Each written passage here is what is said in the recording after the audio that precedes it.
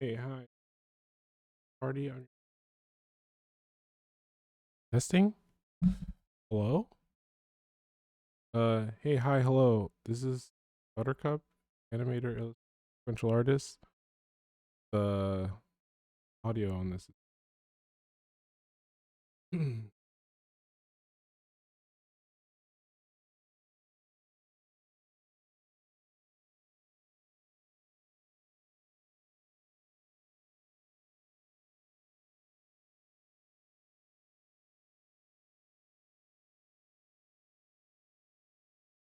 Oh yeah, okay. My mic was turned all the way down for some reason. Cup. Hi, Faye. We are back at it again with more Hyperlight Breaker. The thing about roguelites is that you gotta keep playing them. Oh, did I just see I need a system update? I do need a system update. We'll do this first. Gonna take a minute.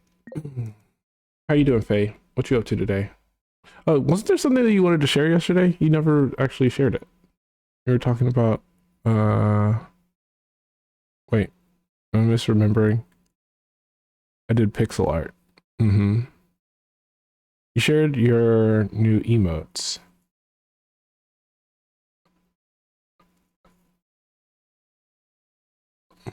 Hmm. Yeah, I don't remember.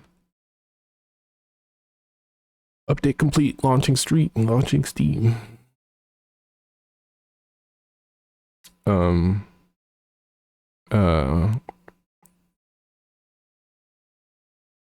We're over here. In on Turtle Island, experiencing not the worst case scenario because things can get badder, but pretty bad. Things are pretty bad over here. It's cold as hell, and we've got a new fascist regime recently inducted into power. A new old fascist regime. Oh, my connection just dipped big time. Seems like it's stabilizing.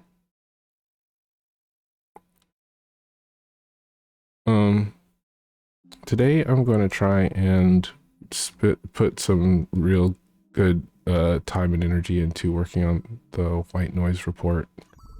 We've got to finish up these character turnarounds so that we can start working on the thumbnails for the comic. I guess I could do them simultaneously.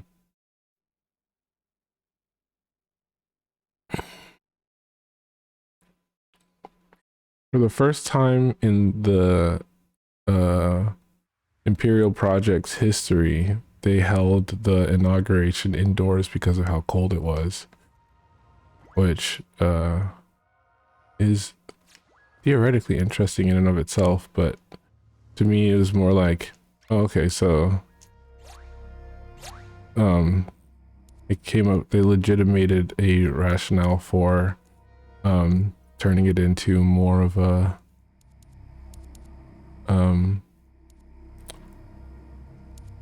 show.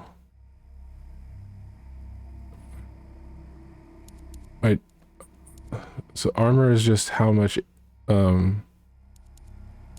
we can take, and we've got how many.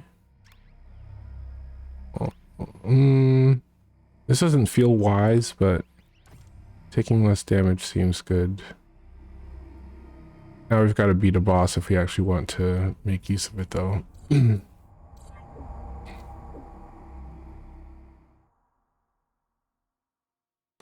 Ba-da-da-da, ba-da-da-da, ba-da. Ba-da-da-da, ba-da-da-da. That's suspicious. That's weird.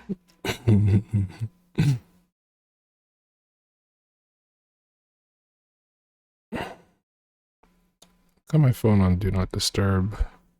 I don't know if that's what I want to be up to. Uh-oh. Nope. You gonna shoot at me? Okay. Let's figure out where we're going. We could go fight the boss, or we could go straight to the extraction point. I think we'll try and make our way to the boss. What's our loadout looking like? Rail deals 40% damage to low HP targets. Increase crit chance by 10%. Crit damage by 50%. Yeah, I think that justifies going straight to the boss.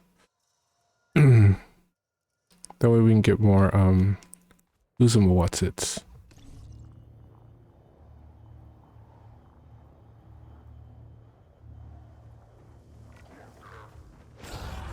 Lift me alone. All of you, lift me all the way the fuck alone. Jesus fucking Christ, man.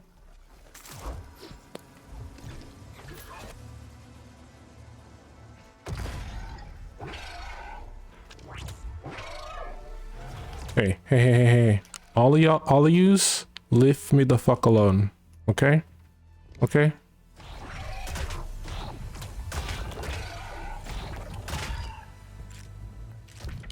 Fuck.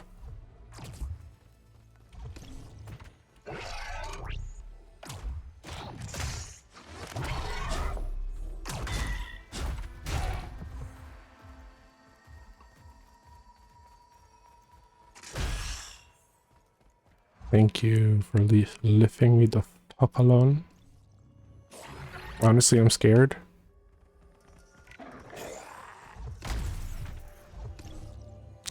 I can't say I'm scared. Not more scared than I was.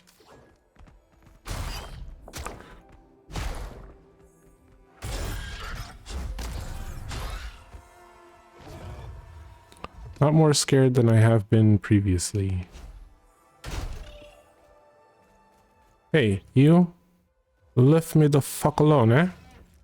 Leave me the fuck alone?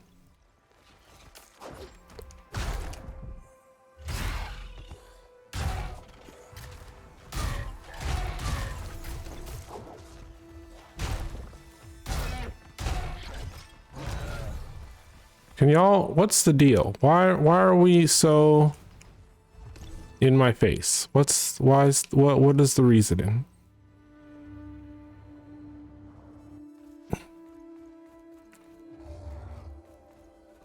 Jesus, okay, well. What is the reason? Yeah, I feel like I would like a version of this game where things are not so clearly and weirdly. Oh fuck. Ooh! Okay, well. I'm gonna go into this fight with half health.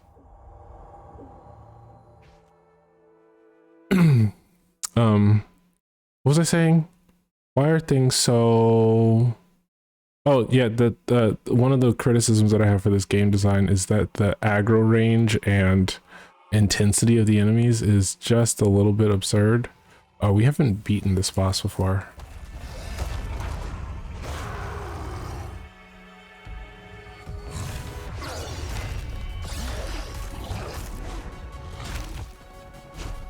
Can I lock onto you, please?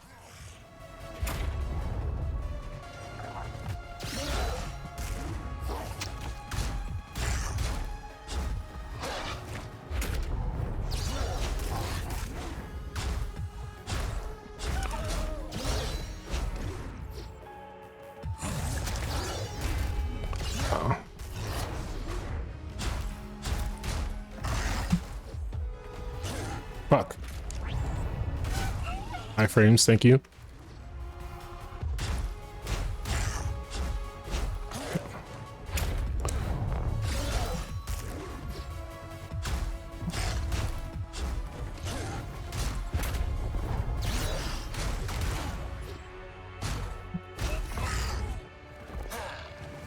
Alright, I would like to be able to see what the hell is happening. That's a thing that I would like.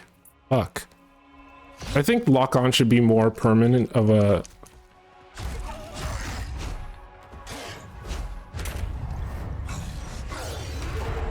Yeah, I feel like lock on should be a thing that is more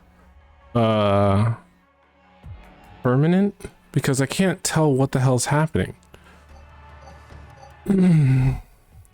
Like the fact that I dodge and just the lock on is like, okay, yeah, never mind then, I guess. I'm like, what? No, the thing that I locked onto should remain, like I should be able to select locking off of something.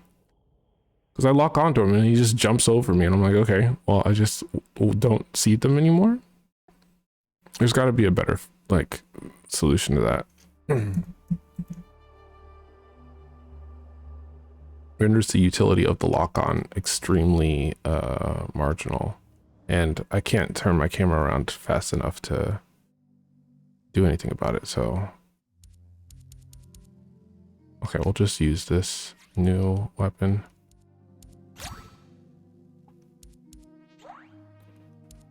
Like theoretically my armor and HP should be enough to endure an encounter like that, but instead I just eat shit all the way through.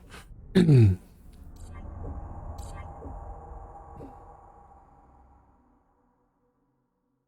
I can't remember if I upgraded this weapon or not. Yeah, like in Zelda. Yeah. And I think the idea is that, okay, but if if they jump over you, it's really disorienting to have to watch the character jump over, but they could do a limited thing where it like there's like a zone above you where things don't lock on, and but then when the reorientation happens, it picks the direction that you are facing more.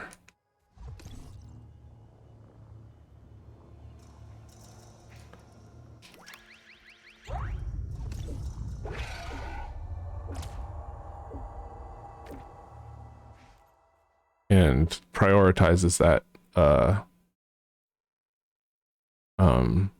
x-axis direction as where it pivots, because it also sucks in the main area, like when things fly around you. Okay, what I'm going to prioritize here is, wait, what just happened?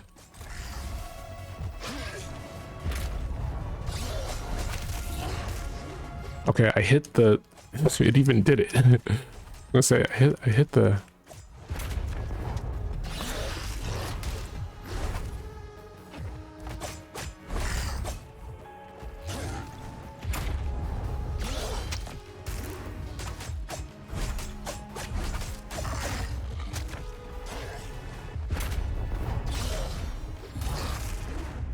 I'm hitting, okay, what the fuck is happening?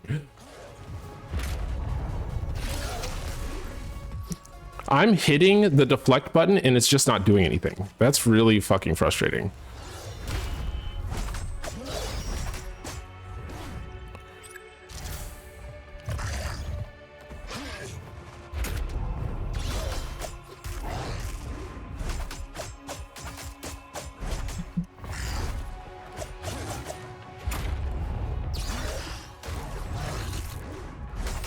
Okay.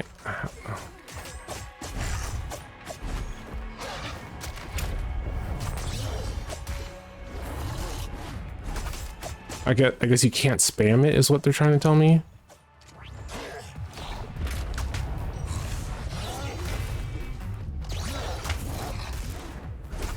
Yeah, what the fuck? How come it's deflecting some of it but not all of it? I don't understand. What? Oh, I got bit by the dog. I don't understand. Don't understand what's happening. And now I'm not doing enough damage to justify actually going back in. I'm gonna do it again. I'm just gonna take this L.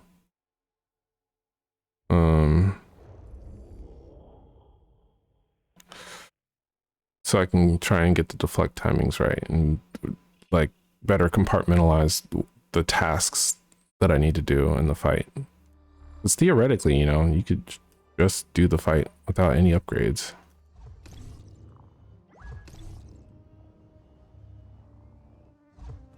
Also, Cup, I returned to pixel art.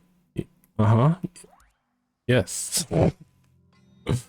I've noticed.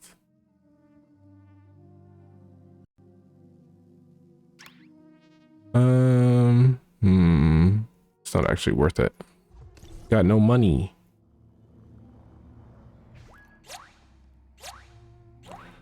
Oh, what? No.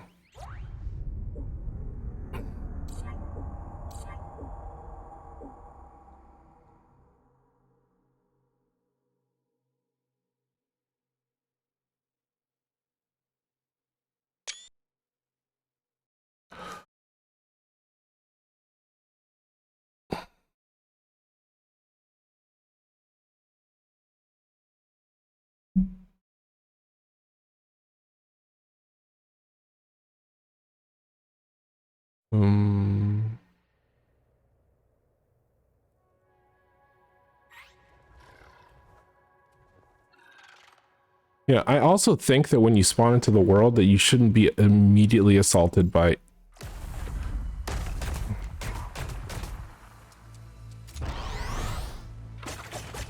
Oh, fuck! Get out! God damn it. What the fuck?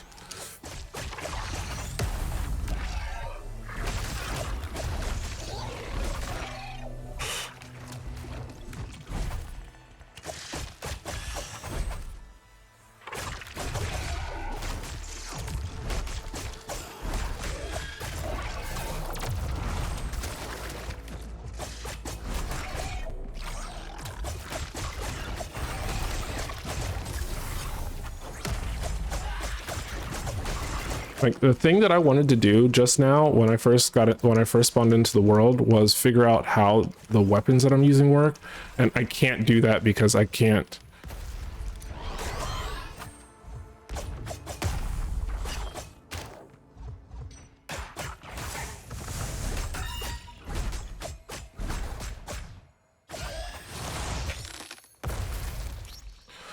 Oh, okay.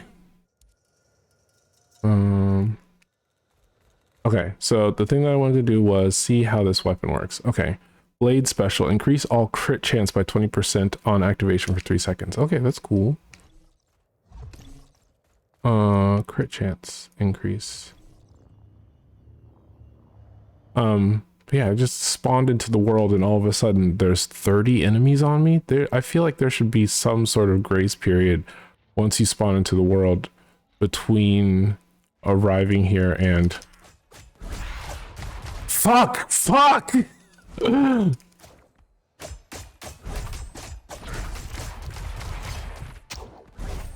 Also, you can just get fucking... stun locked?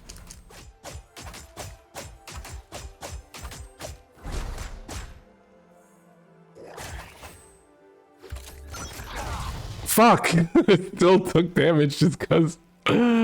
Oh fuck! What the fuck? Dude, what the fuck? No.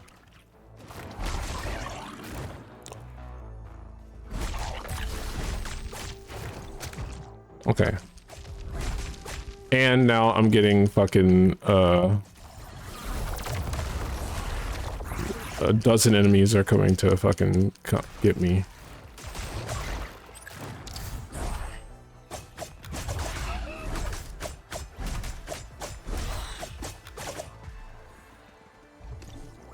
Who's coming for me? Ooh! I hit the dodge button and it just didn't mean anything.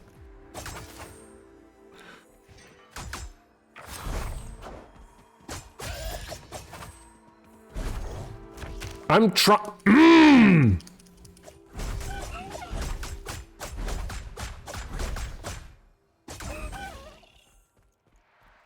Oh,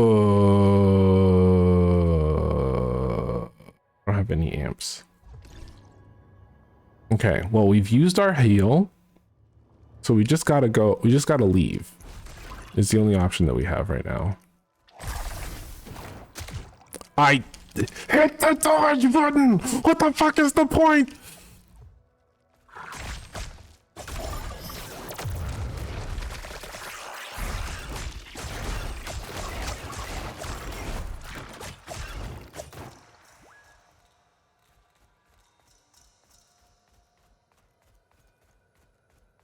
Okay, let's just get out of here.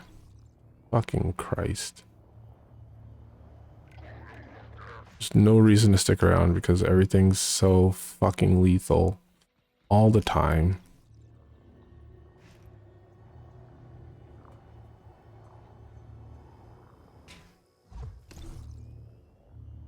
Just take our fucking bright blood and leave.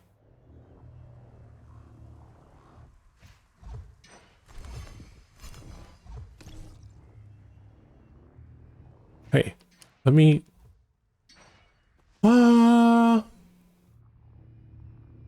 Early access game. Don't be too hard on it. It's a goddamn early access game. They'll figure their shit out eventually.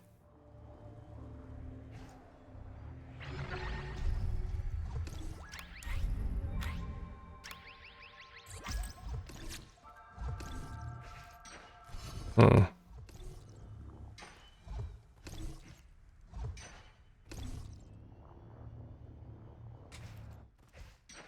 No, leave me alone. Leave me alone. Leave me alone. Leave me alone.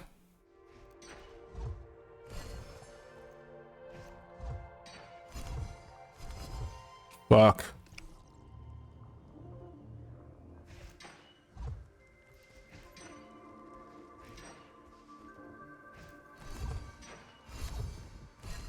Fuck. Okay, well, I gotta run. Gotta run. Got a choice. Got a choice. Oh, what's this? Oh, man. Okay.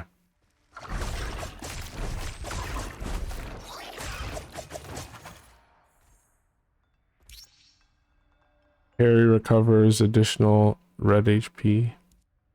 Flash steps reflect projectiles. Oh, what? Actually, now that I know how to do the flash step, I should do flash steps. The flash step projectile thing. I want to get up to here. Up, up, up, up. Thank you. Up, up, up. Thank you. Thank you. Thank you. Thank you. Thank you. Thank you.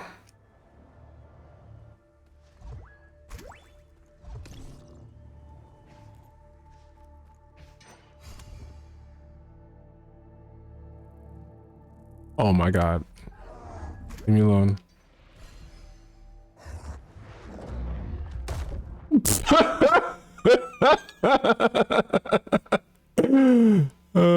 Fuck. Cool. Somehow we're able to bypass taking fall damage there. I was curious when I was like, okay, that thing's about to jump. I legitimately thought like, I wonder if it'll break the physics of the game if it tries to get me while I'm in the sky, and it fully did, which is very funny, honestly. I kind of want to fight it. I know it's going to end up, I'm going to end up regretting it, but I kind of want to fight it.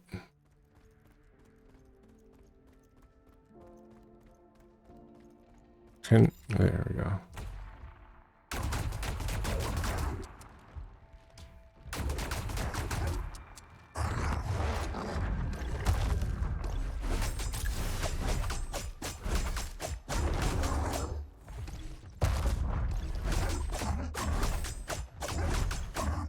Can't see your goddamn...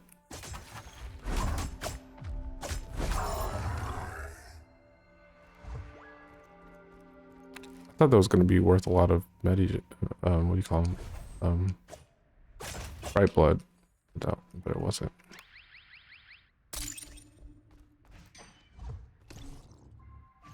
Sigh. Uh-oh. Sigh what? Sigh what?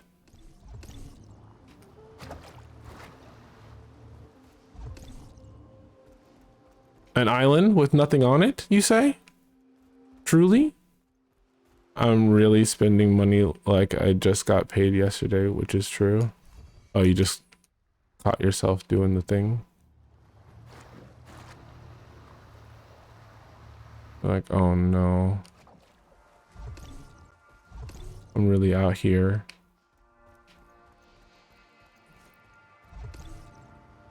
Rejecting the frugality I know I should be engaging in.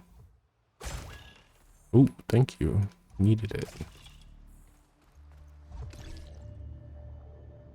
Okay. I think we leave. I personally know that I don't want to leave.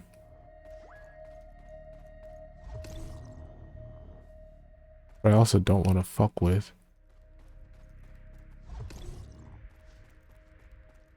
Yeah, like, okay. You see that? The enemy oh my god. See, this is what I'm talking about. Better tune the enemy distance reading and don't have them immediately alerted to your position just from kind of getting close to them. Like, that's fucking obnoxious. Like, this is how close I need to be for the enemies to be like, huh? Who's there? Y'all realize how ridiculous that is? The answer is they don't, because otherwise they would.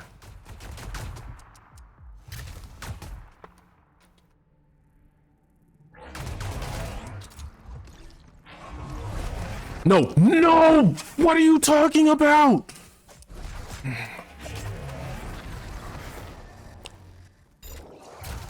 Oh my god.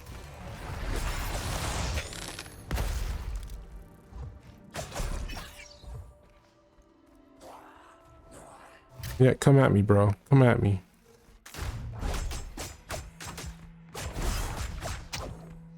What? Huh? What is happening?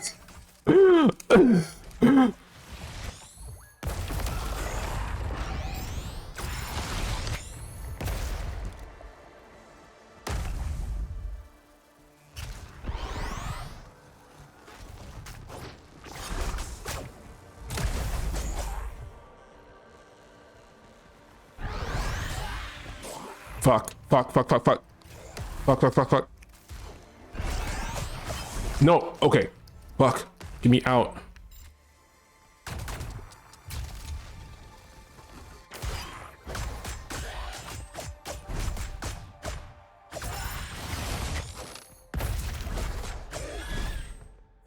Oh my god, okay. I'm gonna kill that thing in case it drops something. But I'm very fatigued on this whole endeavor.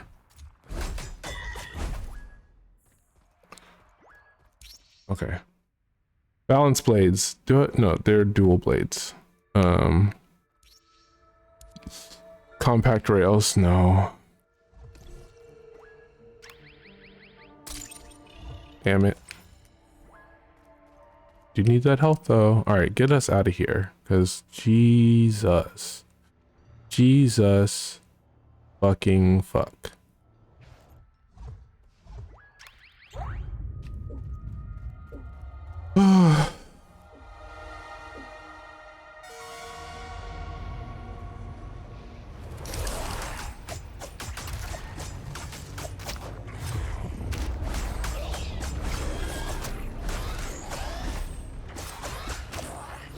I think we need a revision on how visible things are, because how the fuck am I supposed to dodge something that's attacking me from off screen?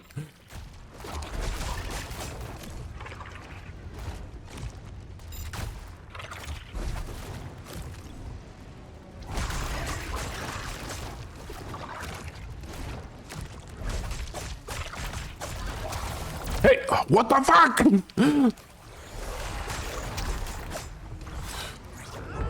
Yeah, I'm dead.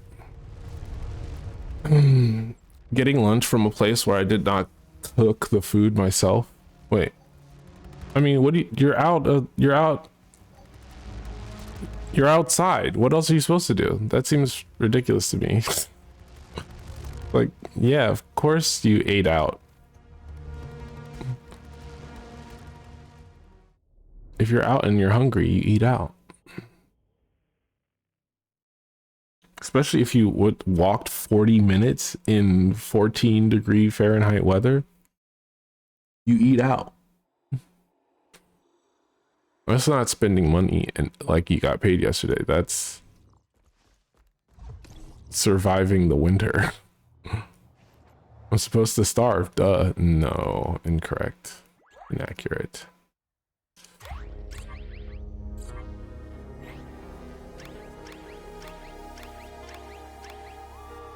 Damn.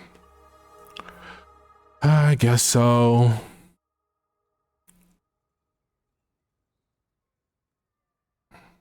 How long we've been playing? Half an hour? Okay. Do a couple more runs.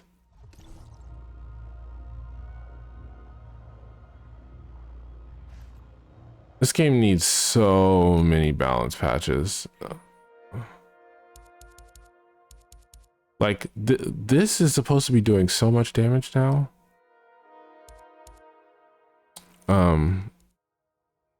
Okay. Take one more slot and then get a key at the start.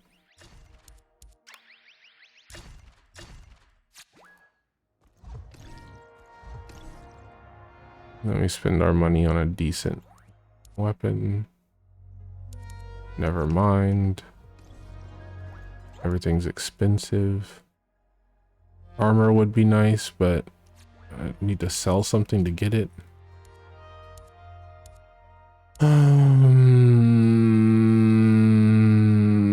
That's, I can't. Can we afford a gun? In the most technical sense of the word, yes.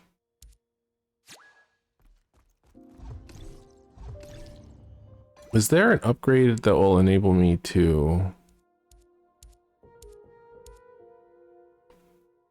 No.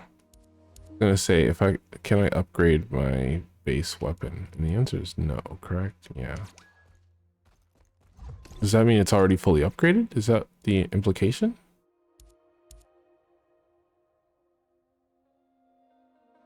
No, it's weak as hell, bitch. She weak as hell, bitch.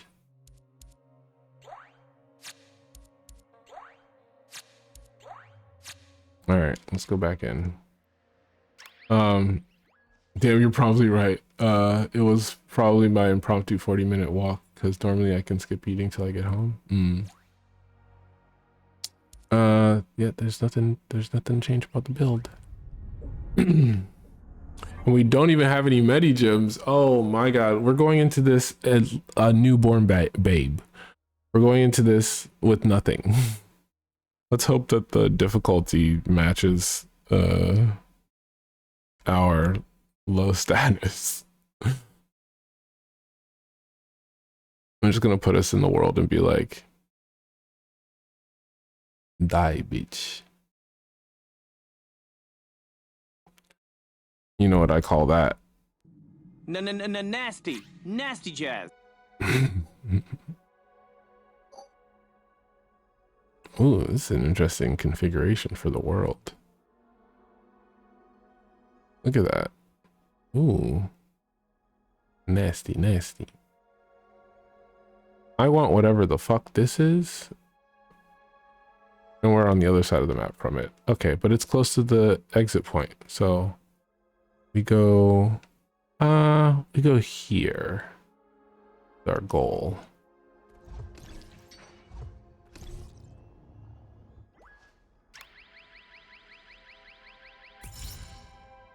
Huh?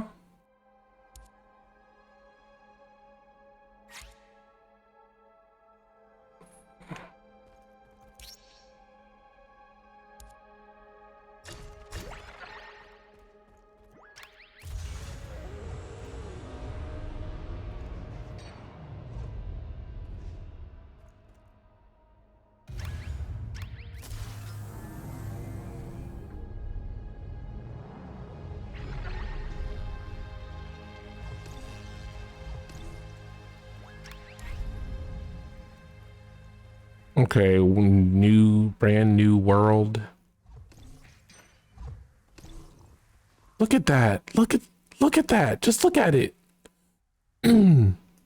So many things. Why would you design a thing like this?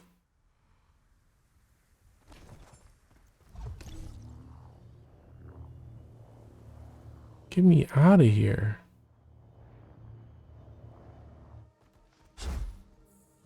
Okay. Just practicing with my stuff.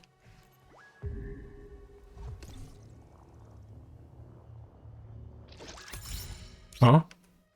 Oh, god damn it. First enemy I see is a goddamn one of these.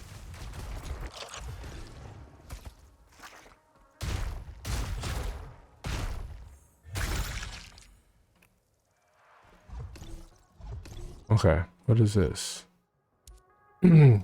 This hollow bite gains 0.25 blade damage every time a material is collected, currently 2.7. Okay. Interesting, I guess. I started with a key, right? Do I got a key? I thought, did I not equip the upgrade that I just got? What the fuck? I did, right? I remember doing it. The glitch?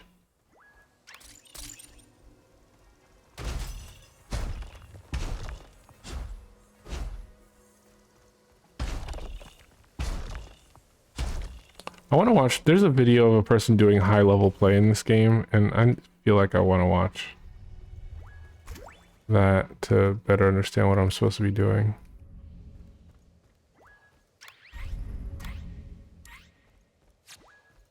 Why is this one 5? Oop, I see it.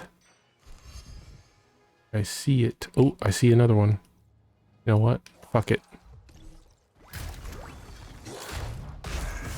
No! Oh, I didn't see that. Oh, fuck me. Okay. Get me out of here. No, no, no, no, no, no, no, no, no, no, no, no, no.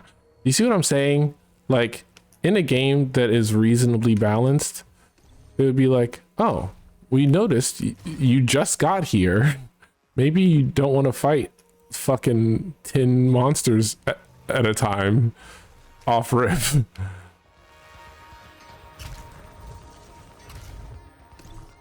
Can y'all jump? Okay. I guess I should be thankful for the little things. Alright, and this is where we're trying to go. Do you see this? You see this shit?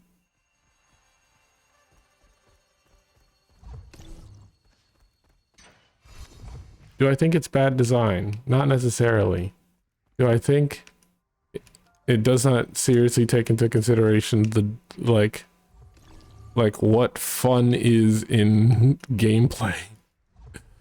I mean, granted, it's randomly generated, so maybe they just need to better tune, like, fine-tune enemy placement in general. Like, maybe that's the issue.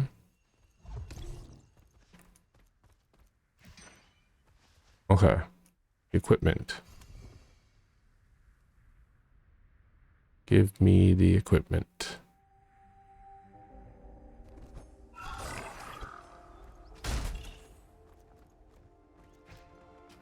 Like, the fact that they're aware that I'm here, just off me having landed, is absurd.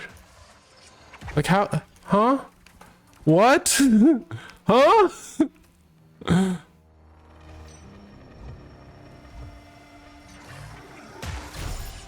Oh, fuck. Like, let's think critically about this, developers. Let's think critically about this.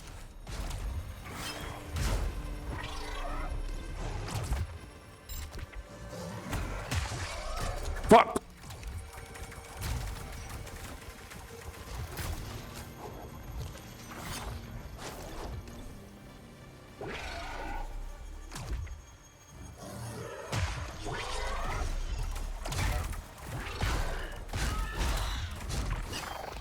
I guess you can, like, theoretically need to compensate for the possibility that the, like, high level players will be able to manage all these things, but then just as I finish fighting an enemy, a bunch show up. Okay, yeah, okay. And they don't even have the good sense not to collide with the architecture. It's like, look at these bitches. Look at them.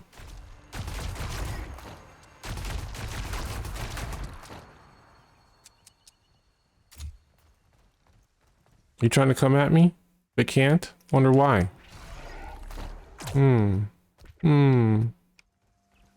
Because you spawned in immediately after I finished a combat encounter. Like, that feels like a pretty easy thing to code, right? Like, okay, we won't spawn in a new group of enemies while the character is in combat. Like, does that, like, it feels like a thing that would be easy to code. I'm hitting all the buttons and it doesn't matter. Like, this game is in some specific instances a vibe, but then, like, okay.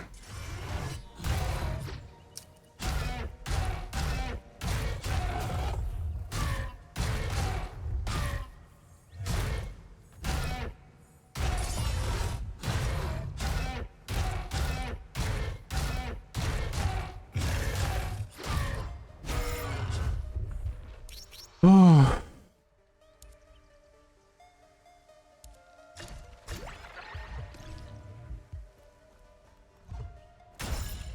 And some parts of it are not a vibe. Like, I don't have health. I did get a core though, so I can't be too mad about getting a core. Okay. Is this the...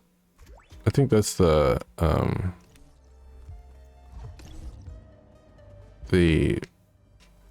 rapier. Oh, I just, fuck. Okay, well, I need to kill you quickly now because that's happening.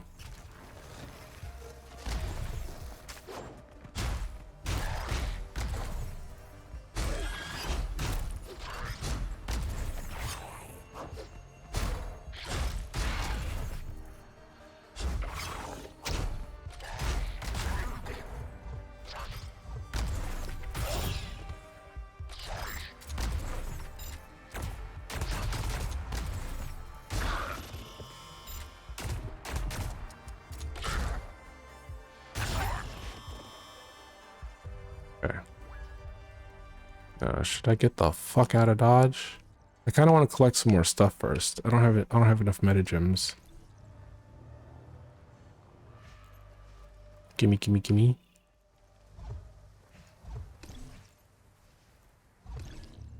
Fuck.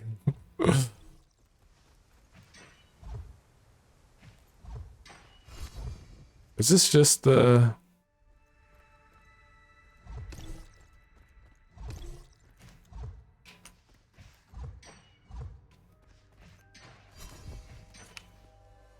Huh? Where? I don't even fucking see anything.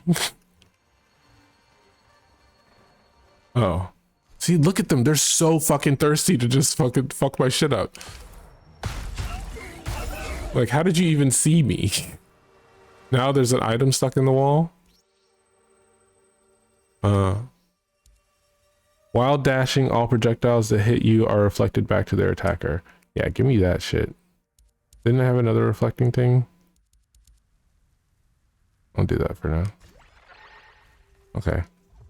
Medigem. How many we got? 3. Okay, that's enough to spawn us into the level with some at least. Do I actually want to see what's on the top of this hill? Not particularly. Cup. I made a potentially new War of Wood faction, 2 animals in one faction. The mole folk and the voracious ones. They're based on naked mole rats and moles plus bobbit worms respectively. Want to see the art I did for them? Want to? Neutral. Open to? Absolutely.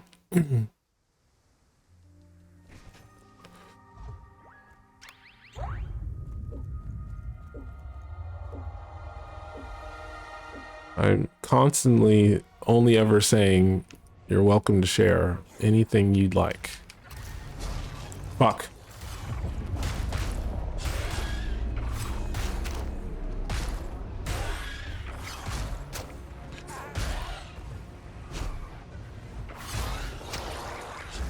I don't understand what buttons do in this game.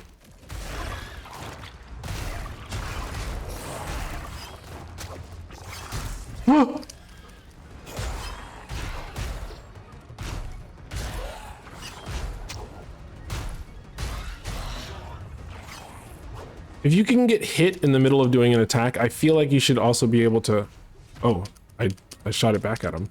Help! Help! Oh my god. Okay.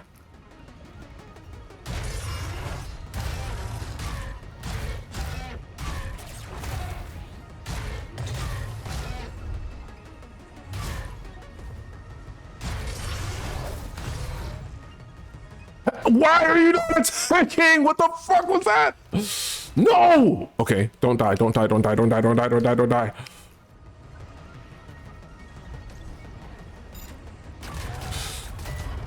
Ugh, Jesus.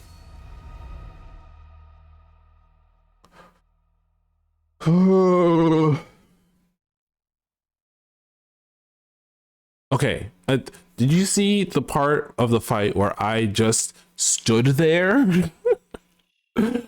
I was spamming the attack button and my character was just like...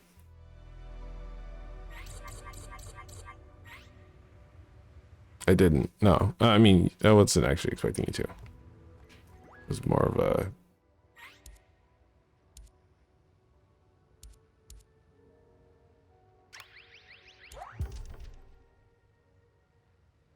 It costs money to decode the lore.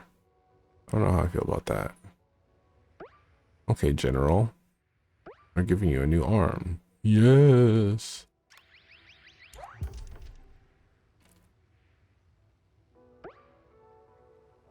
Fighting with the wolf person, the crow person, another wolf person. Uses his arm punchy to break into the area. Okay. Wait, hold on. Oh, I can see all the lore at once. Interesting.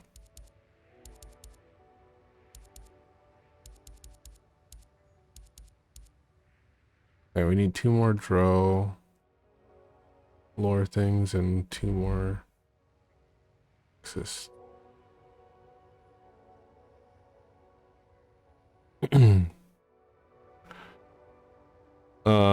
Naked mole rat and the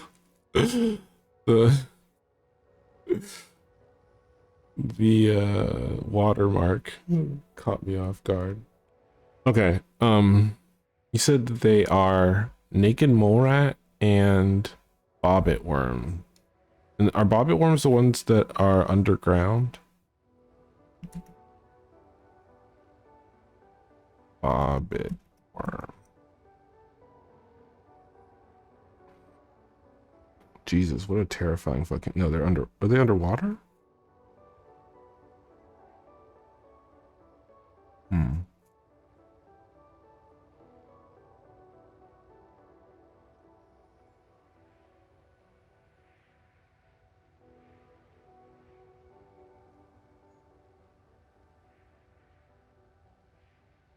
Okay. Well, what narrative purpose did they serve in this context? Or gameplay purpose, I guess. Start a cycle with 1 key. Oh, start a cycle. Oh, okay. So that's more, it's more important that I equip that just before I wrap a cycle, but it doesn't change anything. Also, but the blue ribcage region of its body is how the voracious one eats. Okay. It stays close. It stays closed as it's digging. 19. So I need to sell 5. I mean, this is too good, honestly. So I can't add that. Blade deals 25% bonus damage per 150 bright blood in cash. Hollow Bite gains something blade damage for every material collected.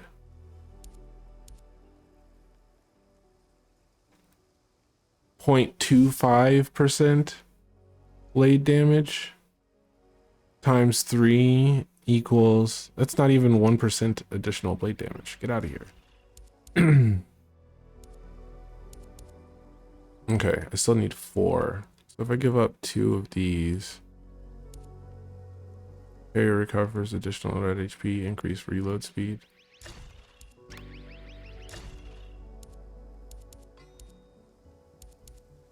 Oh, I don't have enough white blood though. I don't think selling these 2 will do it, but we'll see. It did, in fact, do it. No, I can't afford to upgrade it at all. Well.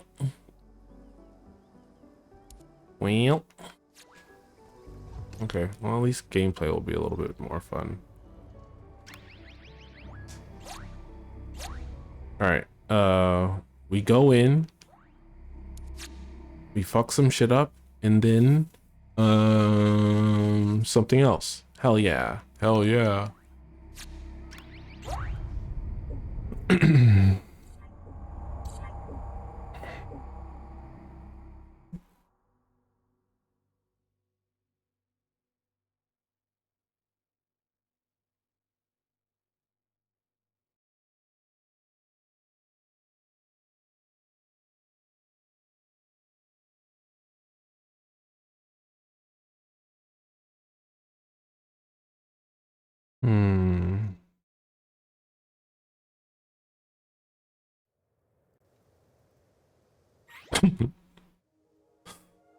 Oh, we just gotta get out of here. That's the only objective. Okay. So we scaled the mountain. Where's the mountain?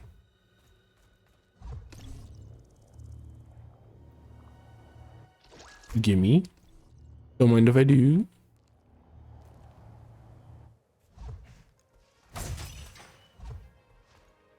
Okay, we already got that. Leave me alone.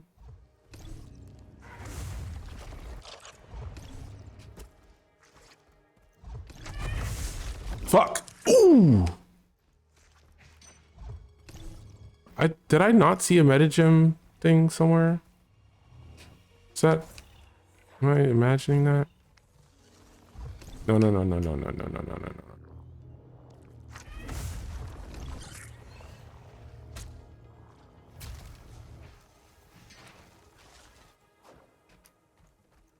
Where? Oh, there it is. Gimme.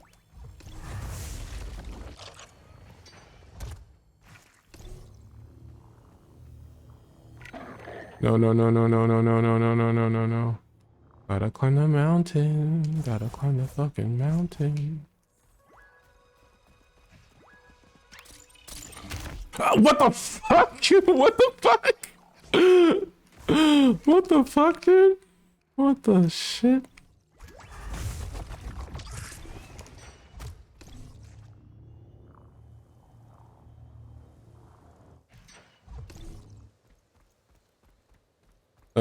Do I want it? Oh, I shouldn't have gone this way at all. Huh. Well, I mean, now that they've seen me, I might as well, I guess.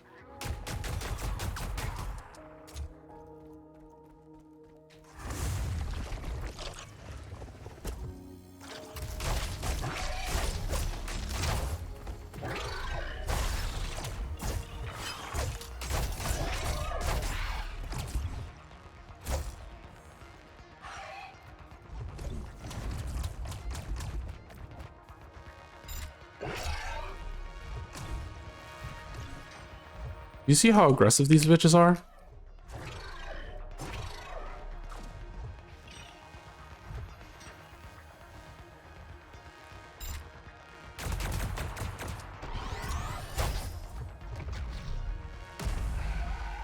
Fuck.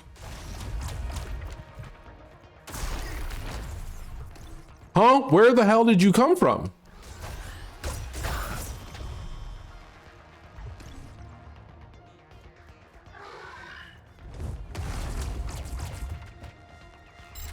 Okay. Come on, come at me, come at me.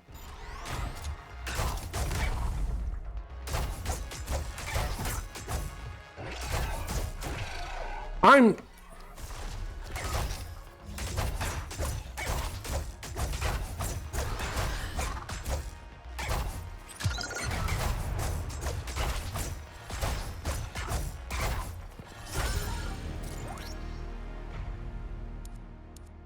Oh.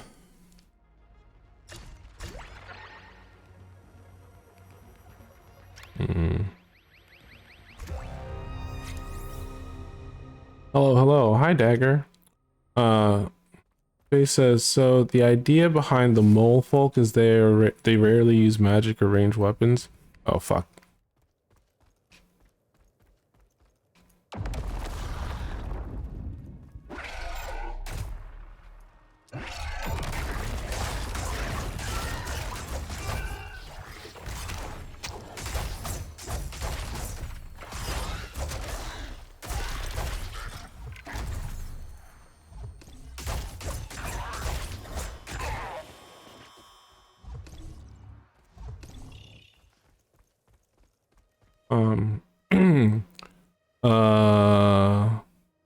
As they are completely blind, but they can use their domesticated worms to excavate massive areas, hunt for larger animals, and in gameplay they burrow beneath enemies or charge into battle. The molefolk can also sense vibrations, but not nearly to the extent that the worms can. So happy right now eating plantain porridge. I should have looked at what the other thing was. I see you.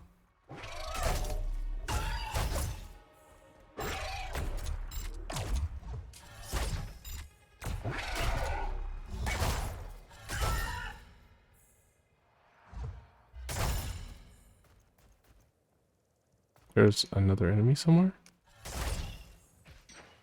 You stuck in the... Oh no, I see you. Fuck. Oh god. God, this game.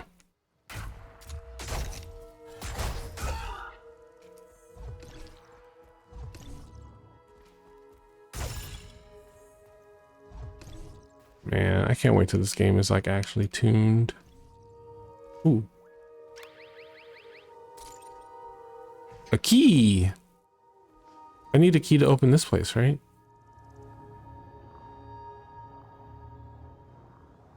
Oh my god. Wait.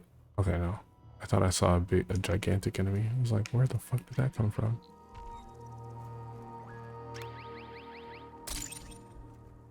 Materials. Hello.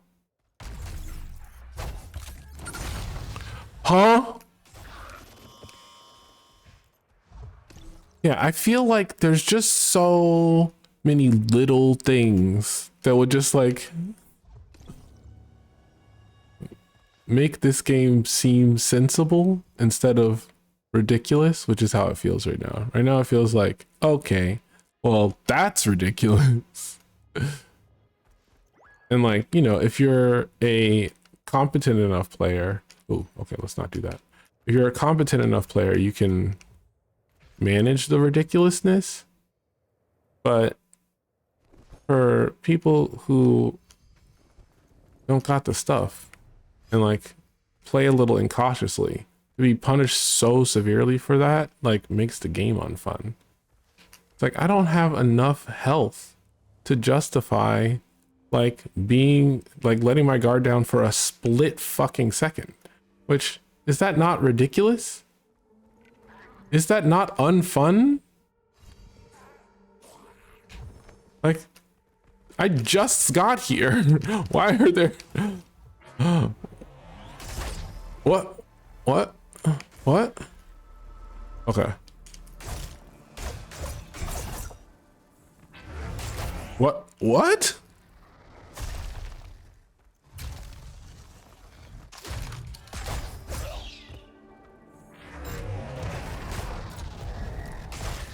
Again, I just got here. Hello. I just got here. Did you just get here? I just got here. Oh, and now we're getting, and now there's fucking shit falling from the sky. Okay, cool, cool, cool, cool, cool, cool, cool. Cool, cool, cool, cool. Cool, cool, cool, cool.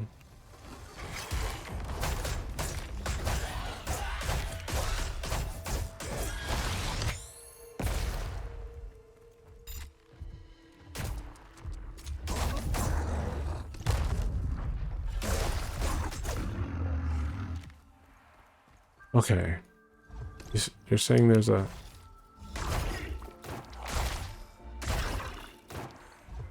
gym here?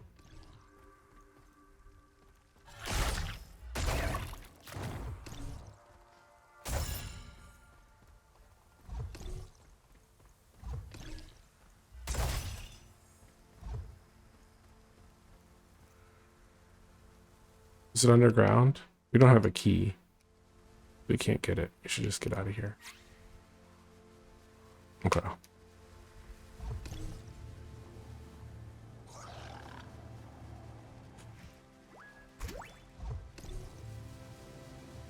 Wait, I saw it.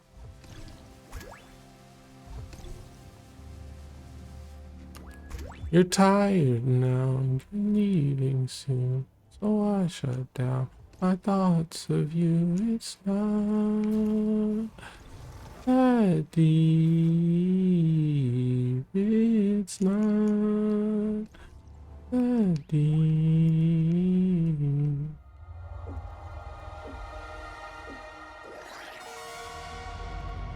Okay.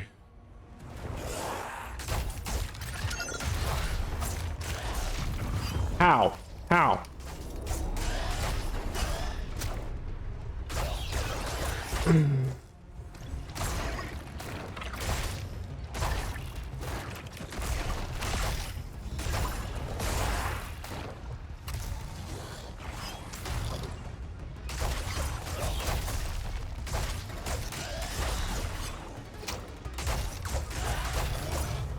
Oh, fuck. Yeah, kill that.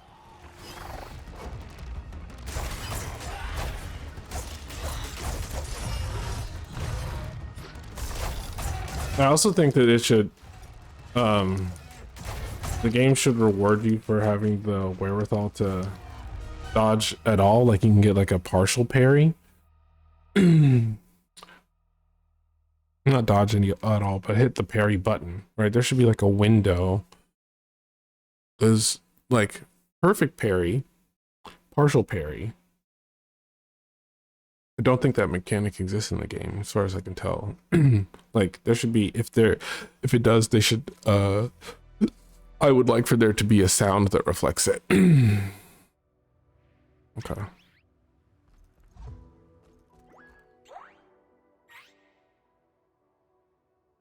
No, we just have bright blood and 1.25 cores, which not enough to do anything.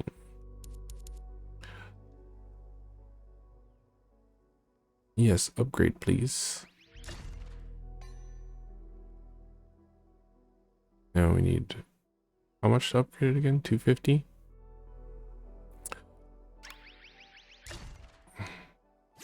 Well, you can't afford anything else, so you might as well just... Okay. While I'm ahead and feeling pretty good and not super depressed about the state of things, I think that we'll stop here. Just because I more enjoy to end on a high than a low. So...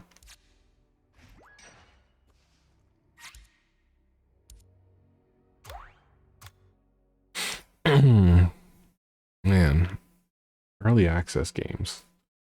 Also, Etal stew, mac and cheese, and cabbage. What's Etal stew?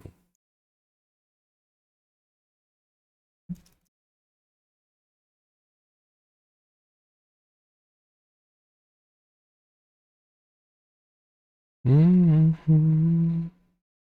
Mm-hmm. Mm-hmm.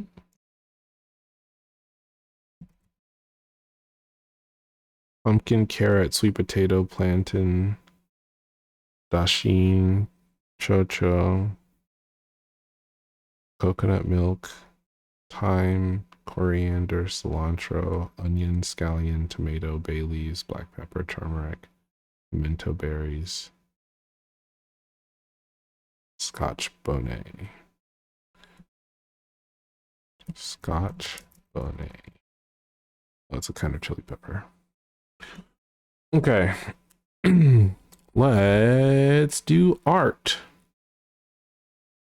Okay, art nerds, let's do art.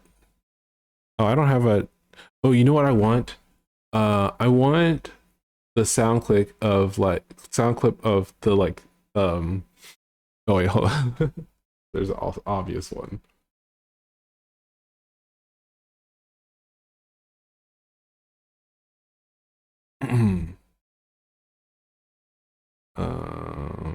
Download MP3, and then I want the like um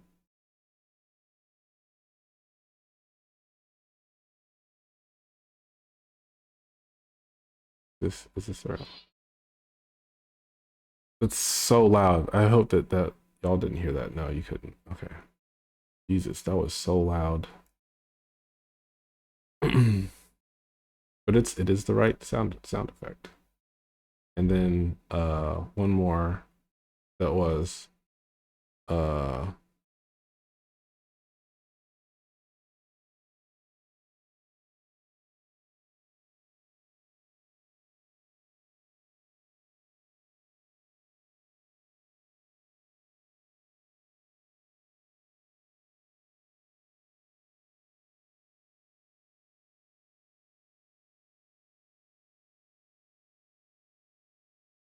there's like a really not famous but like overly used sound effect of kids laughing. Um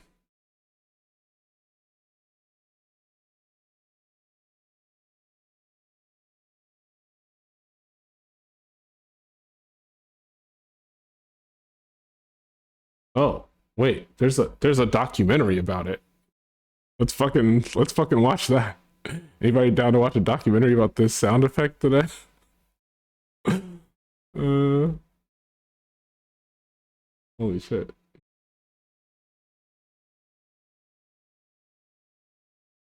I say documentary, it's a 6-minute YouTube video. About a sound effect of all things.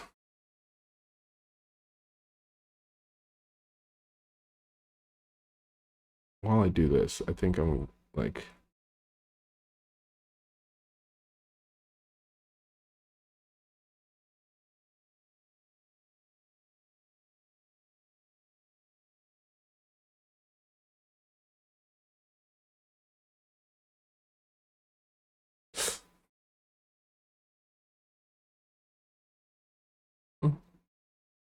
I know them.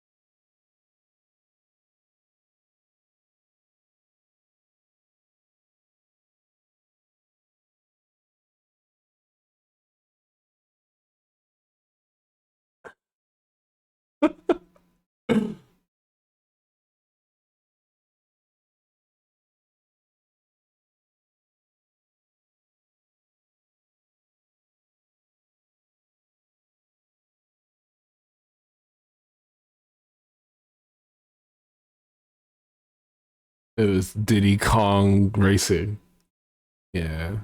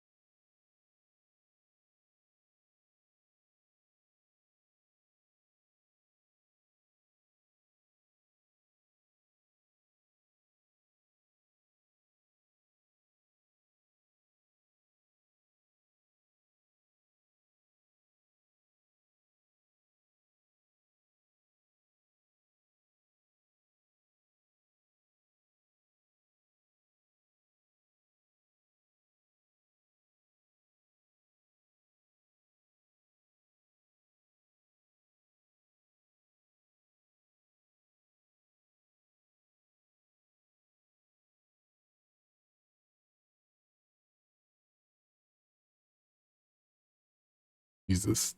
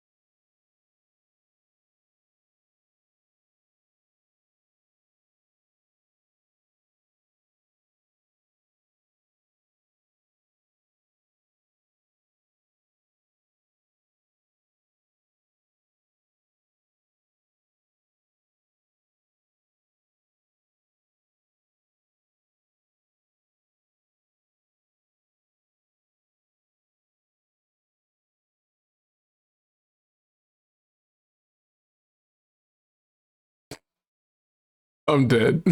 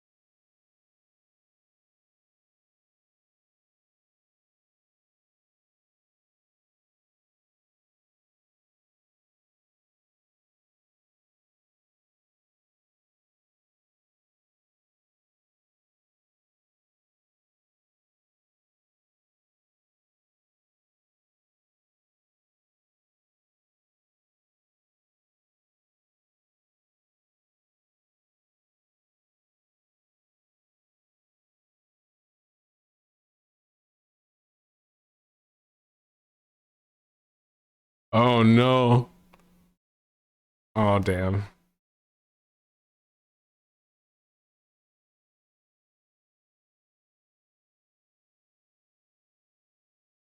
Yeah, there's no way that the people who did this are still alive. I mean, the kids are probably still alive.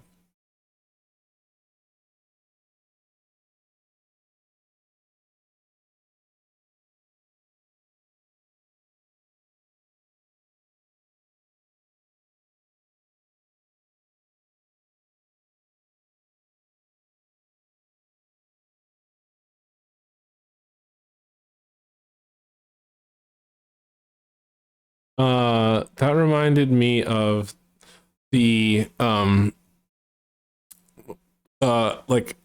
about a year ago we watched a similar YouTube documentary that was talking about um uh the Disney jingle, the like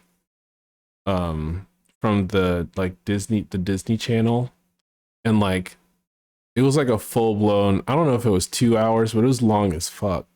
And it was like uh trying to figure out who initially recorded or wrote the Disney jingle. And like it got really deep in the weeds there. It was like really fascinating. Um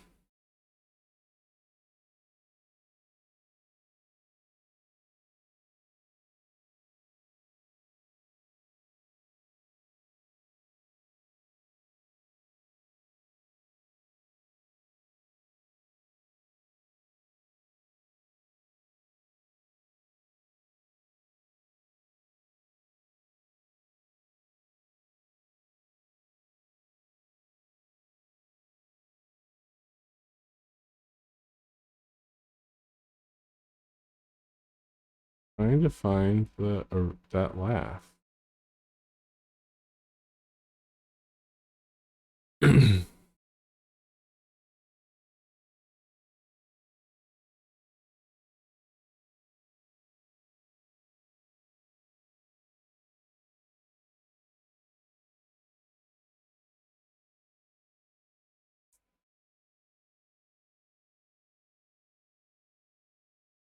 Comments? Any comments?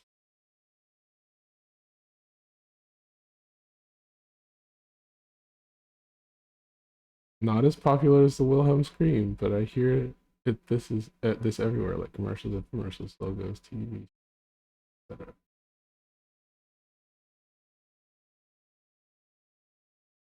Hmm. Audio equivalent of Comic Sans. It always puts me out of a movie when I hear it. The happier, kiddier equivalent to the Wilhelm scream. I truly thought I was the only one who noticed this. I'm glad to know that I'm not alone, nor am I crazy. Terrible. It's used all the time and it needs to go away forever. Hey, what do you mean? So did you laugh? Crazy.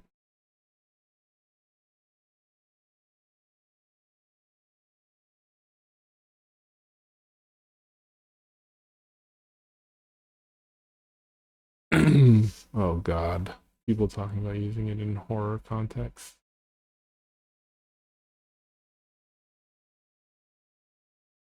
Y'all were able to hear the sound on that, right? It seemed like it was registering on the recording.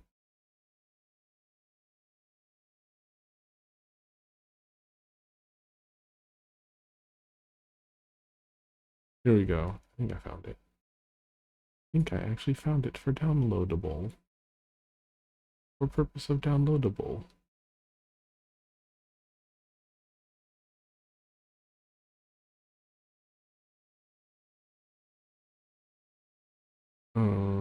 Oh, it's just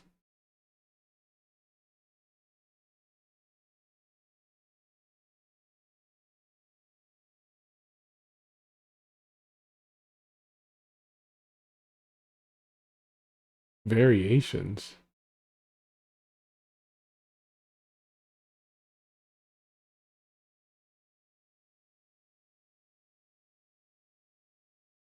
All of its uses. Okay, interesting. Wow. Wow. Okay. Fascinating. Hundreds of uses.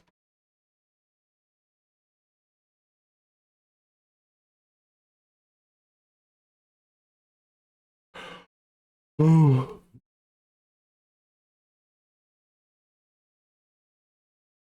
Mm.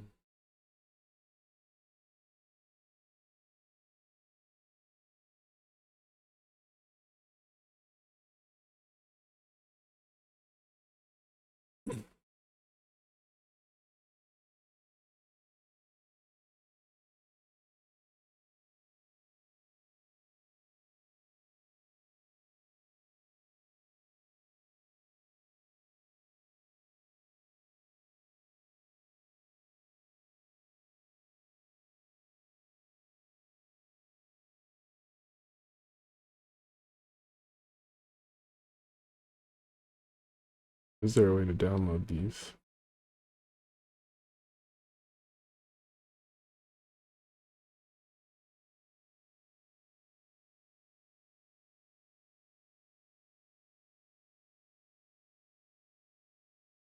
Let's see. It's an OGA file, so I need to convert it.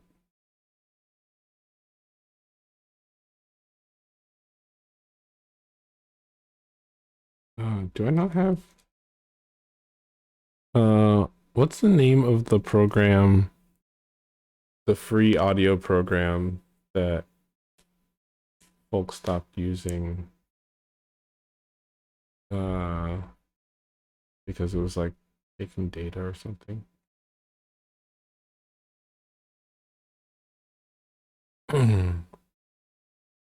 Audacity.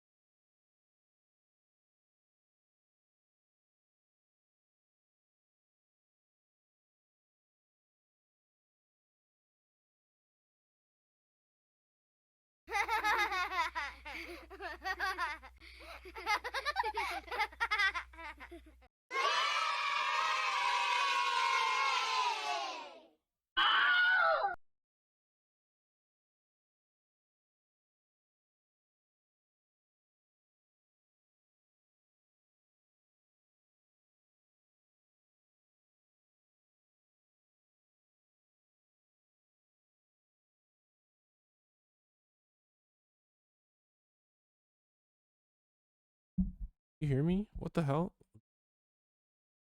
Oh, you know why? Sorry, this entire time I was responding, but I just installed, and whenever you open Audacity, it reduces your native micro volume as low as it'll go.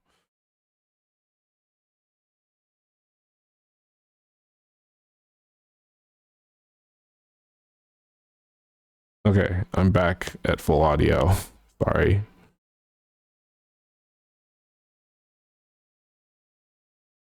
Not a second ago, no. Yeah, okay, so what was I saying though? It was interesting to hear it in all those different contexts. Because like when I went to the like sound effects wiki, and like hundreds of uses. It's like so interesting.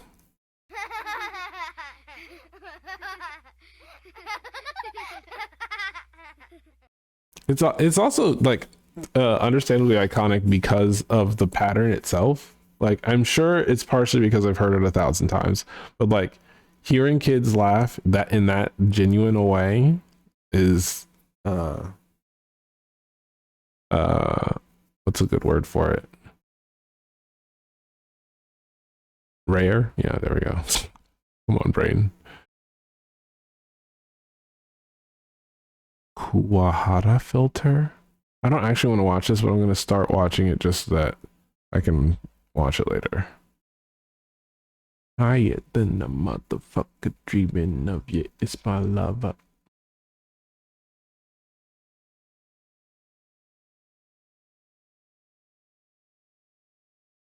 Mm-hmm.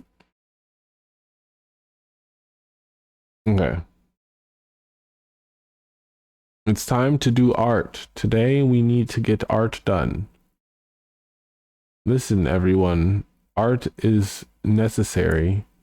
We need to do it. It must be done. Actually, let me not give myself pathological demand avoidance. Mm-hmm.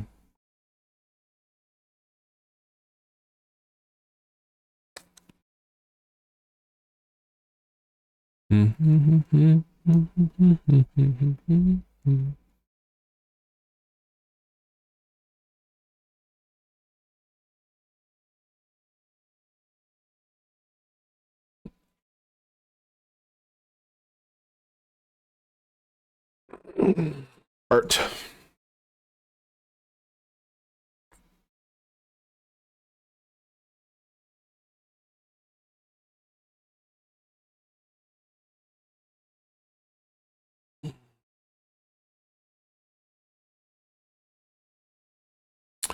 And my streaming software. Oh no, it's actually working. I was gonna say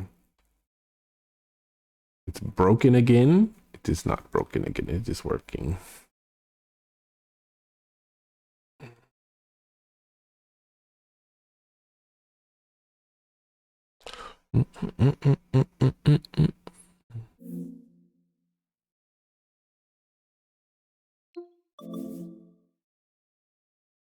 Mouth open, your arm. Yeah, no, you're good. Go away.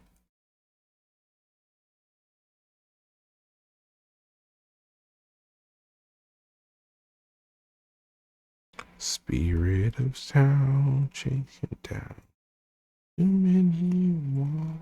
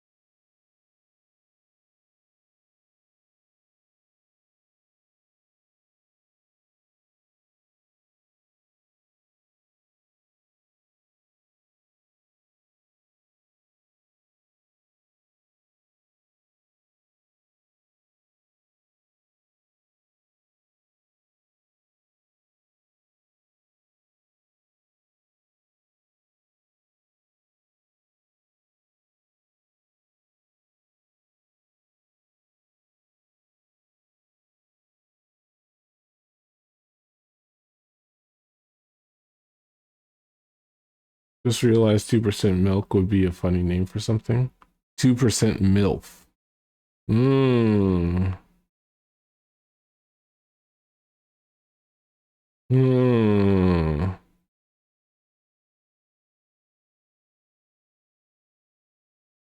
2% MILF.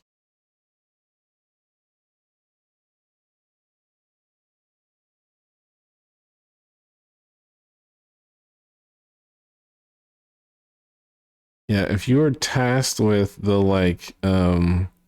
creative writing project of figuring out what piece of media would best be adapted into something titled 2% MILF, if you're just working from the title alone.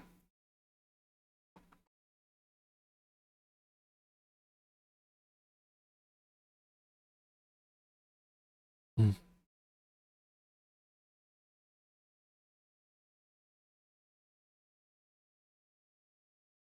Hmm. I think my problem with this pose is that I'm not using simples. I keep insisting on just trying to draw it based off of like intuition. And it's like you just use the techniques that you are actually available to you. That'd be really fucking easy.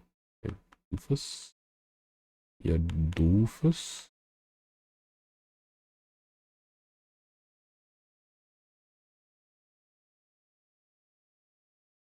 Beard.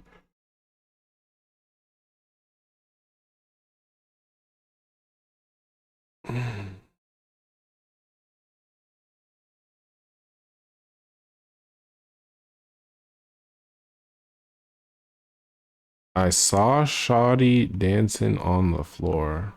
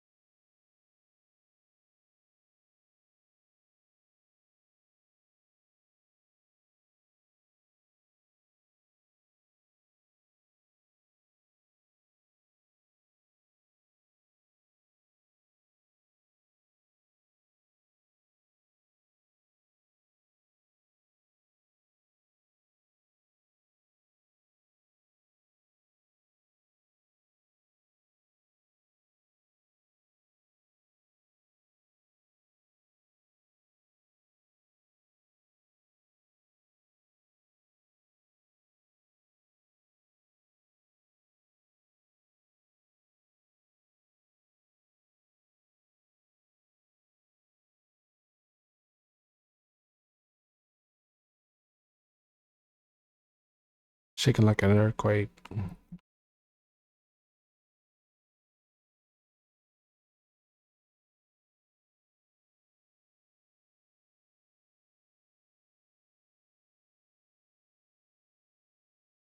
mm, mm, mm, mm. Pump up the track.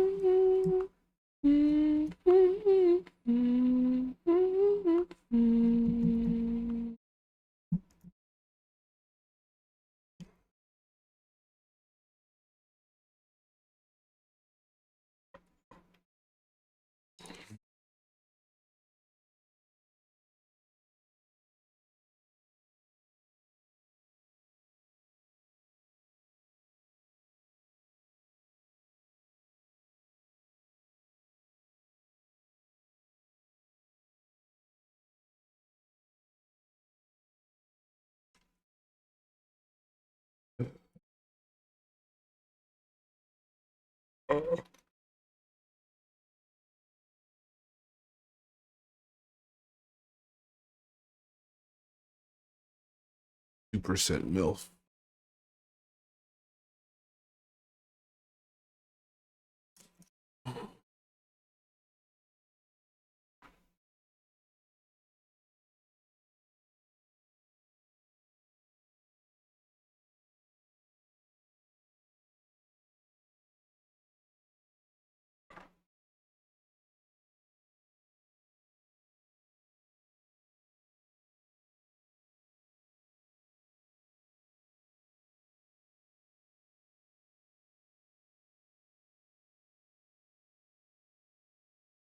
Ooh, I think I just thought of a really niche instance.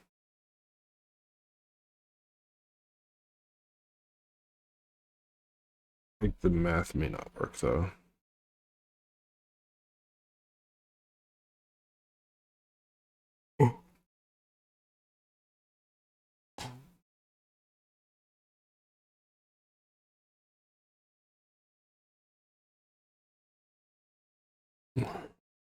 Yeah, I know. The math don't math.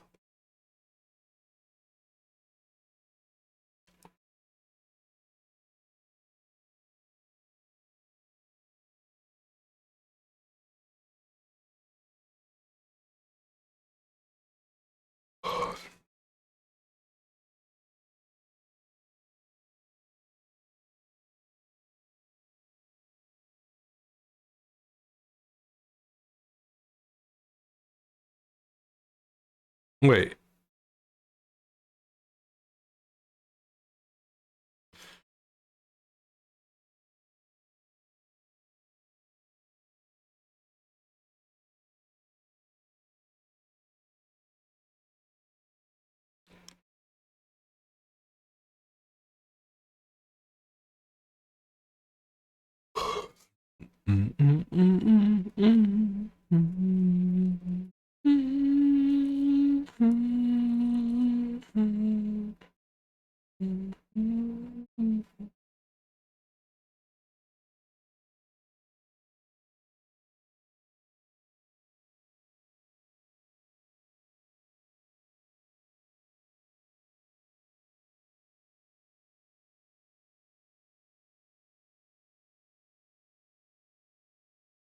Um, Layla, are you here? Every day.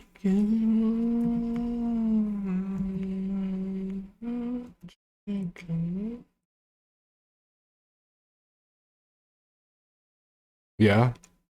Um, have you ever thought about, and I imagine that you have, but uh have you ever thought about like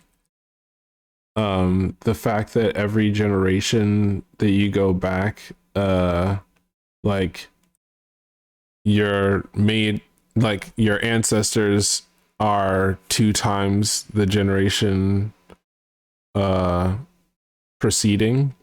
So like, you know, um basically you have uh two parents, four grandparents, eight great grandparents, 16 great great grandparents, 32 great great great grandparents, 64 great great great great grandparents, 128 great to the fifth grandparents, uh, and two 256 uh great times six, great times nine grandparents. Not in those words, but kind of, yeah. A thing that I was curious about is like, okay, if we did some averages and asked like, if this is the case, like, how many generations back will we need to go in order to go to like the ostensible though not definitive origin of the species? Apparently if you have kids and those kids keep having kids, odds are incredibly high that your DNA is gone in like a couple hundred years. Mm. Well, maybe not gone, but what do you call it? Negligible. Oh, I agree with that.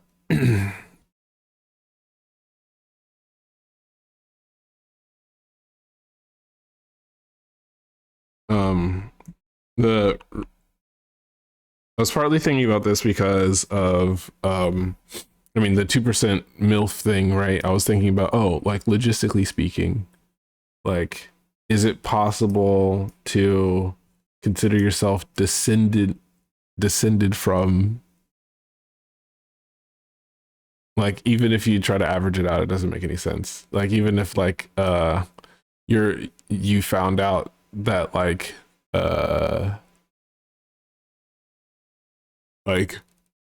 7 or 8 generations back,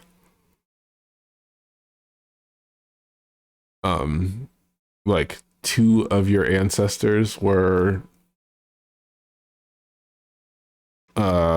like notable like pleasure women or sex workers or something. Like, it's like not it doesn't really track. I just also it registered me to be the gravitas of using that specific terminology when talking to a person of Korean descent. So apologies.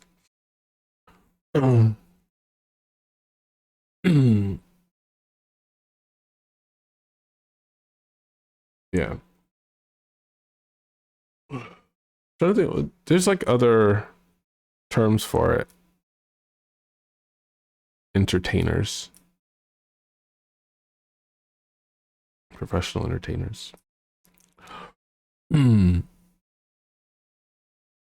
Um. Oh, but like sex workers. Yeah, but I mean, not necessarily like MILF doesn't necessarily mean that that person fucks. You know what I mean? So like there are like Ace Arrow, never had sex before,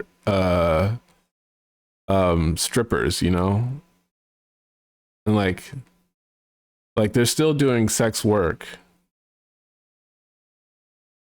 but incredibly likely at least once. You're talking about in this specific context, yes, at least once. uh, in this specific narrative context, yes, at least once. But the reasoning though for why I said it's like it's still sex work, right? It's like, I mean, oh man, this is difficult for me because like from a philosophical standpoint, and this is similar to like this ties back into a thing that we were discussing a couple days ago, but not directly. But it's like um at what threshold, if any, is something considered like sexual versus not sexual? And like, I as a philosopher and specifically as a mereological nihilist am like, it's possible to categorize both all things that have to do with life as sexual, and possible to like blur that line to the point of like it being, the word being negligibly meaningful. um But the reason why I was but in the context of MILF, right, doesn't necessarily mean that this person this person's occupation was sex work.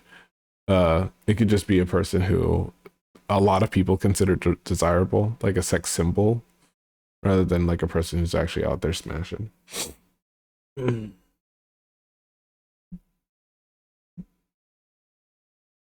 So I think there's a distinction.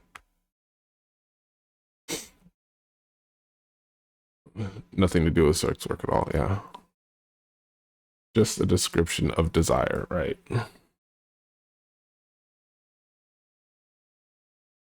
Mostly used in that context, but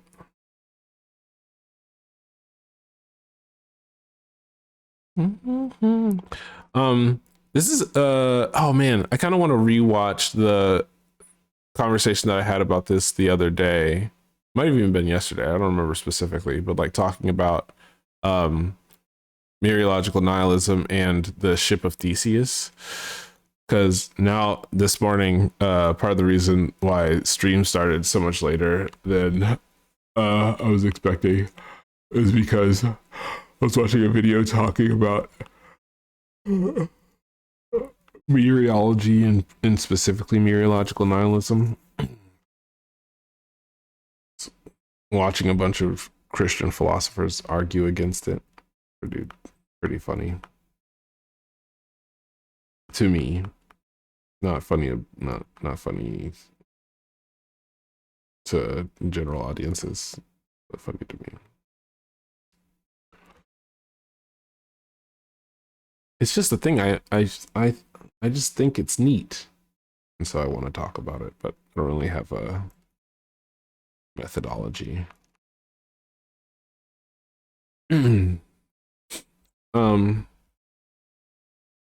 But while I'm on the topic, I'm going to turn down the music and actually yap about this for a minute.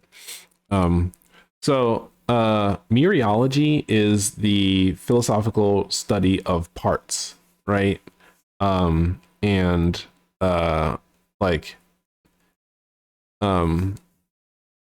there are a bunch of go-to examples of how to talk and think about mereology. And a lot of them are pretty rote or frustrating for me just because they're of their overuse. But the standard one, which is an example of what I just described, is a chair, right? Is a chair like when does a chair come into existence?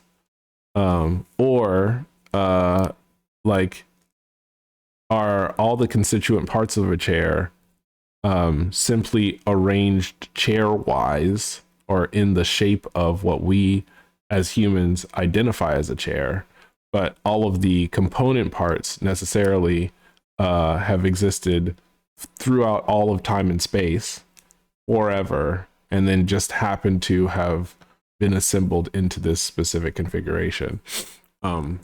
And if that's the case, does that mean that technically speaking, nothing exists, but it's our perception of them being arranged a specific way that we superimpose linguistically and ontologically onto things?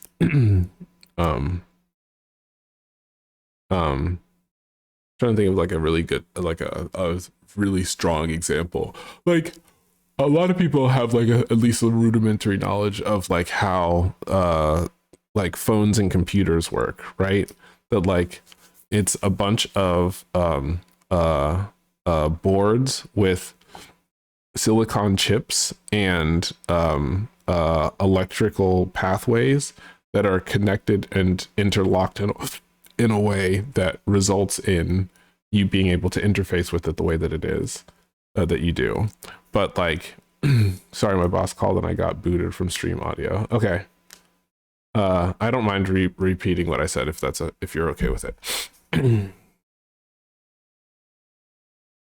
Every time's a new time. These do. Okay. So I was thinking about the philosophical concept of mereology, which is the philosophical research or contemplation of parts, right? And I find a lot of the ways of talking about this pretty rote and or boring, but the go-to example is a chair, right? Like, does a chair come into existence and upon instantiation become a chair, or are all of the materials that make up the chair things that have been extant prior to it being instantiated? And so rather than a chair being made up of constituent parts, the constituent parts have just been arranged chair wise, like into a chair shape.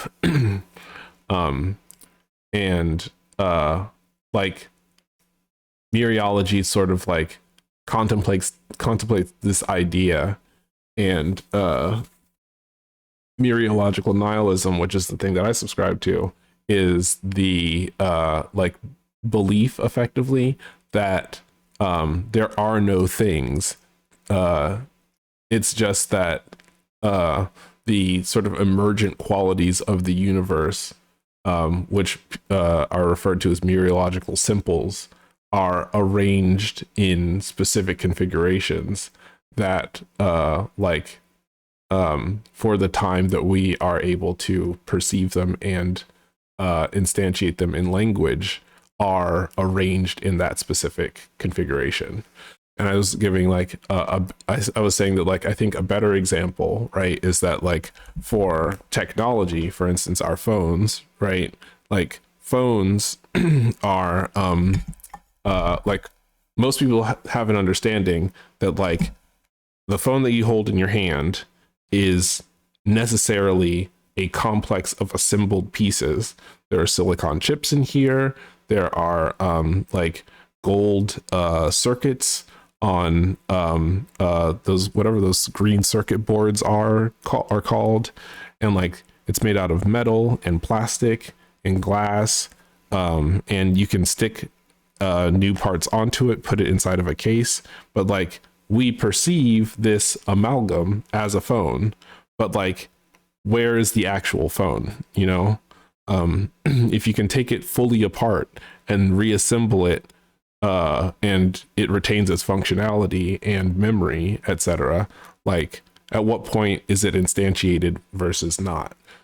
And like from the mereological nihilist standpoint, it's never instantiated in the first place. It's simply like names are just linguistic tools that we give things in order to be able to contextualize them. But that like basically the entire universe is simply a infinitely varied arrangement of in mereology what we call mereological simples, which are just, you know, vibes essentially. And I was watching a video where a person, it was like a Christian philosopher, was arguing against mereological nihilism, basically just on the basis of intuition that like, you know, that if two people shake hands or give each other a hug, we wouldn't consider that instance of people connecting to be a new like newly instantiated object. At least like linguistically we don't do that currently. But if you hammer a few pieces of wood together, like like we do typically think of instantiating the sort of like temporally permanently combined things, or like not necessarily permanently, but like discernibly combined. We consider those like identifiably combined things as a new instantiation of an object. And so basically this argument has a lot to do with like whether or not things are things, or if things are nothing that has been arranged thing wise. And I find this really interesting because like it was a conclusion that I came to myself that I then found out there's a huge argument about in philosophy.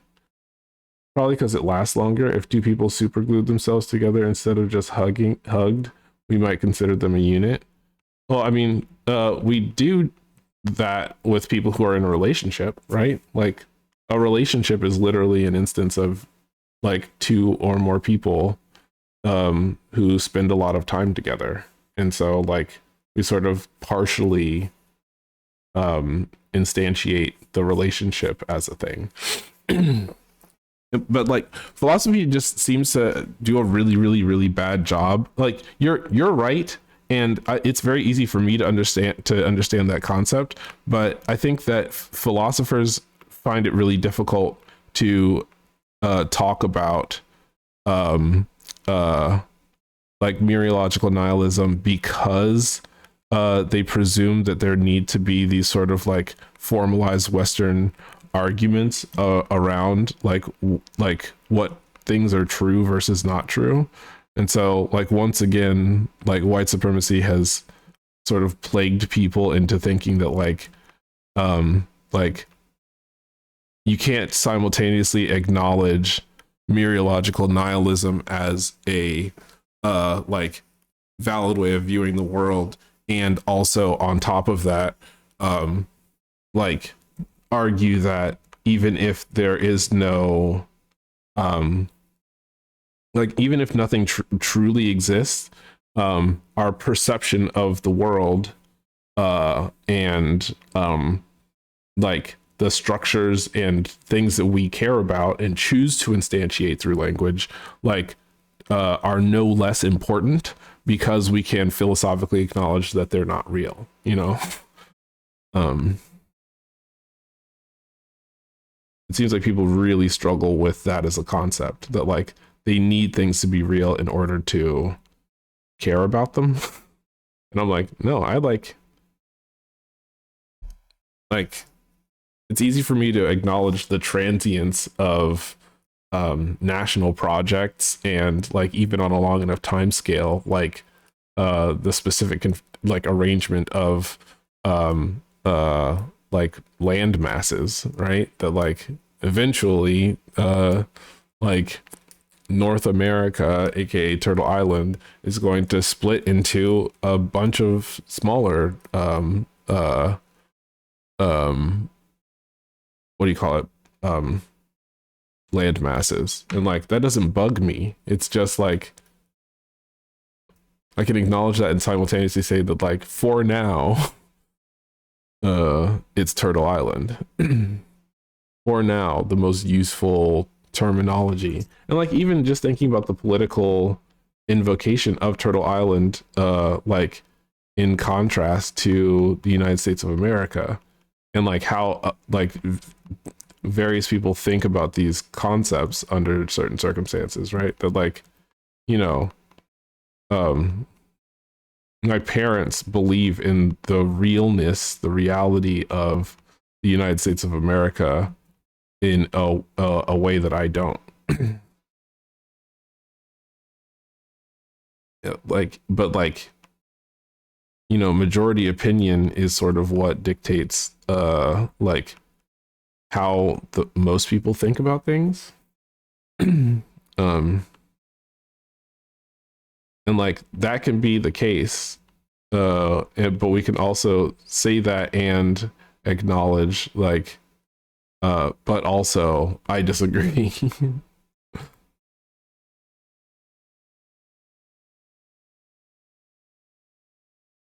So I just think it's interesting because it's really difficult to have conversations with people about this because of their like cognitive biases around these kinds of things. Like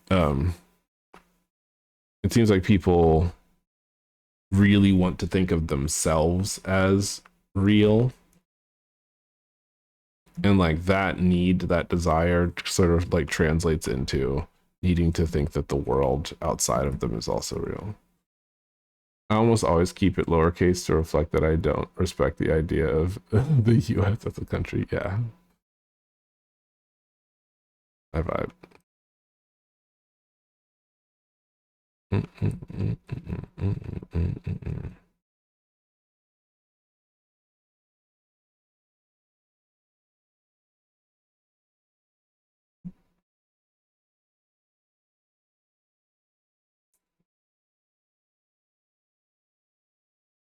Since I've been around, the game ain't the same since though truthfully, I'm not attached to the concept of nation states either. Right.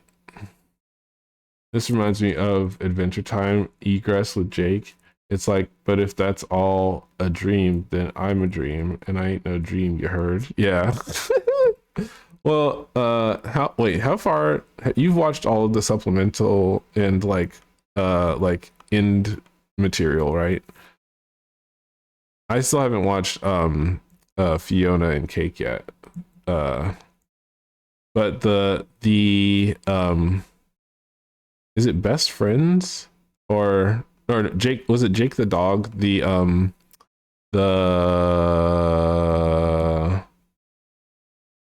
come on, brain. The Distant Lands episode.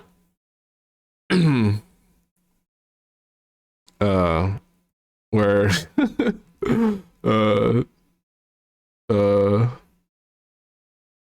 Finn is traversing the like outer planes to try and bring Jake back, and like gets to him, and Jake's like, nah man, like you need to let me go, what the fuck.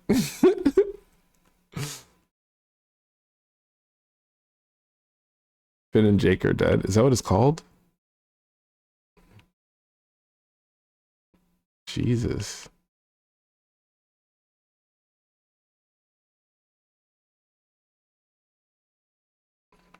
Um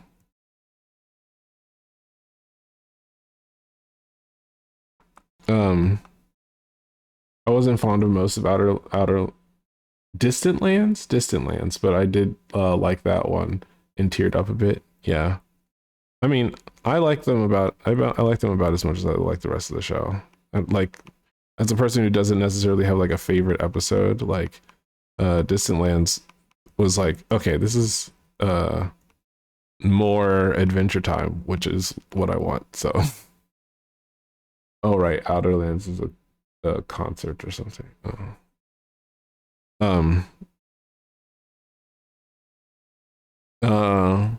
Why did I bring this up? I'm thinking about something specific. What was it?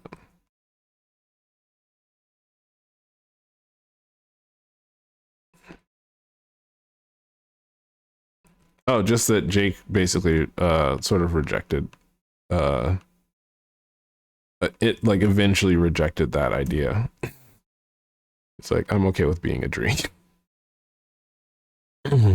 I ain't no dream, yo. Oh, I guess he also effectively accepted being a dream when he became Prismo 2.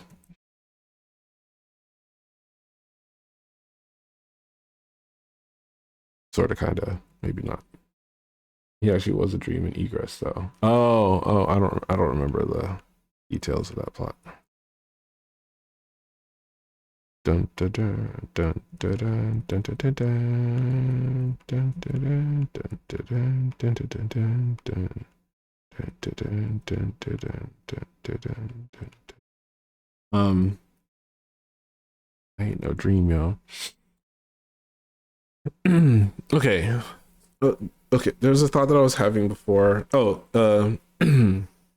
one of the videos that I was watching, they were talking about vagueness, philosophical concept of vagueness, right?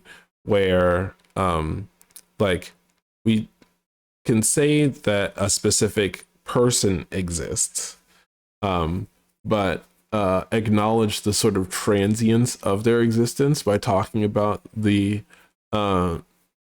maintenance like natural maintenance of energetic input and output for the body. The idea that cells uh die and decay and fall off the body, and like we need to constantly be intaking energy in order to convert it into this construct or this complex that we consider ourselves. And so like is a specific like dandruff flake like uh still you?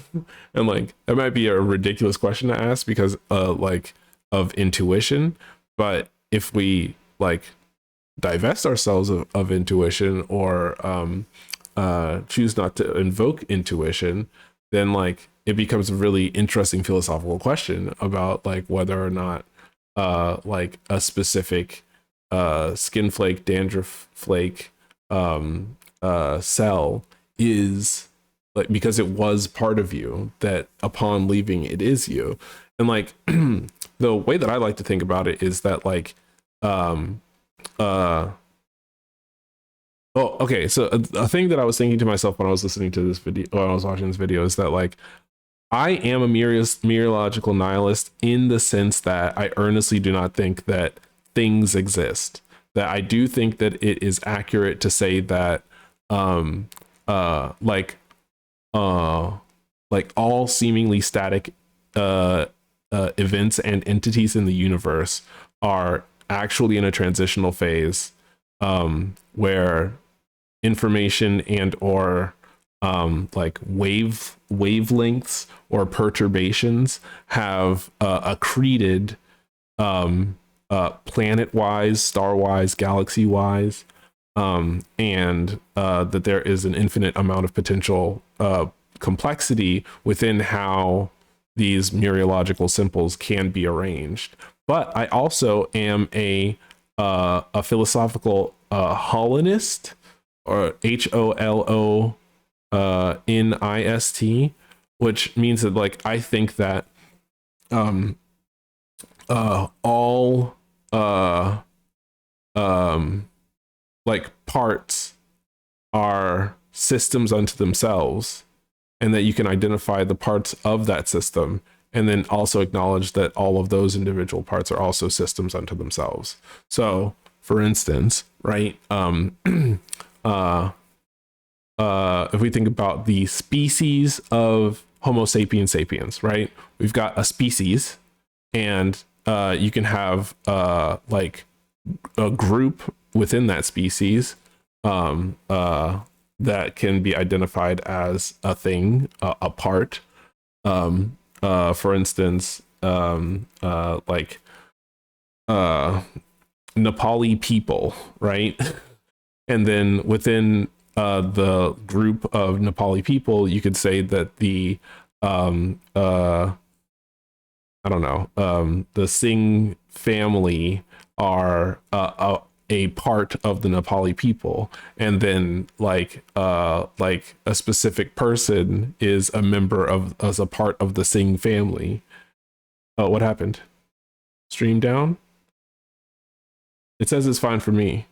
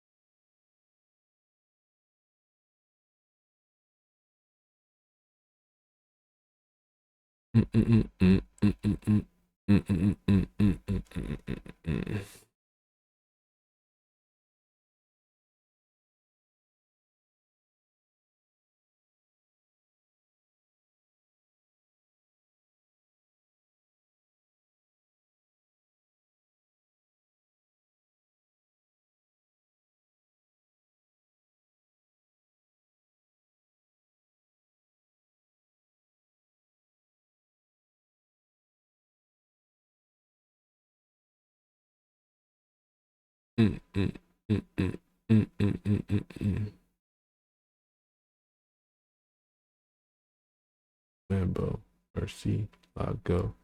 Go wherever I go, wherever we go, we do it pronto. Word.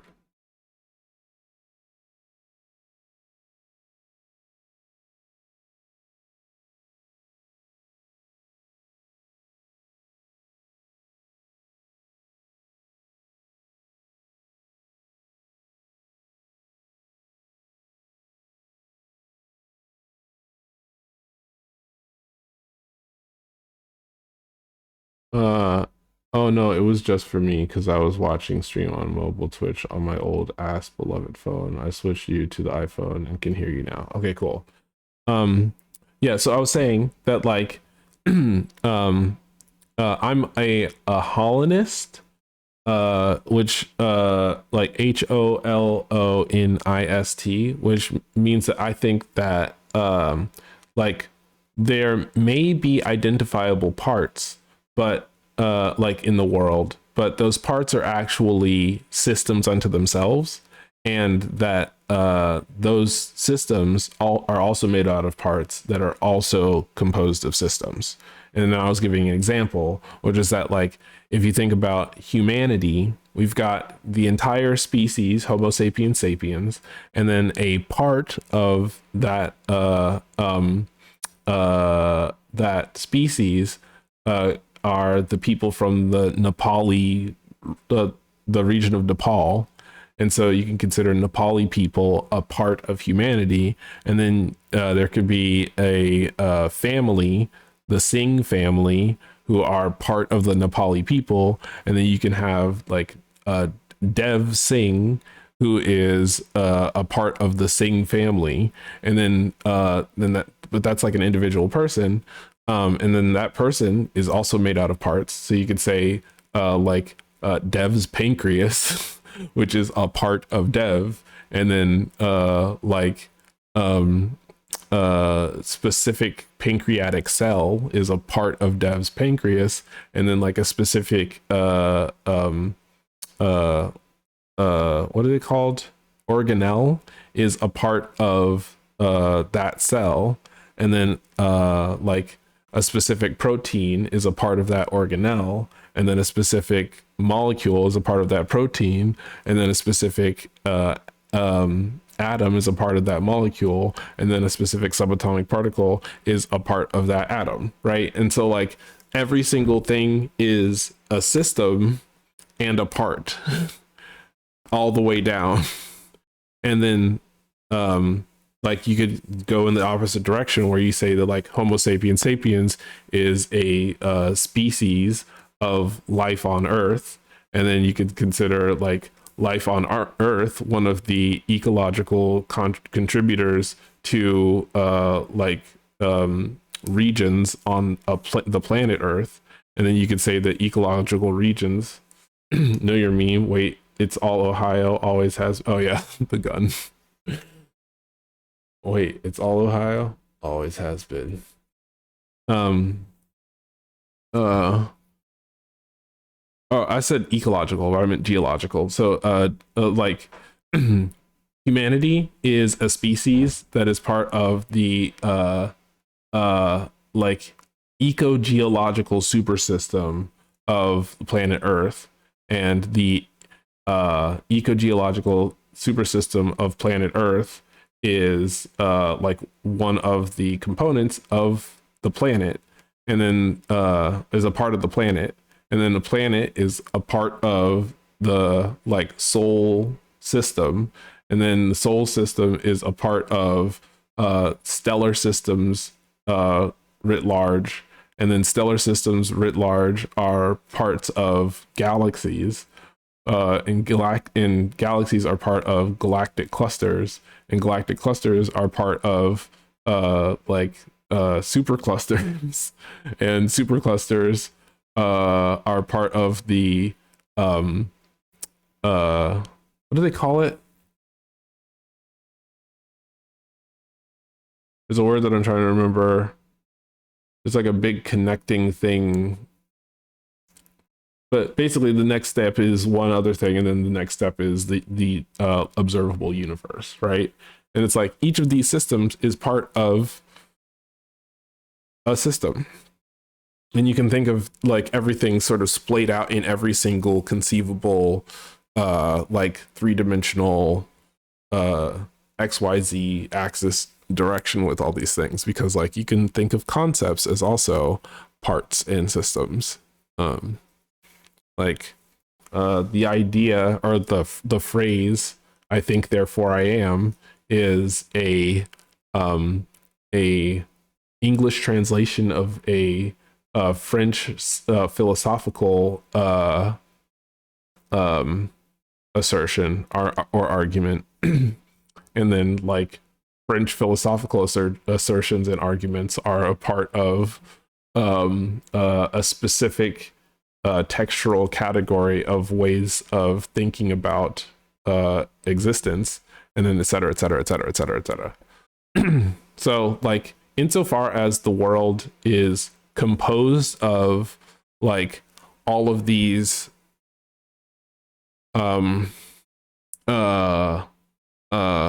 sort of arbitrary, if not like undetectable accretions that like eventually get knotted up and become emergent as things that we can identify, and therefore enter the holonic order of parts and systems that go all the way up and all the way down. And also expand laterally into infinity. That I think that you can confidently argue like the position of like believing in mereological nihilism, or like agreeing with the model of mereological nihilism, while also like agreeing with ontological holism.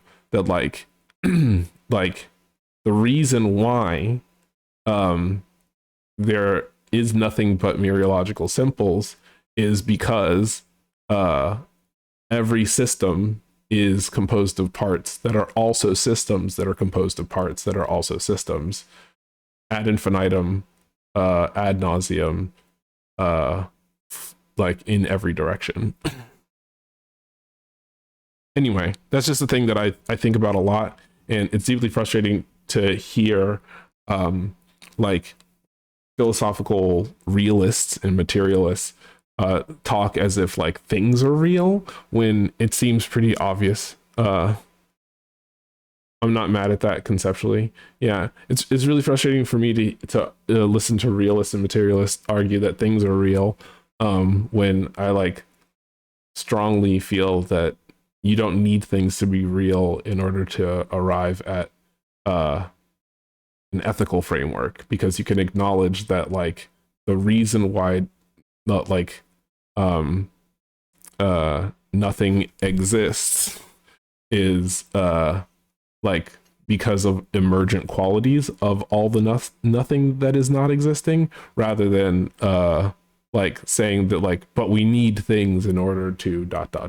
It's like, no, like categorically I can like, even if I can acknowledge that like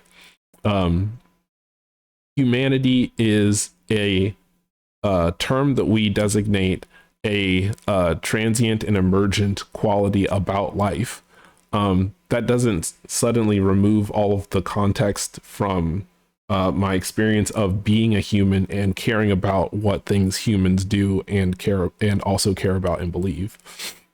I feel that I ID as a humanist nihilist, and it annoys me when people presume that I don't give a fuck about anything. Yeah, no, I agree. Like I'm not I wouldn't consider myself a strict humanist nihilist, but the origin of my ethical philosophy is an acknowledgement of like my participation in and prioritization of humans and human interest. And so like in a way I'm a humanist nihilist, but like I simultaneously acknowledge that like I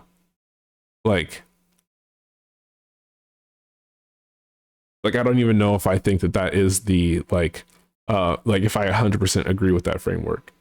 I was gonna say sounds humanist to me. Yeah, but like I'm more interested in the continuity of life than I am in the continuity of the human species.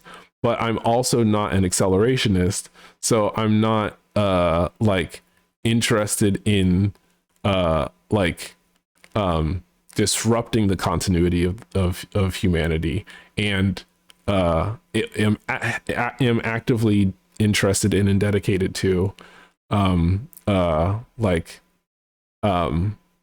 helping to maintain and sustain human existence and human interests. Hi Nomo, back to being unemployed. I quit yesterday. Congratulations. Congratulations.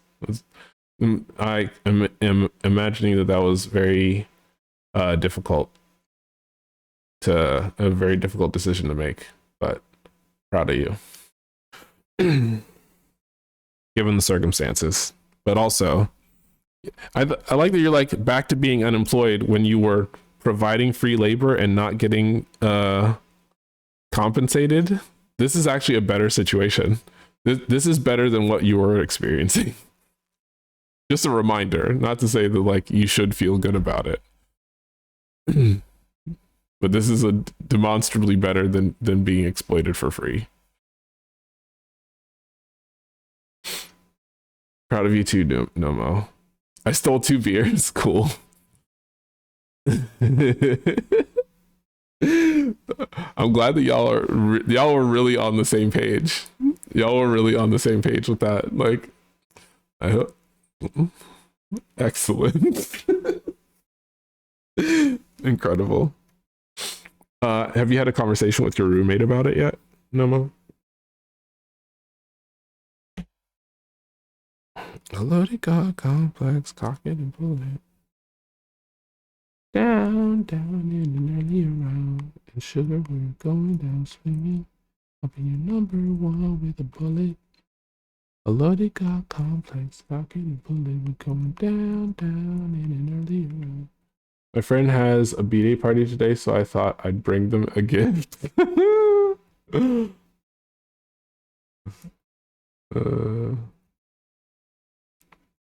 Oh, did you follow up with Reganis about getting about their friend helping you get a job?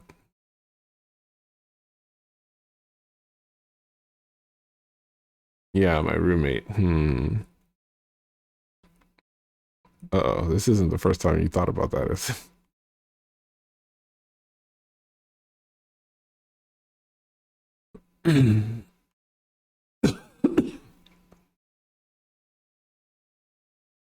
Yep. Okay, cool.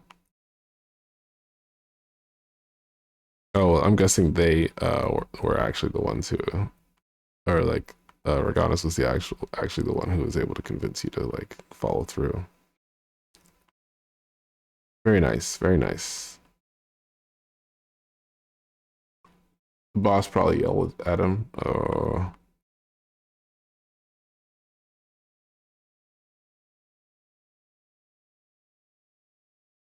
Who knows? Maybe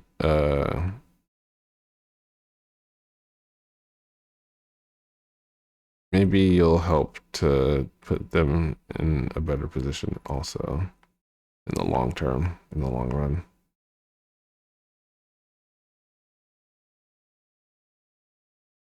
I like to like I'm just thinking about it conceptually, right? You're like, man, back to being unemployed. You spent a week not getting paid. Is that like that's not employment, right? That's servitude. You weren't employed, you were being exploited. Pure and true. The opposite of employment is just pure exploitation.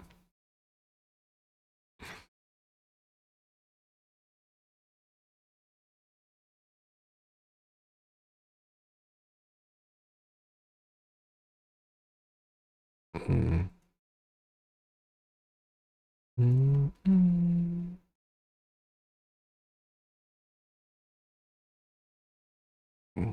wish that we had better terminology or like better practices for how to think about these kinds of things, because like you prioritize employment rather than like uh you know, livable compensation, and you can end up getting exploited and not thinking about the fact that like I have accrued no livable compensation for this for this uh instance of my labor being exploited. There was actually a new recruit who was put on payroll after 5 days. They said she was quicker to learn than me. That's true. I will be careful in the future. Yeah. Well, I mean, regardless, I feel like there shouldn't be like that kind of like, it's called like punishment structure or something like that. It's like you're there and you're working, so you should be compensated. And if they don't have that ethos, like if that ethic isn't in place, then there's a problem already, you know?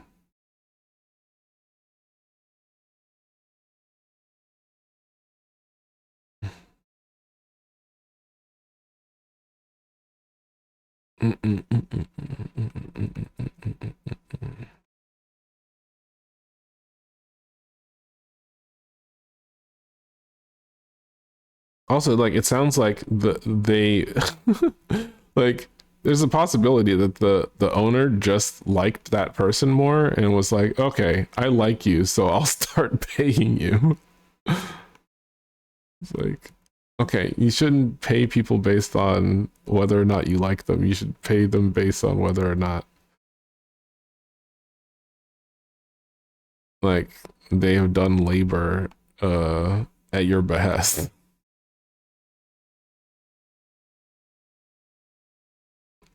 Take off the red, gold, and green.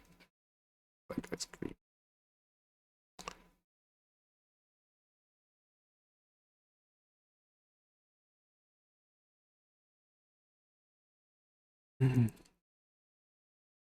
Oh, oh god, sexy.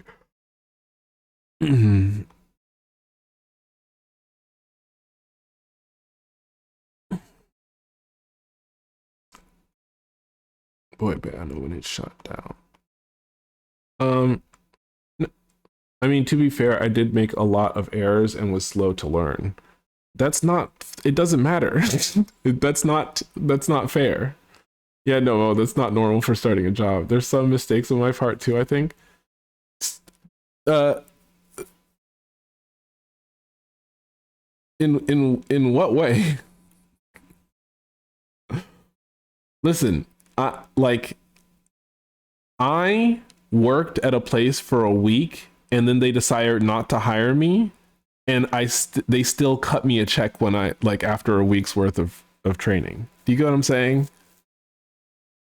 Like, do you feel me? Like, because I needed to get transportation to get there, and then like spent 6 hours for 5 days in a row being at that place doing stuff for them, even if like I was a burden on the company ultimately, like they still compensated me for my time.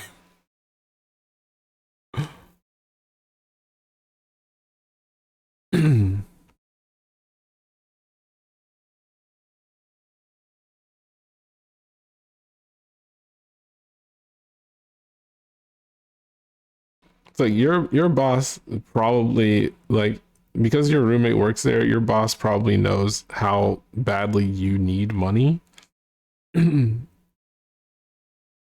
only paying 8 Canadian dollars an hour. Yeah.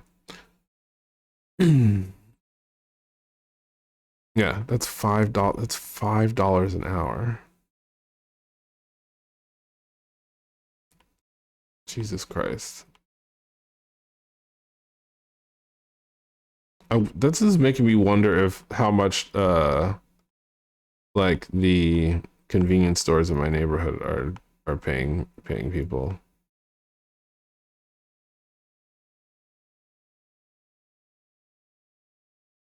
I'm worried.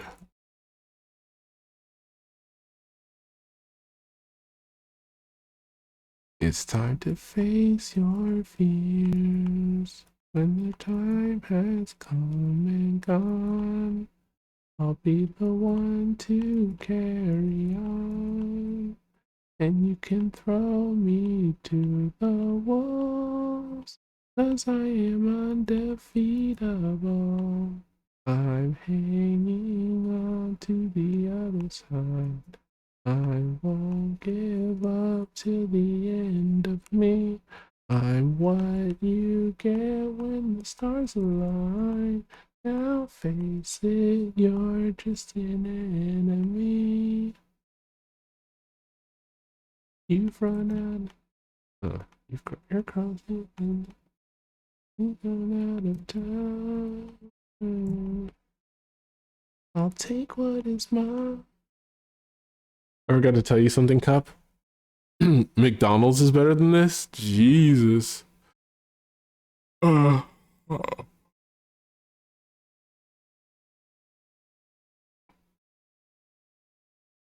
Whenever there's a preamble like that, I get worried.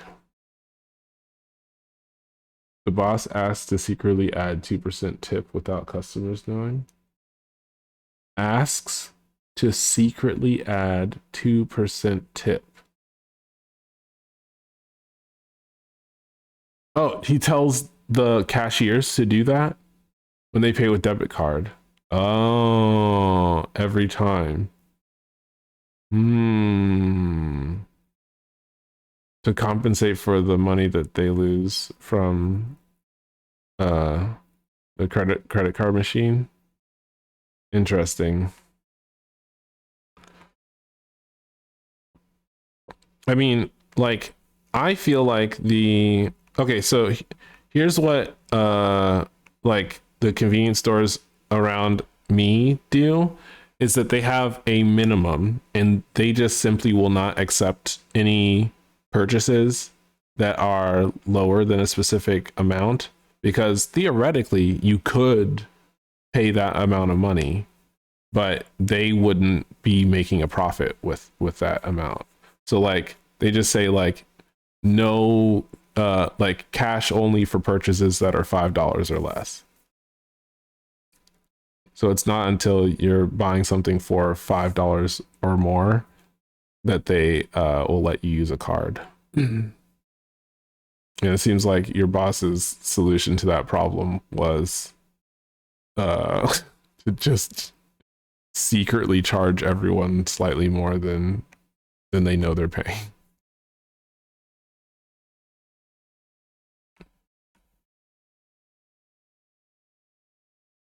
Everything's super expensive there.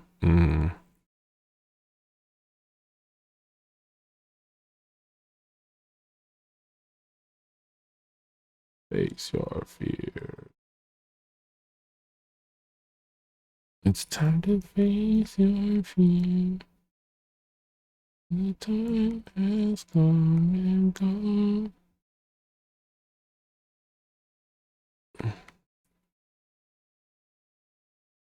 I'm actually a little bit curious how much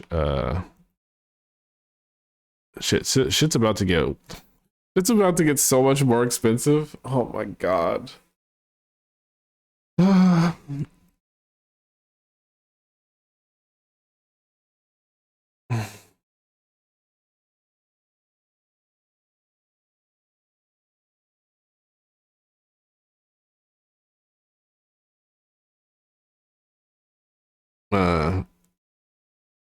Trump decided to day one sign a bunch of executive orders into law, including a bunch of the tariffs that he was talking about in part, like instantiating. So things are about to get really fucking expensive here. It's such like a sick, silly economics nerd belief to think that tariffs are going to like, what do you call it, encourage business and lower costs for things. Like,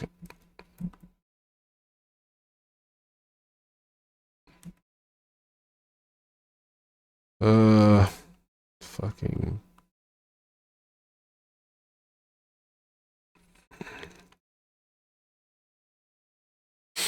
When my trainer and boss said I'm too introverted and that I won't survive in Canada, that hit me. I wonder if I'll get another job with the personality I have.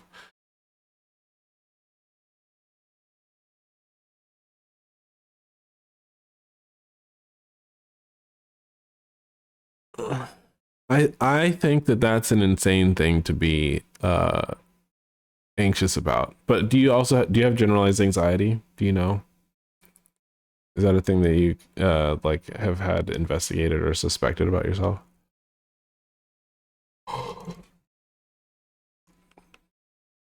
There are so many employed introverts in Canada and elsewhere. Yeah.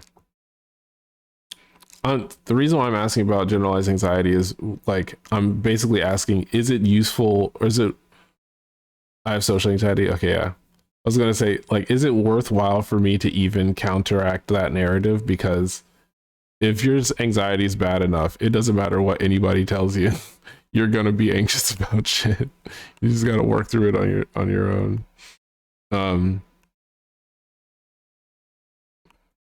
Like, and social anxiety and generalized anxiety are a little bit different from each other, I think, because like, if you have chronic generalized anxiety, then like I have social anxiety, but that doesn't stop other people from thinking that I'm very amicable and approachable and like hireable, which I think is just it's very silly. But like internally, my experience is nightmarish. So I think it's possible to be simultaneously like introverted no, to be it's possible to be introverted, socially anxious, and still be perceived as um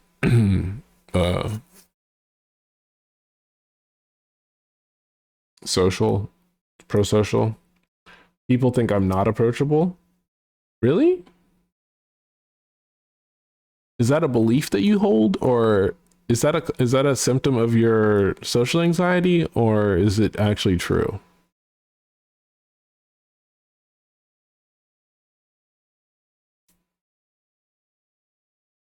Like, how did you get friends?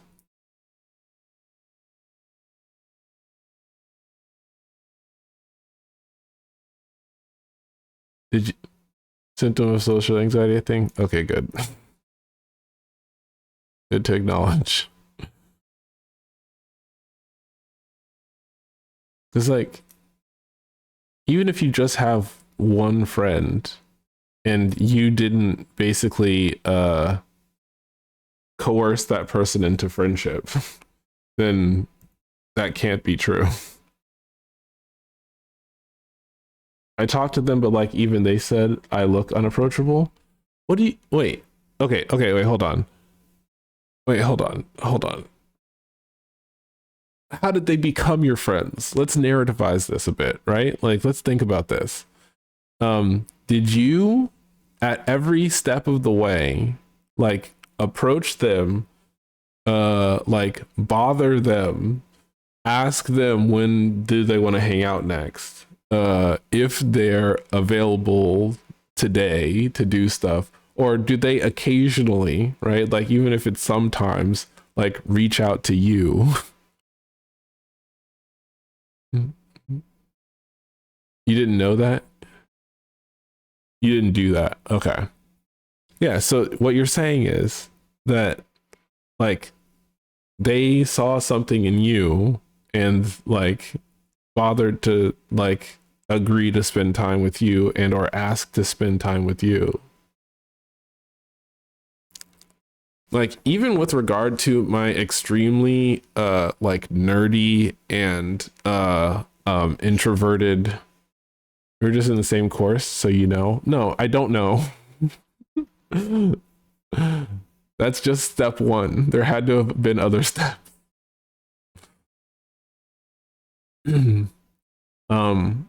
I was gonna say though that like even with my like high school friend group, like for the most part, I did do the thing that I was just talking about, where it's like I was like, oh, I like this person, so I'm going to try and reach out and talk to them. This is probably part of where my social anxiety came from, or like how it got as bad as it did, was that like I would be like, oh, I think this person's really pretty, so I'm going to go talk to them, or like I think this person's really cool, so I'm going to go talk to them, or I'm going to try sitting at the cool kids table today and see what happens. And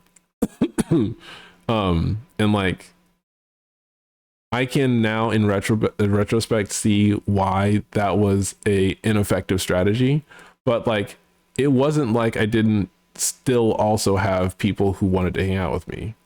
Like my super nerdy cohort of like actual friends like did enjoy hanging out with me. I can even remember all of them. There's Praveen, Jamail, Ramoy, Ashley, Damien, Janie, Christy, Sunny, Andrew or Andy, Sandrine, Tristy, Yesenia, the other Yesenia, Carrie. Like these are people, like I had friends in high school, you know? And like these are people who like contacted me to hang out. It wasn't just all the time, every single time, like me being like, hey, Corey.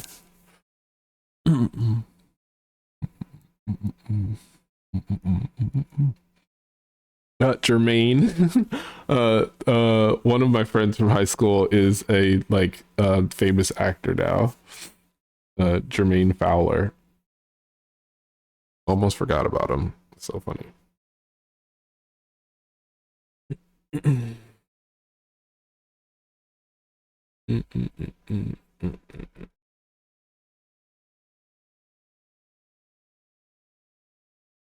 Wonder if he's been anything in any movies in the past year.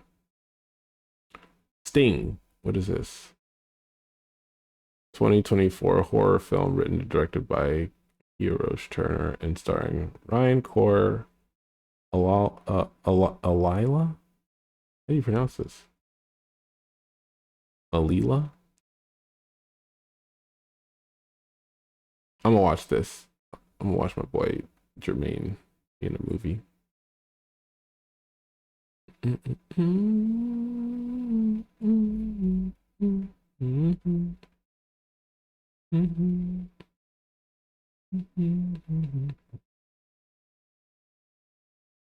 Oh my god, he was in a movie with fucking Zac Efron and John Cena.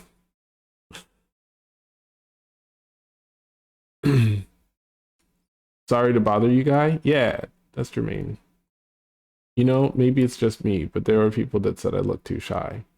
I mean, you can be shy without being too shy. Do you know what I mean?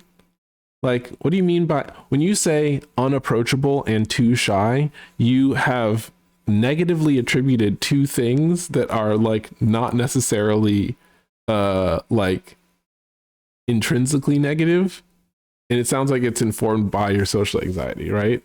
But like you can be a person who just is like, I'm shy. Like, oh, okay, yeah, well that means that's informing me that I need to take initiative to like reach out. And if you're like rather than saying unapproachable, it's like I'm distant and aloof or something like that. Noma, you working on addressing your social anxiety? Not a judgment, by the way. Are you working on your social anxiety? Not a judgment, by the way. Genuinely curious. Yes, I went to counseling a couple of times. Oh man, university counseling.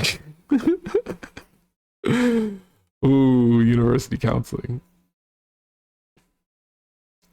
I had a really bad time with university counseling when I was an undergrad.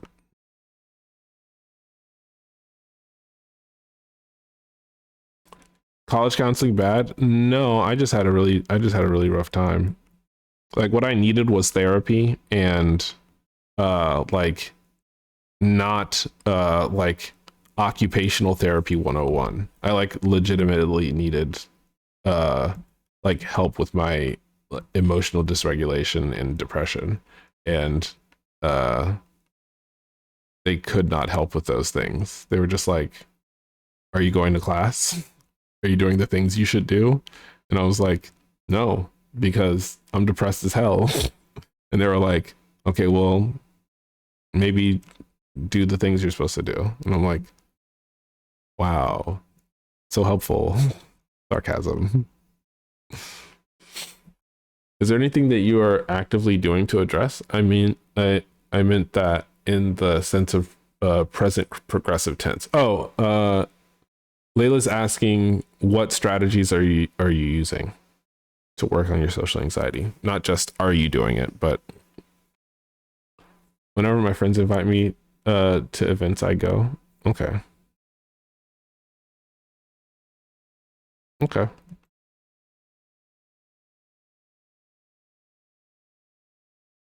That's certainly something. That's not nothing.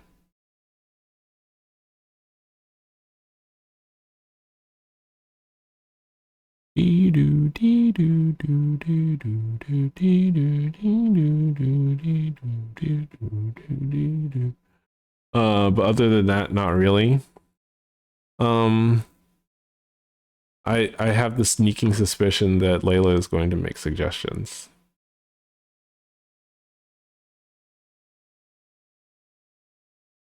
Dance the night and day.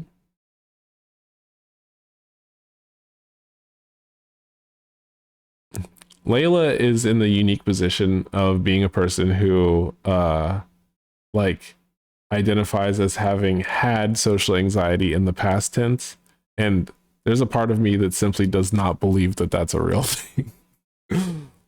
Only if they're wanted. Been down this road before. Yeah.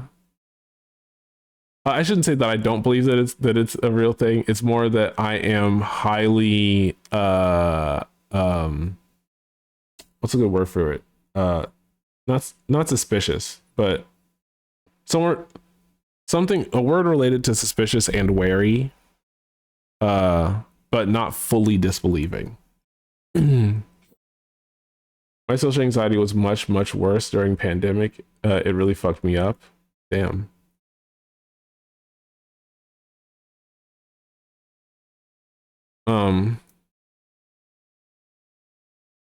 Oh, yeah. Okay. So I think that it's possible for social anxiety to worsen and lessen, but like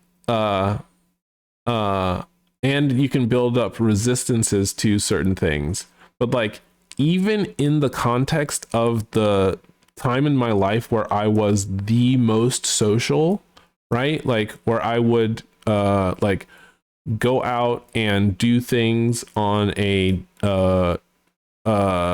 weekly, if not daily basis. I was playing music shows, going to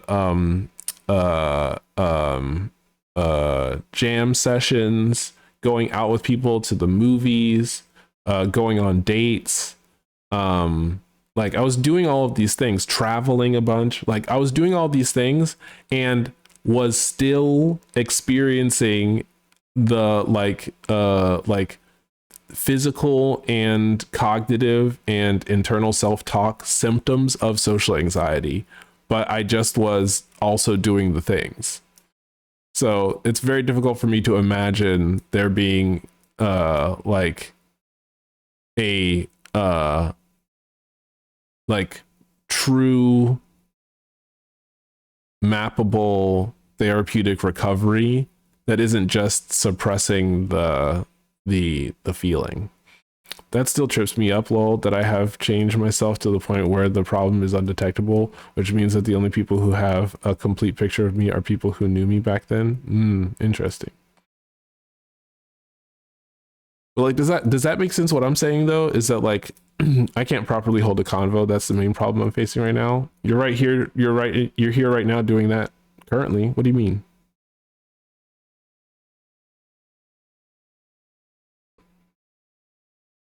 can't properly hold a convo. Ugh, I hate the word properly, but it's texting, LOL. So you're just like semi-nonverbal? Like being able to like text with a person is holding a convo.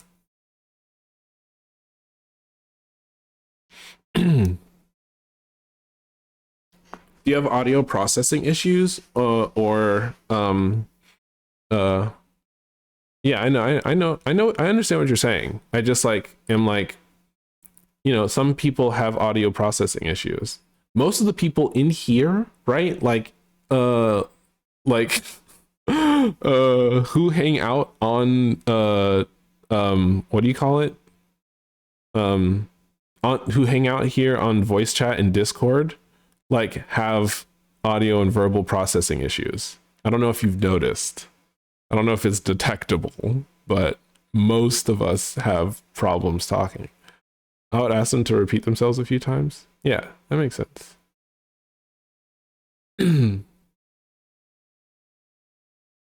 Okay, but like these things are not moral failings and like don't render you like bad at peopling. It's just like a higher like difficulty threshold.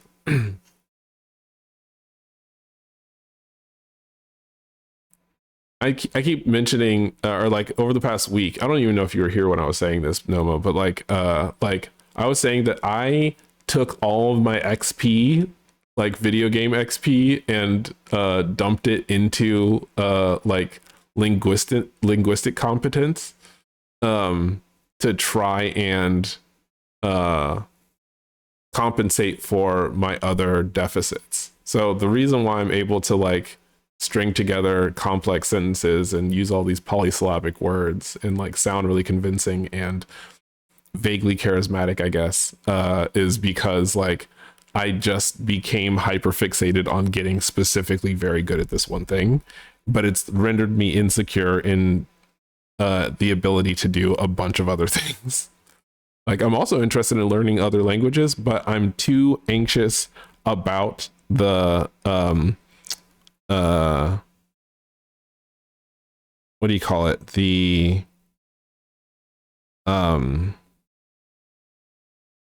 I guess just the period in which I'm in a deficit linguistically, because like being able to communicate everything that I'm thinking in like very clear and articulated terms is a thing that I hyper value. Nous, wait, I don't remember how to pronounce that. Allons pratiquer. Nous, is it pronounced nous or nous? No, allons pratiquer. Yeah, you're right, Cup. I think those trainers and boss just fucked me emotionally. Oh, Layla, how did you overcome your social anxiety? Any suggestions?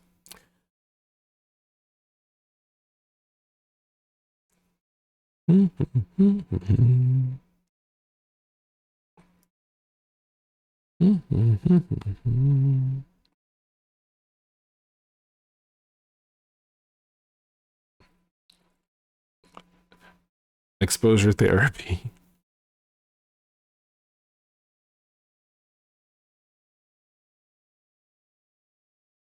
Do I want to?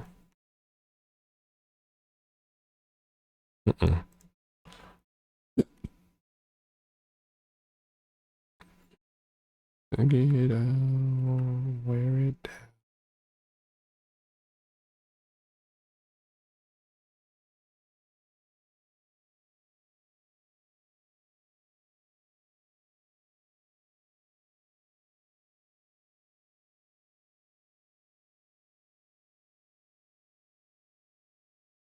I can't tell if. Oh, I think my eyelid's spasming. I was like, is my light blinking at a weird frequency, or is my eyelid spasming?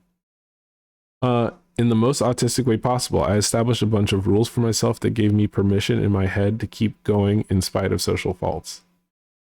Oh, okay. See, See, this is okay.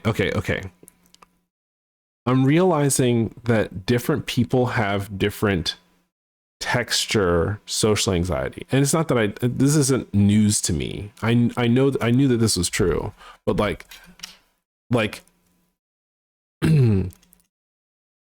it's seeming like there's like overcomable social anxiety and non-overcomable social anxiety. So for a couple of years, whenever someone would start a conversation with me, I would engage unless they were hitting on me, which meant having a lot of conversations with unhoused folks and Jehovah's Witnesses. Mm.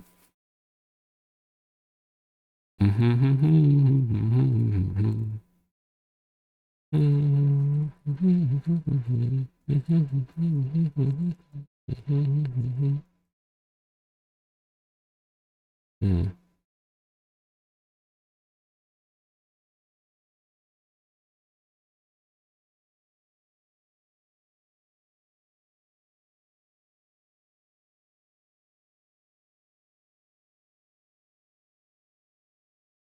Oh, okay. The problem for me now is I don't know how to engage with people. Don't know how to engage with people? Do you mean initiate interpersonal engagement? What do you mean by I don't know how to engage with people? Do you even have a goal to engage with people? Do you have it as a goal, or is it a desire in the first place?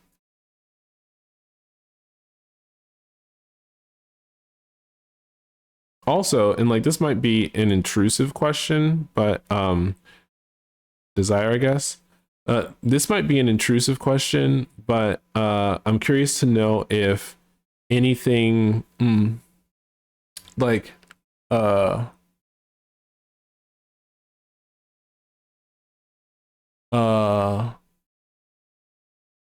how do I explain this?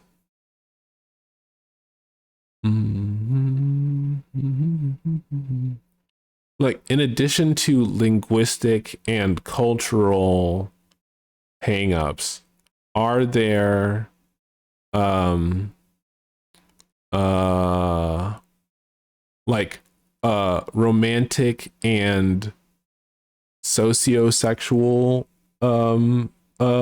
reasons for being anxious about these things? My friend is very charismatic. IDK how he does it. Oh, I'll tell you how charismatic people do being charismatic is that they don't think about it. Some of it was straight up masking because of becoming personable and charismatic from studying my best friend who were typical oddball social butterflies. Then after I got more comfy engaging with people, as a rule, I pushed myself to have as many interesting to me conversations with people, learning to surprise people in a socially acceptable way / be funny. Me, nah. Thing is, I never fallen in love yet. Okay, but a weird thing is you also realize that there's a bunch of ace and arrow people in this chat, right? Like there are people in like who hang out here who are completely uninterested in ever having sex, and people who are completely like disinterested in having romantic connections with people. That's not weird at all. My bad. I have been summoned? No. Please don't start with nerds things, Forgonis. My English is bad. Oh. Ace as an asexual, arrow as an aromantic.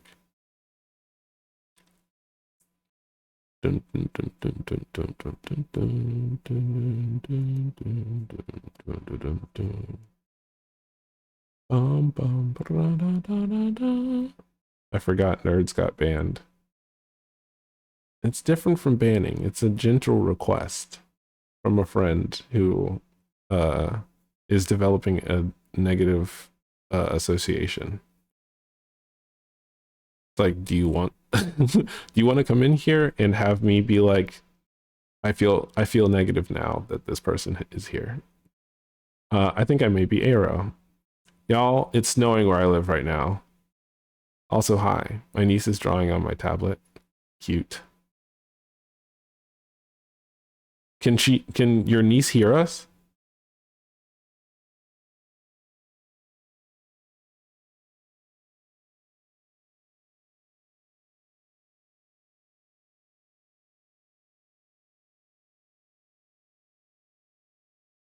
Yeah, nothing wrong with being Aero.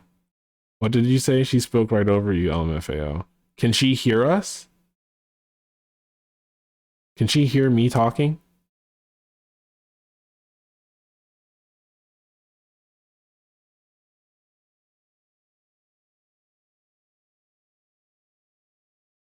A little bit, but she's not paying attention to you. All right, well, I guess I'm going to change the subject matter since I was talking about.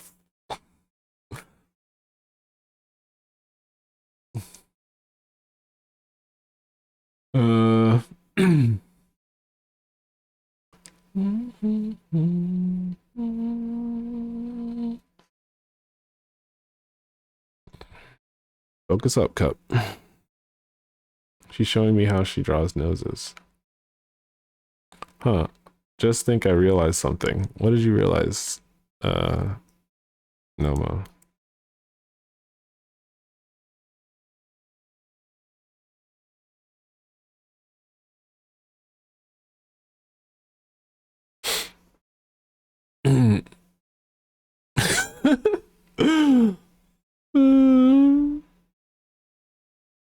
I just had a flashback to a very funny line in a not very funny movie, not a particularly funny movie. But I don't feel like sharing because it's on topic.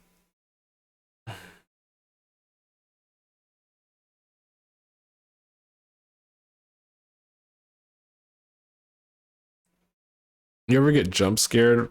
You ever get jump scared from an app informing you that a person who you know hates you is doing something? Like I had my phone on like night mode, right? So it doesn't tell me notifications.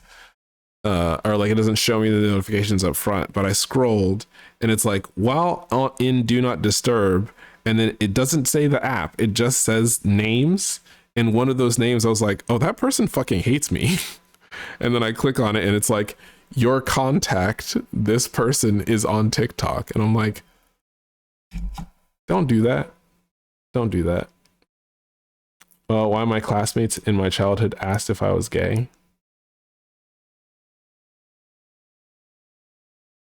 Why is that, Nomo? I'm worried that you're going to announce some socially anxious answer to the question.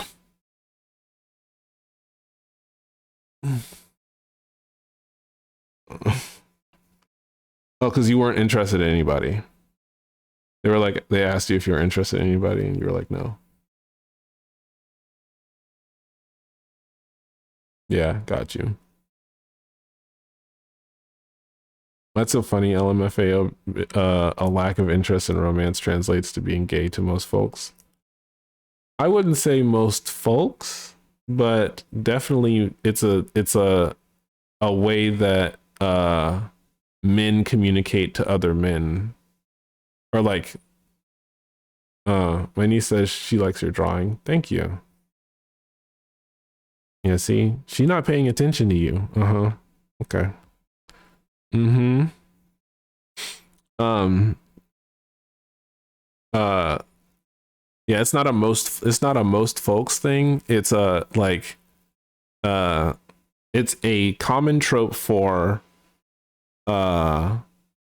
gay dudes to try and mask their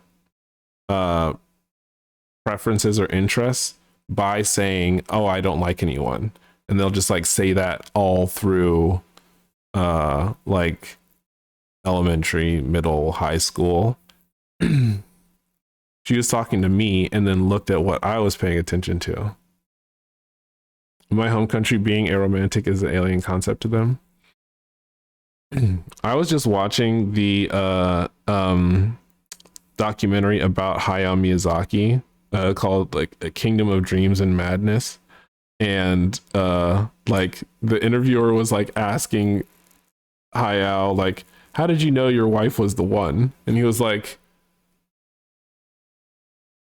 don't ask stupid questions. I'm just really focused on school. Oh yeah, that's another tropey. I'm gay but don't want to share thing. No, what happened was okay, interviewer asked like when you married your wife, like why did you, like, at the time that you and your wife got married, why did you end up getting married? He was like, I had to. I proposed, and so like you don't just back down on these kinds of things, you know, like gotta follow through. And then she was like, well, how did you know she was the one? And he was like, you're asking like mysteries of the universe that simply do not deserve interrogation. It literally is what it is. Akira Toriyama's wife was someone he worked with on Dr. Slump. Interesting. I mean, Akira Toriyama has left this plane of existence, so I think past tense is okay.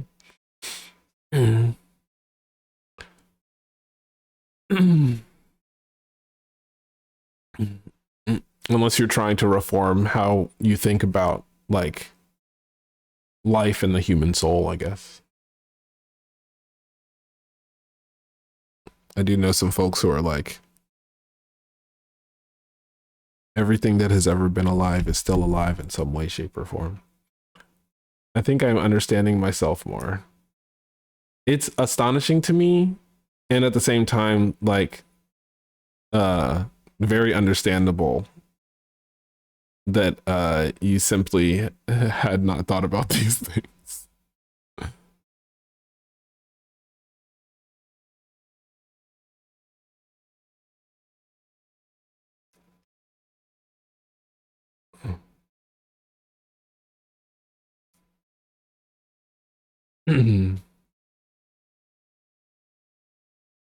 Here's a question. Oh, I wonder why I've not thought about it. Wait, is that a Sly? Oh no, it's Ernest. I couldn't tell from the facial expression whether or not this emote was earnest or a joke.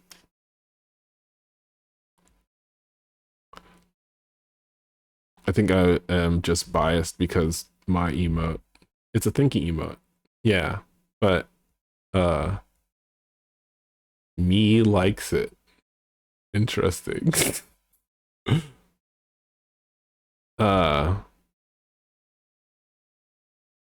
It's because I have this emote and it's like, you know, clearly very similar, but the person in it is like kind of like knowingly smirking.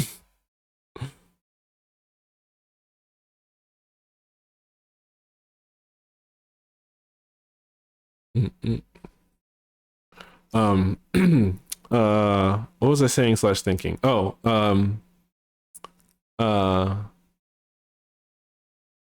no, okay, so Nomo, I am a very curious person. There are certain things that I was rigorously incurious about when I was like in my late teens, early 20s. I love that about you. Thanks. But in my late teens and early 20s, there were certain things that I was incurious about, but it was because it seemed like it was outside of my purview. It was like, okay, so understanding women and girls was like similar to aspiring to understand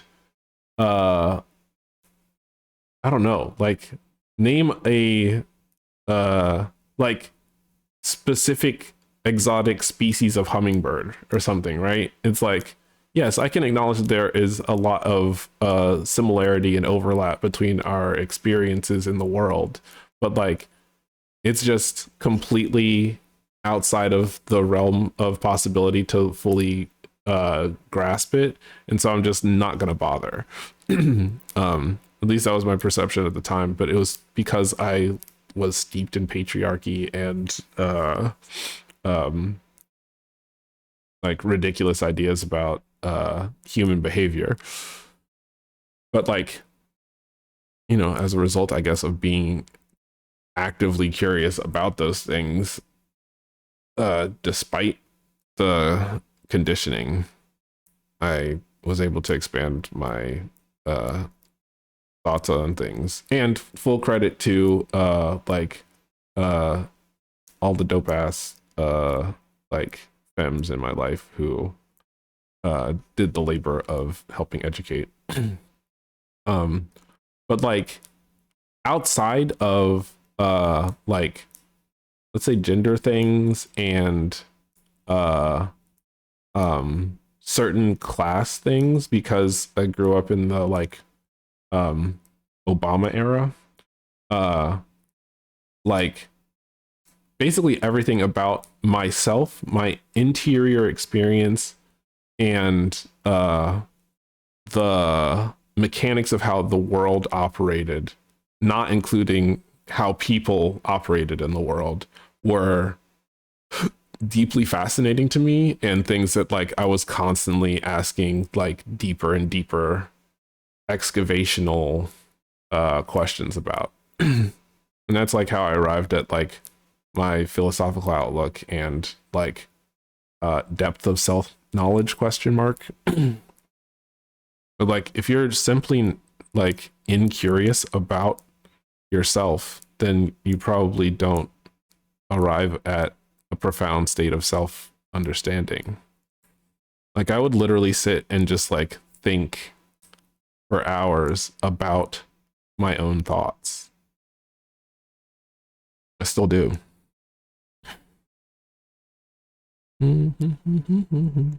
Without like presuming like anything was necessarily like true or definitive. And then eventually like I arrived at like broad strokes, what felt like accurate conclusions about my experience. That's called being a philosopher. Folks who do that, we call them philosophers. I used to think a lot, but after coming here, I do it very I do it a lot less, I think is the I do it a lot less. Hmm. Is it because of like immersion and being forced to think in English?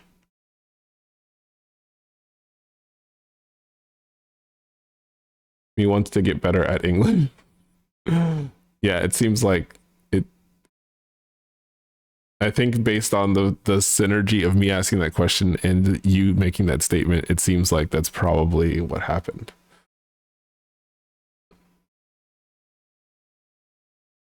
Nah, I was colonized since I was a child. What do you mean? Wait, so you're saying that you've spoken English your entire life?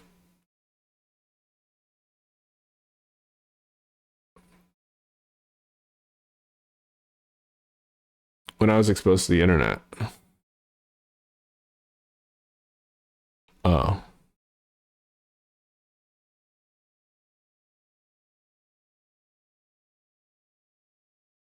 Bum bum bum bum bum bum bum bum bum bum bum.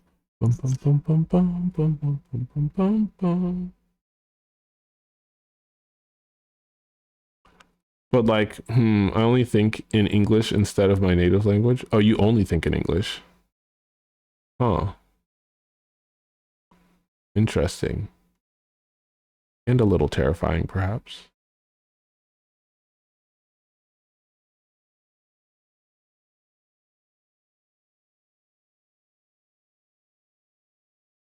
Huh.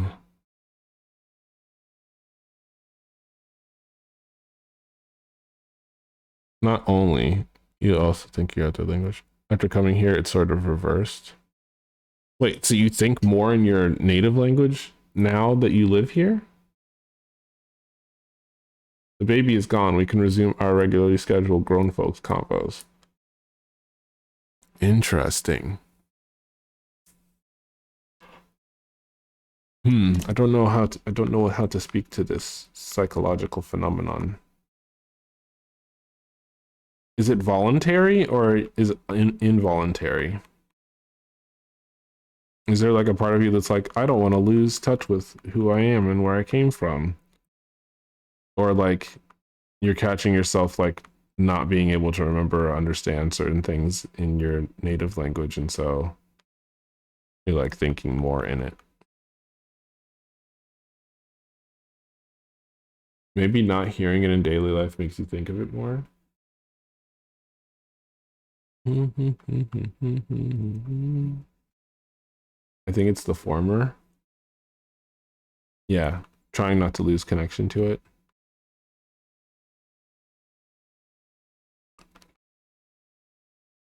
Maybe.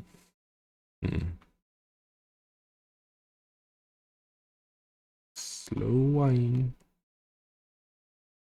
Listening to what's this man's name again? Ed Sheeran. Listening to Ed Sheeran say slow wine.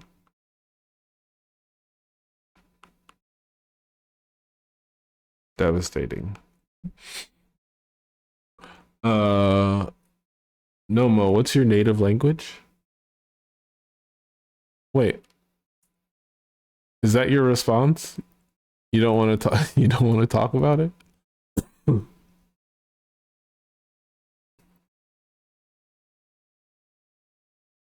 It's okay if you don't want to share. Okay, I'm gonna go ahead and veto that. Nomo. Listen up, bud. If you want to stick around here and not get fucking banned, dude, if you don't want to get fucking banned, dude, you better spill, bro. You better tell everybody all the details and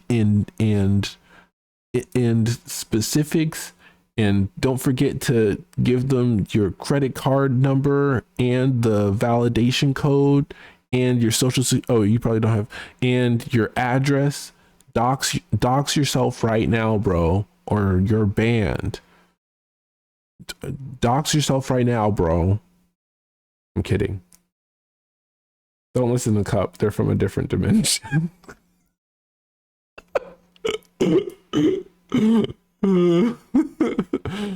Dox yourself right now, bro.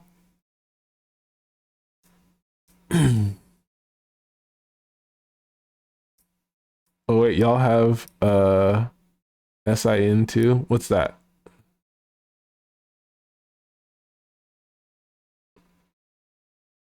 Wait, hold on. Personal something identification number? Social insurance number. No, they don't call it. No, we don't have social insurance numbers because we don't have fucking socialized insurance. We have a thing called Social Security that is basically just an excuse for the government to be able to track us in case they want to force us to participate in like military draft.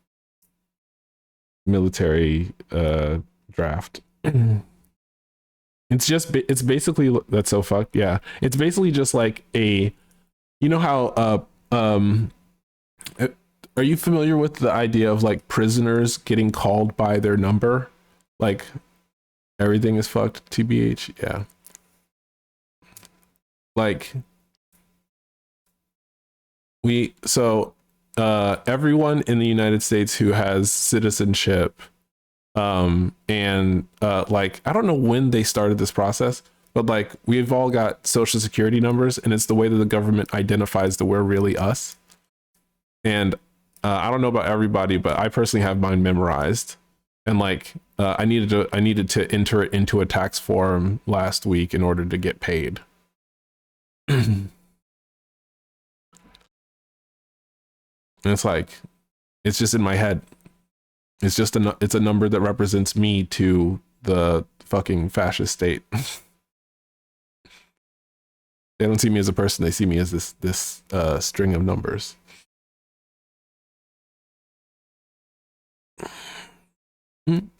Mm-hmm. Never know how much I love you. Never know how much I care.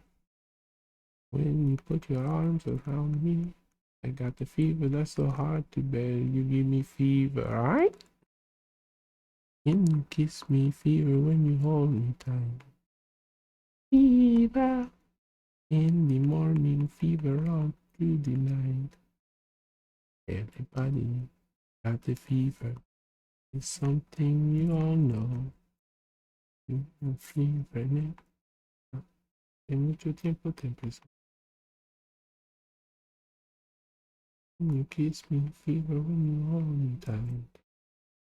Fever.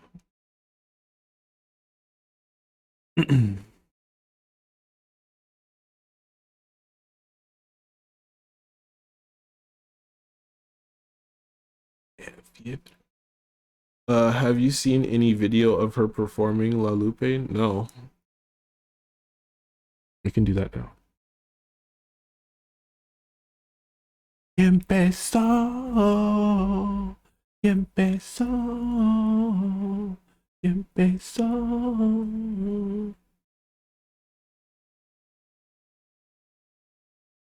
Bana, bana, bana, bana. Tulano, chicky baby.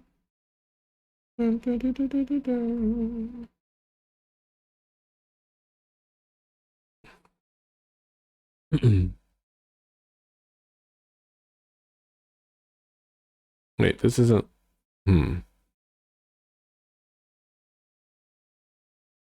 Oh my goodness.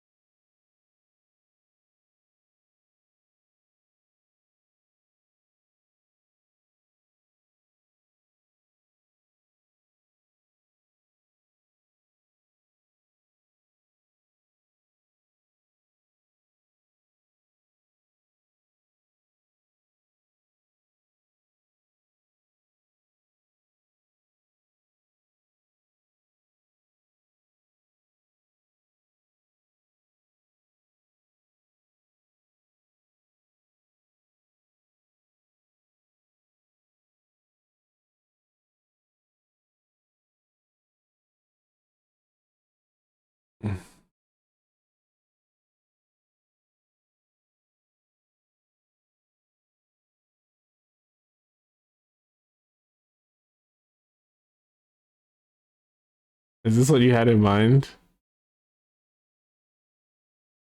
I never know she got a big ass forehead. This is when she was older, it seems like. Took my shrimp pill a little bit ago. I wait. Oh, y'all can't hear. Damn it. God damn it. Ain't nobody say nothing. How full minute into the video, no words. Thank you. Actually, I want to see if I can find another video. What is this? Oh my god, my poor ears.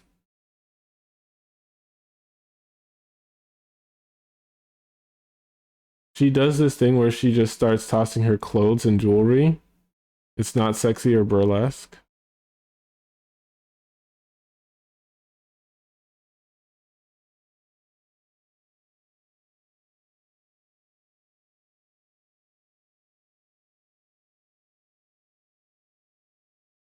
That mic is not on.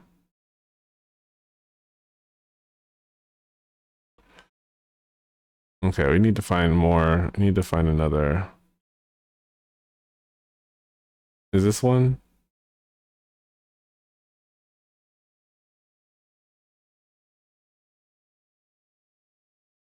I don't care about.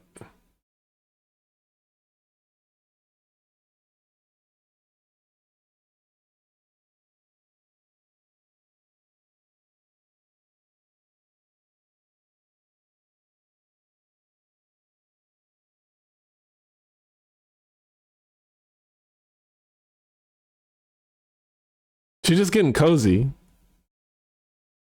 She's just getting cozy, that's all.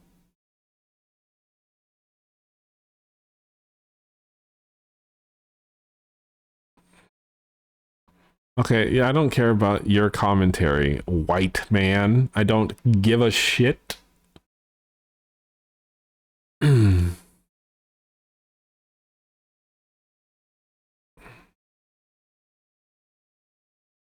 you spell his name? Dick.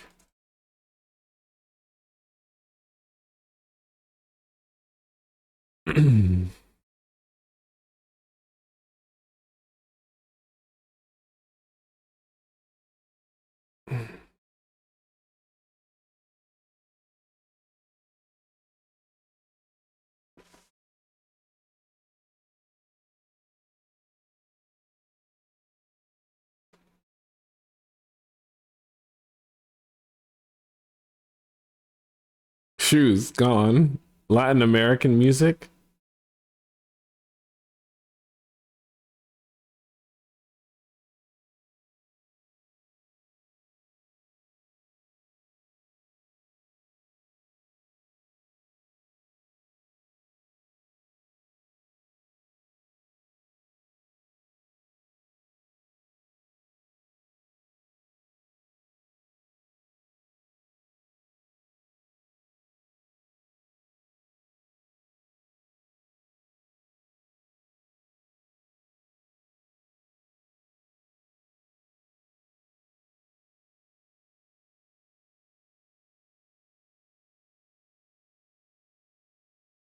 This is someone's auntie.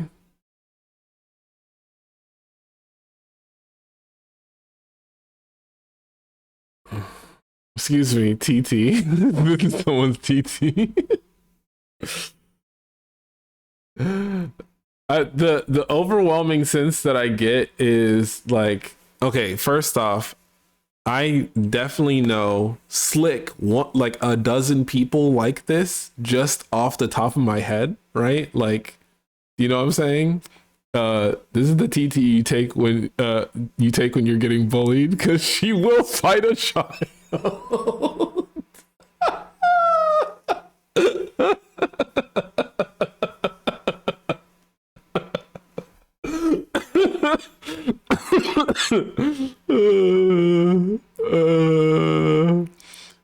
Like here the thing for me is that like okay you are in on okay the thing that is difficult for my brain to parse is that she is so accustomed to just being this way that like she is fully catching the Holy Ghost standing on a stage in front of a group of like 100 white people singing a language that they don't understand, and she is just fully enraptured. She is fully enraptured. And I'm like, I that is the thing that I don't understand.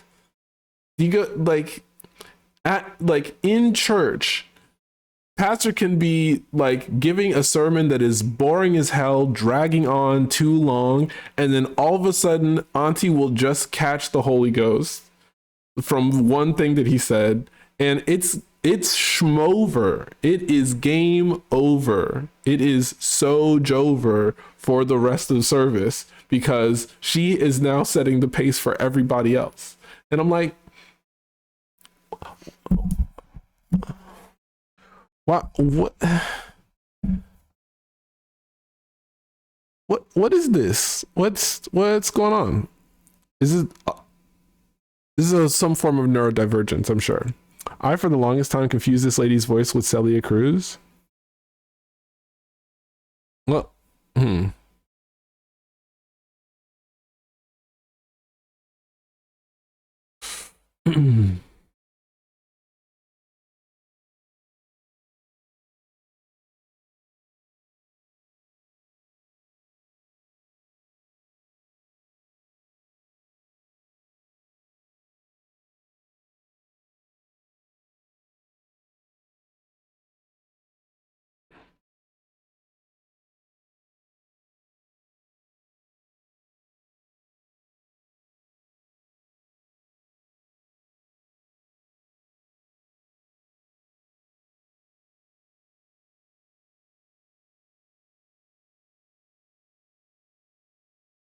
God damn.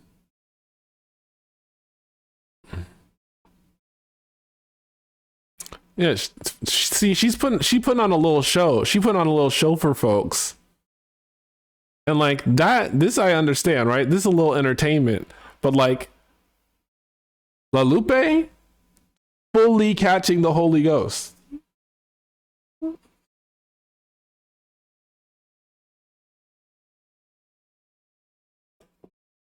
Softer for sure. Yeah, for sure. But I think when it comes to that genre of music, I just don't have the ear to differentiate. Celia, my queen, Mirena.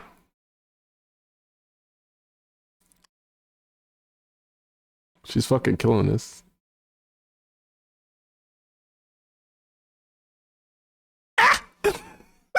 She hit the low.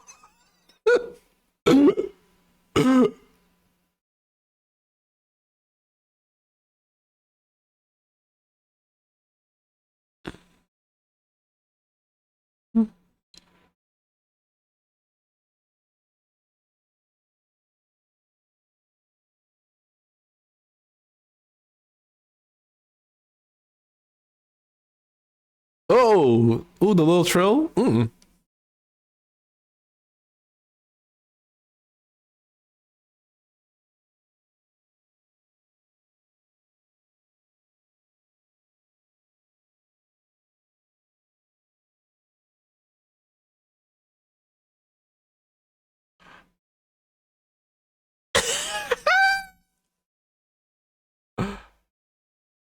What, girl? The Cardi B song that sampled "I Like It Like That" was really an earworm. This the summer it came out. I actually think it was called "I Like It Like That." Yeah.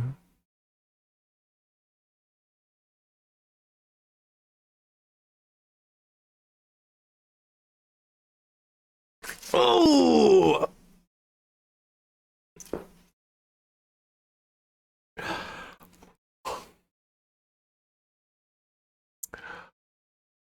Ooh. What? What? Oh, when you're not expecting the breakdown, when you're not expecting the breakdown, and it's thick.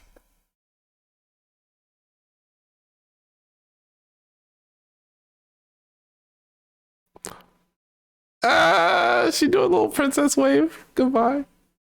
She's so cute. Fucking sick, nasty with it.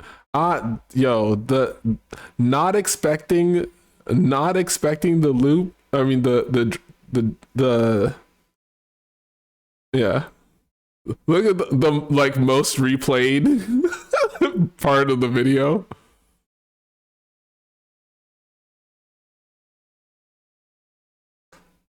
And it's just lathered on like fucking, oh my god. So thick. The drop. It being the most replayed, yeah. That's crazy. We're adding that song right the fuck now to the ultimate playlist.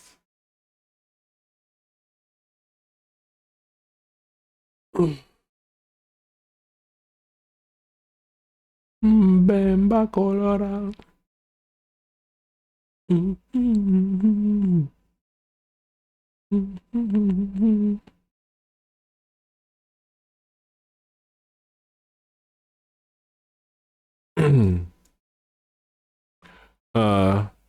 Oh, I forgot that I was sitting here. I was drawing before we put on La Lupe. Back to work, back to work. Back to work, jerk. You know what it is. Back to work, jerk.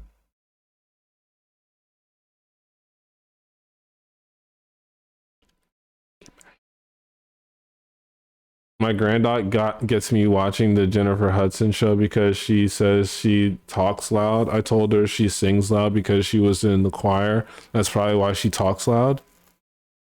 I have a preference for loud singers slash talkers because I can parse what they're saying better. Groovy, baby, groovy.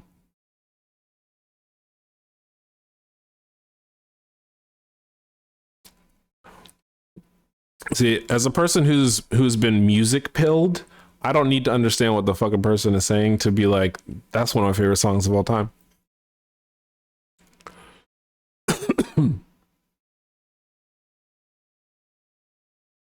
Deveo.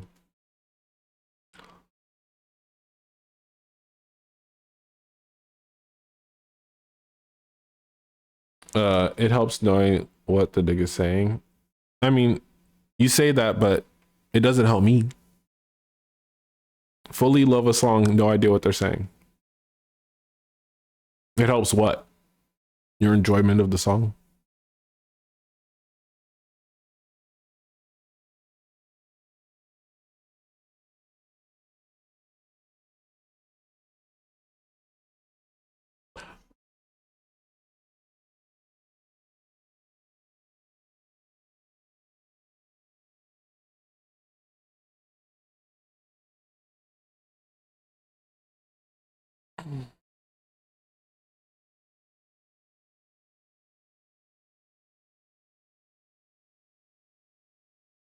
I mean, a vibe is a vibe, but I stopped vibing with the song once I heard what they were singing about. You're saying you have, and it's like weird.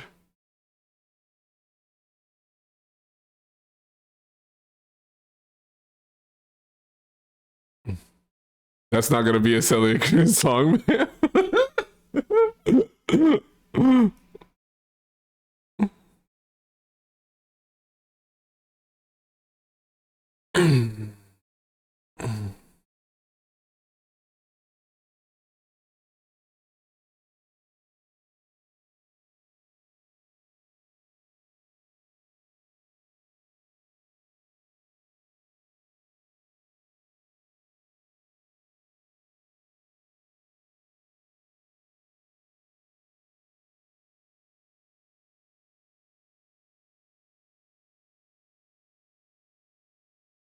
Oh, so many nice subtle things in this song. Like like they just threw a couple cute little jazz chords in there for no fucking reason.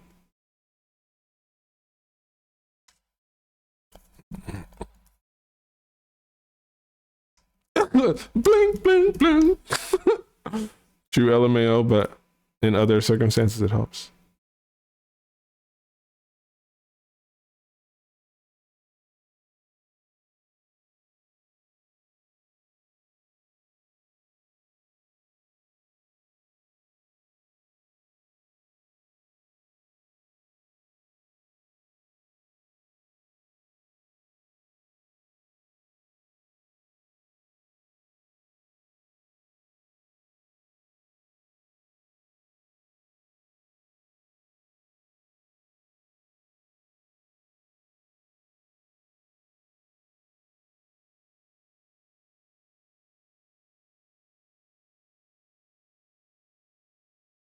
Mm-mm.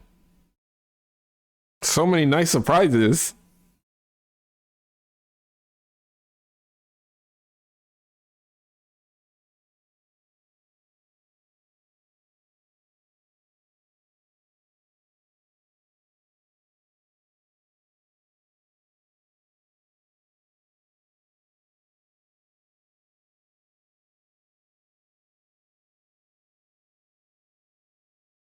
Mm-mm. Mm-mm. All right, let me write a song like that.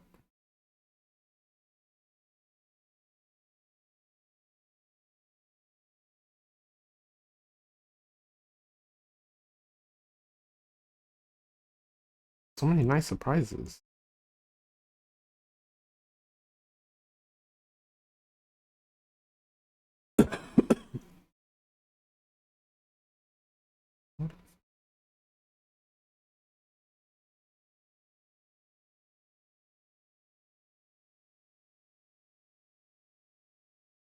I'm realizing my dad and I get into arguments about music all the time. And uh I think that the reason is that I derive like genuine joy from like music that establishes a pattern. and then chooses to break that pattern in like a very intentional and obvious and emotionally evocative way. And my dad like doesn't like it, doesn't like that. Like it should all just be, you know, very normal. And like for me, when a song like is like surprise bitch, I'm like, oh, okay. Oh, okay. So you're flirting with me. That's what my brain does. So you're flirting with me.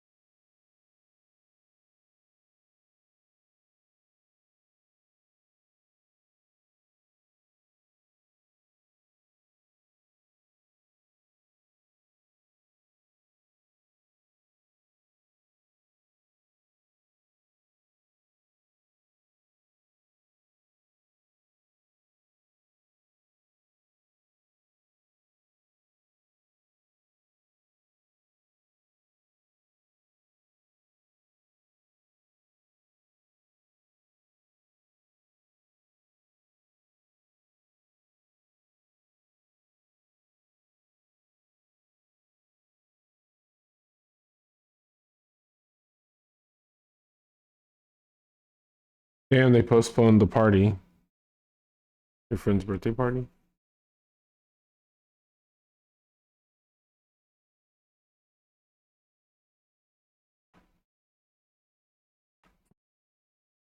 Is it oh well, it is what it is.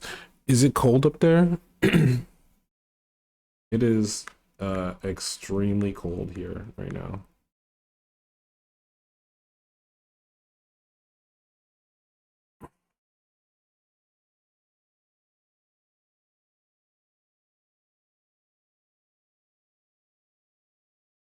-12. What about you? I think about the same. Well, the low's -12. It was -12 until like this afternoon. Now it's -7.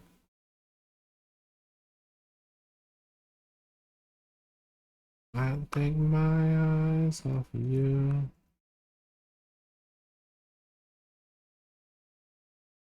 I'll take my eyes off of you.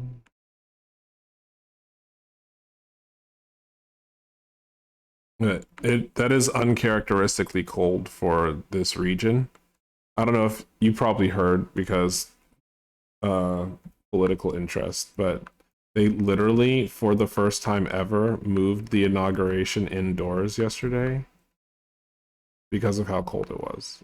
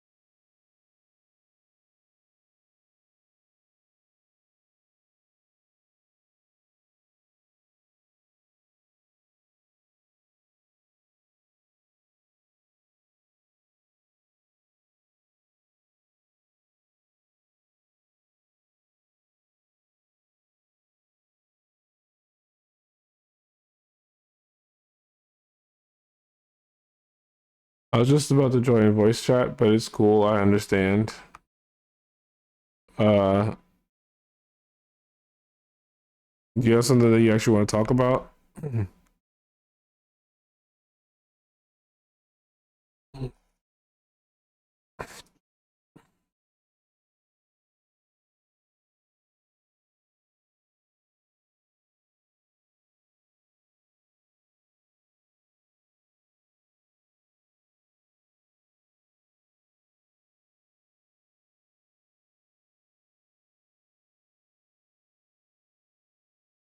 Oh no.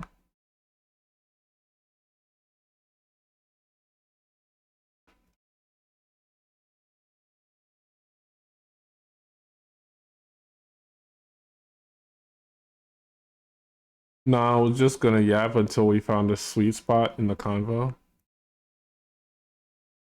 Okay, well, I'm feeling like I want to fight. I'm feeling a little argumentative, you know what I'm saying? Like I feel like I want to brawl. So today's not the day to test me. You feel me? You feel me?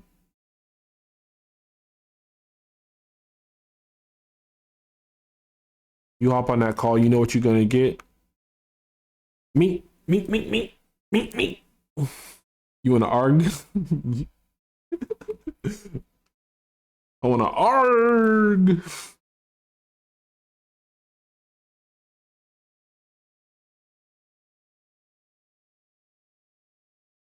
Listen,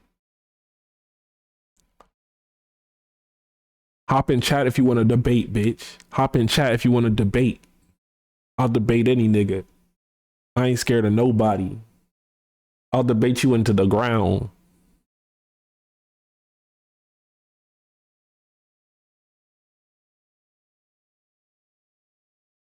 debate, more like degrade. The prophetess Glorilla said it best: before I let a hoe play with me, I'll go eat some jail food, and you know I've lived that life. LMFAO.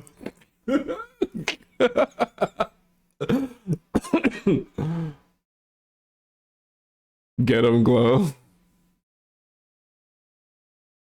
Wait, hold on. Dagger said, you didn't, my nigga? Wait, you didn't, my nigga? Hey, yo, you didn't, my nigga? I'm dead. Wait, what is this?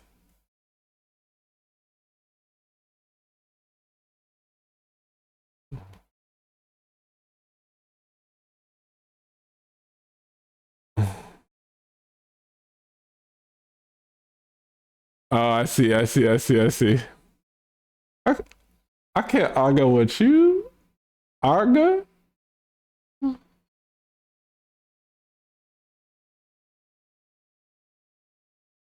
I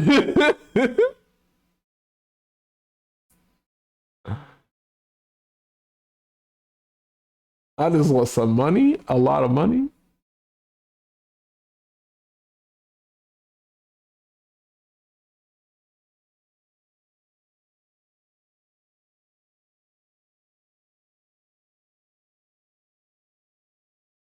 You're mad.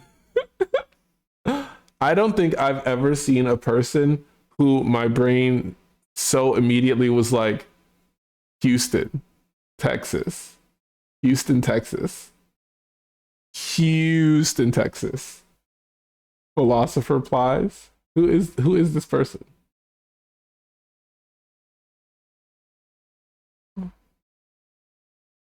Man. The tiny quiet, you mad? I think he's from Florida. No way. Unbelievable. Lies. Born in Fort Myers, Florida. Damn, I was way off.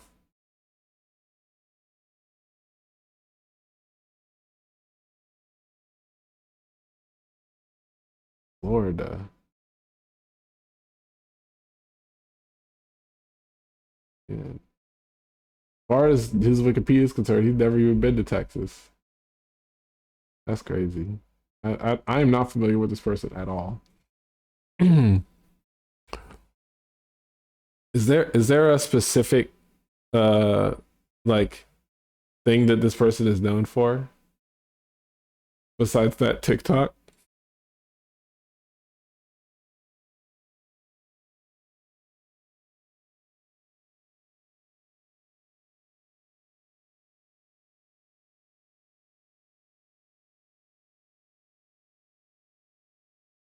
He's a rapper, but I think he's more famous for videos like this and getting his teeth done. Man.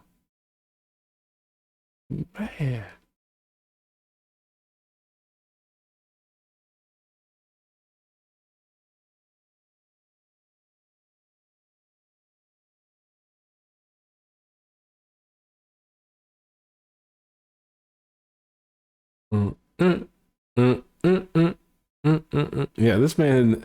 This seems like this man's never left Florida before. What?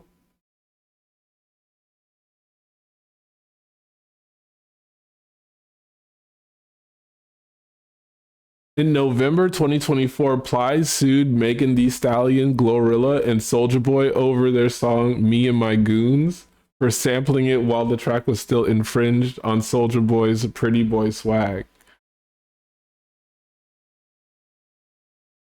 Interesting.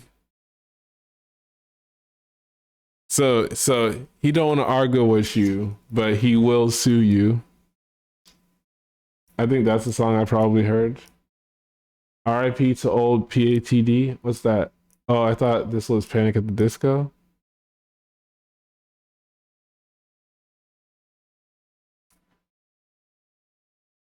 We have there's only one Panic at the Disco song on this entire playlist, and it is performed by a 12-year-old girl because that's the only way that I'll listen to Panic at the Disco. I did not know he was the litigious type This is a Wendy's.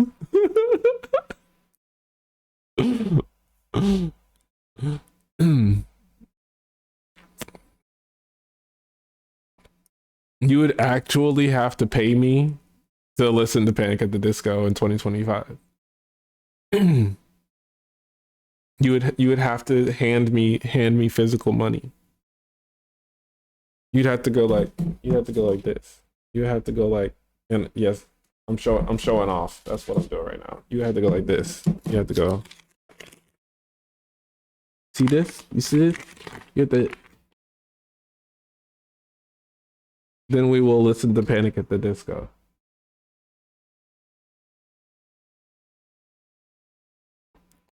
I'm scared they not in voice chat. I'm scared.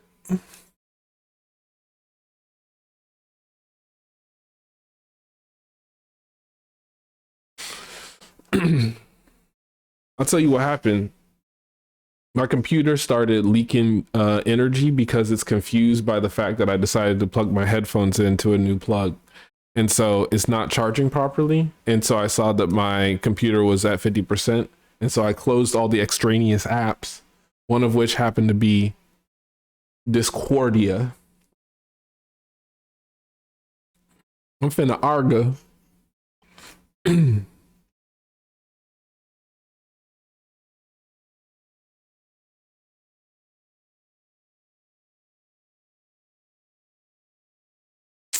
Man, Regardless ain't even in here. I thought she was saying that I was being cowardly by not matching energy. She ain't even in here.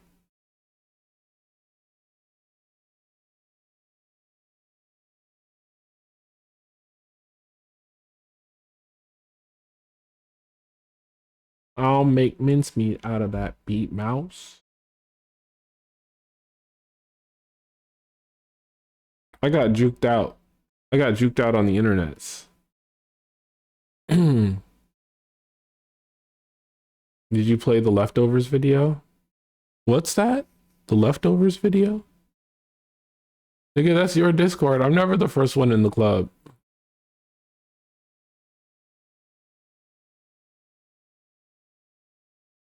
Okay, well, I'm gonna have to wrap stream early, or I guess take an extended vacation so that I can charge my fucking battery. But I'm in here now, bitch. What?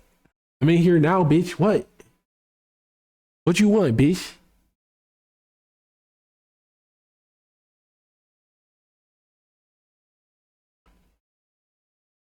I'm in here now. Let's cook. I'm in here now.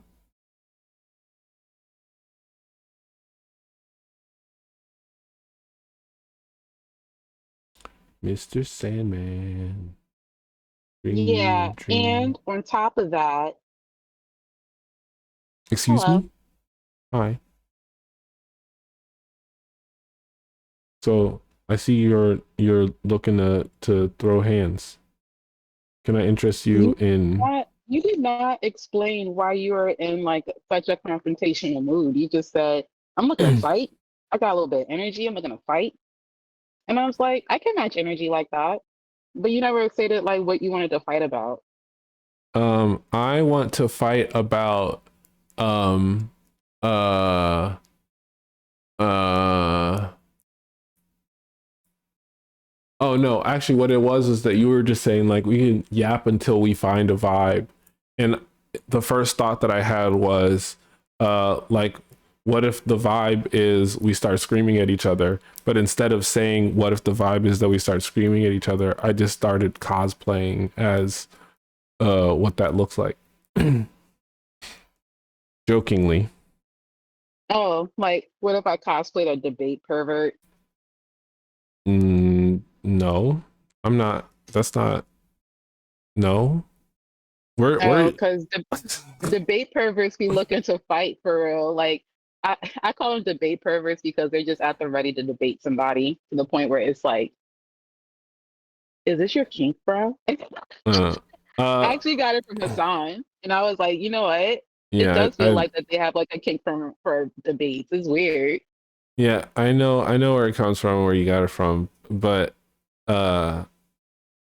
and I get the reference, but debate slut says, sounds more like debate slut, says Layla. Layla, can you please resubmit the song request, or send me the name and singer? Because I get a little fatigued on just clicking no context links.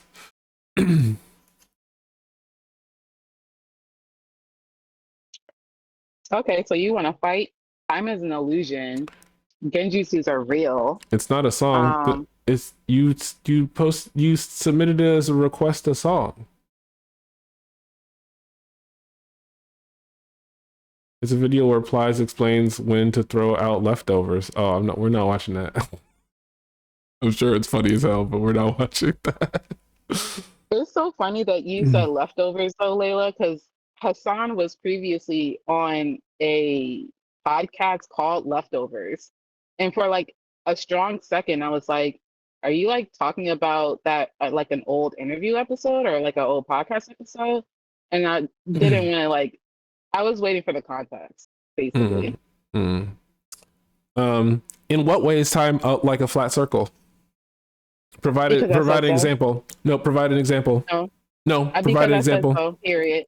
No, Listen, I said so, period. This is my venue, my milieu, my platform. Provide an example of a way in which time is like a flat circle. Okay, so like time is like a donut, and I ate the donut, so now it's an incomplete circle. That's called taking a bite out of the donut. If you ate the whole donut, then it would completely non-existent. That's completely different from taking a bite out. Well, then I broke the time circle, so now it's an illusion. You have to make up the rest of time. I broke the time circle. What time circle?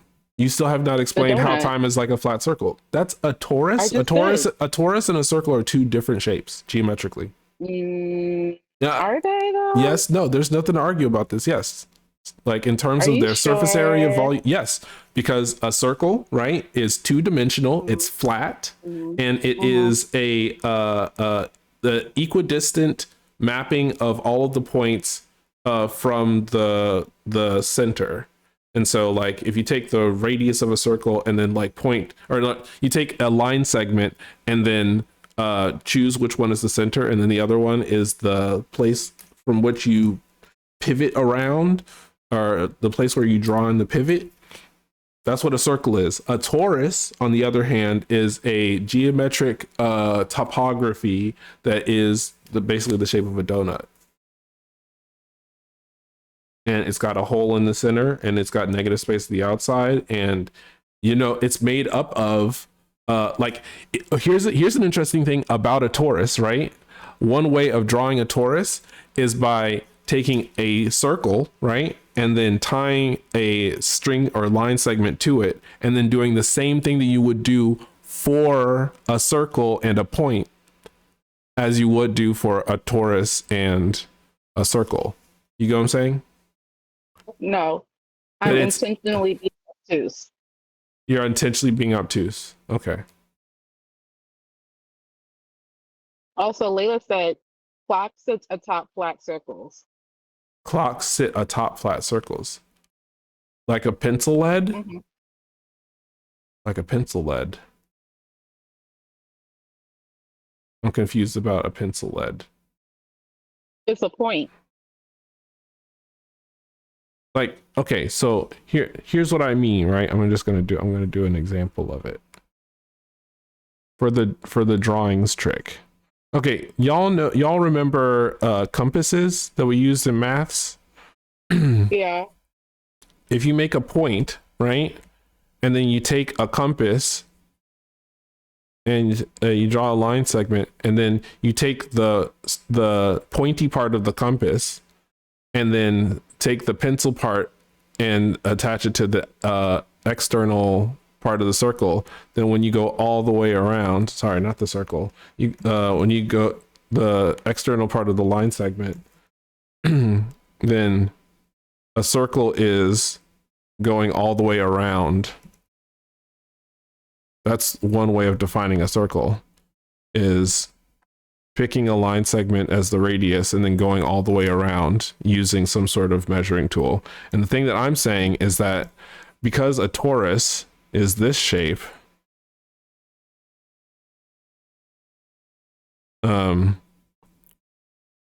it's basically made up of an infinite number of circles. So you could do the same thing with, like, if you think of the center point of a torus, and then you attached a circle here, and then you swung it around, the shape would also be the same thing as if you did this with a circle.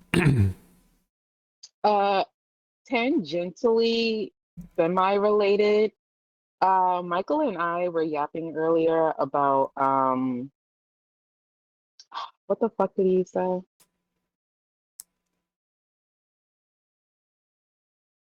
right, you can just say yapping. So we were yapping about Michael was yapping about this thing called molecular knots. And he was like, this kind of reminds me of your crochet patterns that you've shown me. And I was like, oh yeah, some of these dead ass remind me of old school crochet tutorials or instructions. I'll show you a molecular knot, and But then you waited till after I Googled it. oh, well, you have it now, and let me re-show you the not the molecular knot, but the crochet instructions. They will be in the streaming chat, or can I put them in stream share? Yeah, go ahead and put it in stream Oh, share. It's okay. not just like a random image. Okay. Stream share general. And The here we go. the rule of thumb, I feel, is if you want to share something with me in the moment, posting it in chat is my preference. If you're sharing something that is a sort of general resource that like has some sort of historical value to folks in in the chat, generally speaking, then stream share general. Okay. Well, I posted the crochet stuff in Mm-hmm. stream share general. And I was like, this is so cool, how they're kind of related, but like definitely taking on different shapes. I did not choose to click on that. I hate that. But yeah, like tangentially related, but not really related. I just thought this was a cool thing to bring up. Mm-hmm.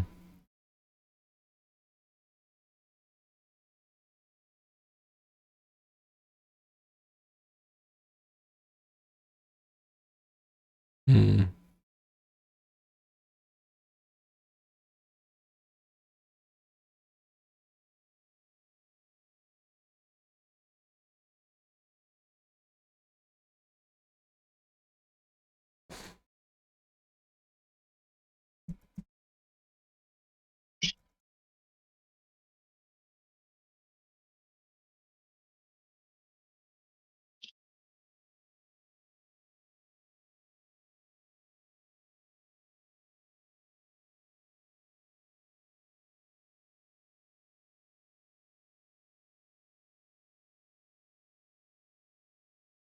It's so interesting how this thing happens in biology, and we found a way to like have this exist in our like human existence for like thousands of years. I would argue that because reality is holonic and fractal, that it's not that uh like I mean, I think that that both the instances are astonishing and Mm-hmm. cool as hell, but Mm-hmm. like I don't see any like connected significance. Like if it's possible on a micro level, then it's also possible on a macro level. So it's like it feels like it's not necessarily inevitable, but like if what you're trying to do is make something that is very strong and interconnected and stable, then like you're going to arrive at the same strategy eventually, no matter what the scale is. It's just interesting to me, like that certain patterns are so innate to us. Like before even we had the technology to access like something like being able to see, our cells and shit like that, or anything related to it. And we've just been making knots autistically, and they just so happen to resemble them. And I think that's so cool. So you said before we were able to see. Yeah, What how were what what are they? you referencing? Like just having access to like a type of like what's that contraption called when you're in a biology class and you use it to like look at like cells using like a little dish tray and stuff like that, like you Microscope. slide it like a microscope. Yeah. Wait, no, Like you're talking about microscopic organisms? You're saying that it's incredible that microscopic organisms figured out how to make knots? why would that make sense? It doesn't. That's why I'm asking. So why would I say that? Like, no, I did not say that. Because I'm deeply fucking confused. What were you trying to say? I was saying that before people had access to the technology to look at these microscopic organisms, Oh, we were creating these patterns innately. and once again, I'm saying that. I mean, I kind of get that, but like the reason why we were even able to acknowledge it and hyper focus on it is a result of us like seeing similarities to the thing that we were already doing. That like it's like a really strange chicken and the egg thing to be like. It's so cool that like we were already making these shapes before we were able to see these things, and like the funny thing is like I just googled like electron microscope image of a molecular knot, and it's like the reality is we don't have photographic evidence of them. What we actually have is like abstract understanding of how molecules work, and we theorize that this must be the structure of it based on how it behaves. And so it's like it's not even that we were able to see it with a microscope, it's that someone was like, oh, based on how these different atoms interact, we presume that you can hypothetically make this shape with them, and based on that presumption and looking at how organic biology behaves, it must be an instance of this, which is very different from being like, oh, like, wow, it's just like this thing that we do already. Is more like they're like, oh, like we'd been doing weaving for tens of thousands of years, and then like looked at like discovered that molecules existed, and then theorized that they could be shaped into this form, and then named it after the thing that we'd already been doing. I'm so happy. Just found out I don't have to work tomorrow. Dagger says, nice. Thank you for sharing. In my joy, Dagger, I'm seen. You're welcome. I also saw, I was just waiting for a cup to finish venting to say something.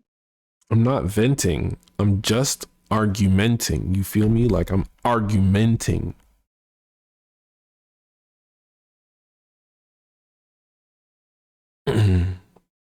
Maybe I can't match his energy because for a second I was like, why are you yelling at me? But then I like listened to what you were saying and I was like, okay, whatever. I'm just yapping passionately. Yeah. If you have to ask the question, why Cup are you yelling at me?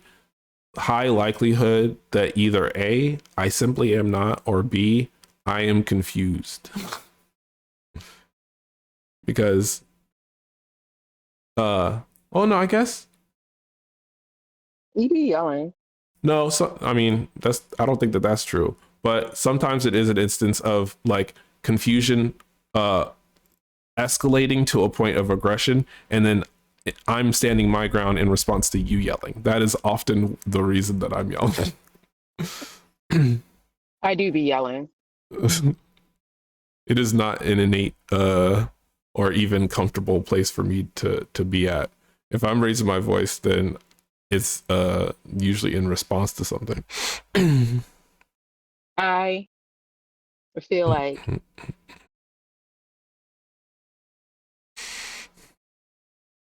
Such a let me gather my beautiful thoughts. face.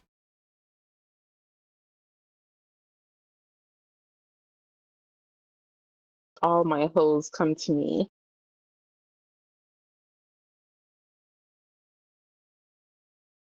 What's a sink foil? What? Layla says they love the sink foil or pentafoil foil, I guess. Oh, when it makes 6 folds. No, it's one of the molecular knot shapes. It's like a star, but it's like a Oh, bubbly star. no, so it's like 5. See, I have an interest. I don't know if it's actually interesting, but I have a theory about how matter formed in the first place, and it's not coherent currently because I don't think that my idea about what reality is accurate. But one way of phrasing it or thinking about it is that, like, rather than photons being things that travel through space, what actually happens is space is like taut like a guitar string, and a photon is actually like when someone plucks a guitar string and the vibration runs up and down the string, right? So what photons actually are is like vibrations in space, but that means that something must be vibrating. Okay, you feel me? And in the Mm-hmm. same way that you can take two guitar strings and tie them into a knot, I think reality can be tied into a knot, but it's made out of the same thing that photons are an expression of. And so reality is actually just like an unfathomably dense number of like proto photons or unactivated photons that have been tied into knots. And so it's interesting to see that an emergent quality of that state is that upon multiple additional orders of magnitude, molecules can also be tied into knots. So photon to knot pipeline, knotted molecule pipeline,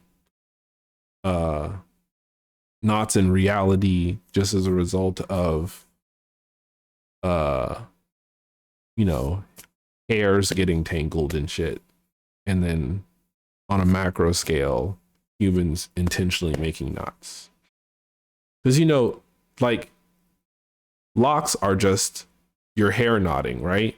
So locks had to precede weaving, which is probably how people realized that it was possible to do that kind of thing.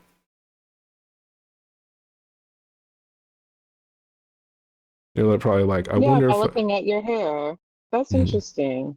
mhm. They might have even started as like hair braiding first, and then we're like, huh, I wonder if I could do this with like plant fiber. And that's probably how they invented clothes. True. You know what? Tangentially related. Mm. Uh, Kishimoto did something really interesting and similar to this in Naruto when he came up with the development of the Rasengan, Naruto's little chakra ball that he like hits people with. I'm familiar, yeah. Uh, he basically said via Jiraiya when he was teaching Naruto how to do it. He was like the way that you have to accelerate and solidify your chakra mimics the way your hair spirals out of your head. And then Kishimoto shows like a little diagram of like the top of a person's head and the spiral in the way that the person's hair grows out of their head goes in like like a clockwise motion. And then it cuts to the next panel in which Jiraiya explains to Naruto.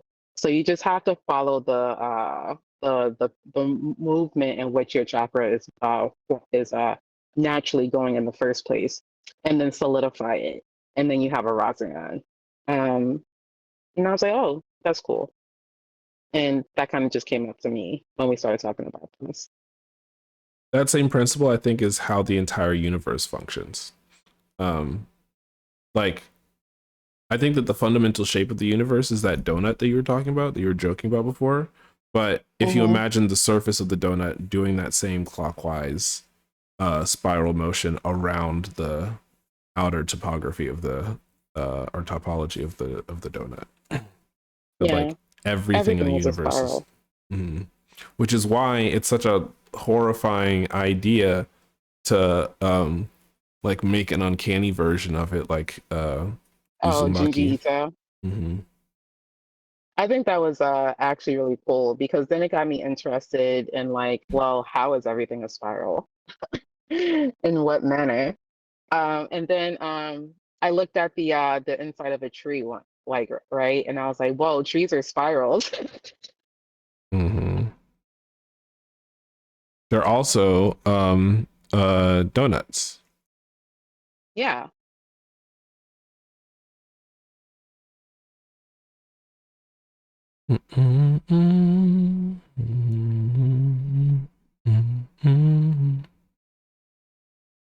Yeah, Uzumaki Layla.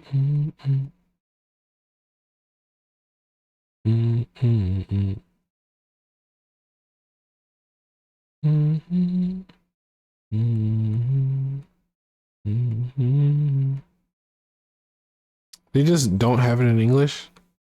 Fascinating. What are you looking for? Uh, Uzumaki.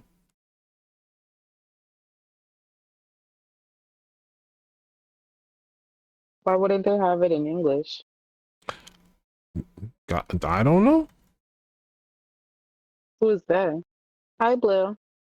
Um, this website that hosts manga torrents.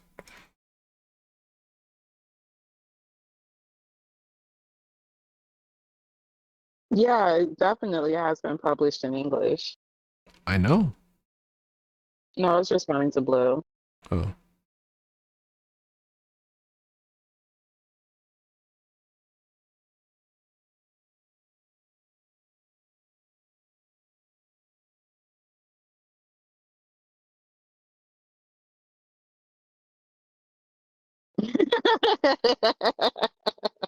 Visit your We're local trying to look at library. it online.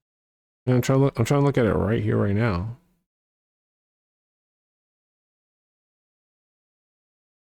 Yes, hold on.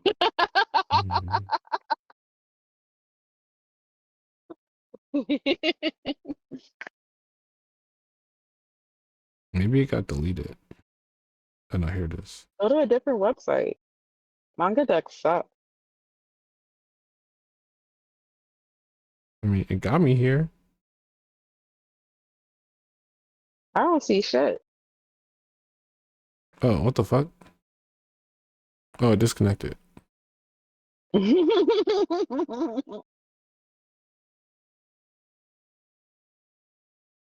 spiral obsession. The strangest events that took place here. My name is Kirie Gushima.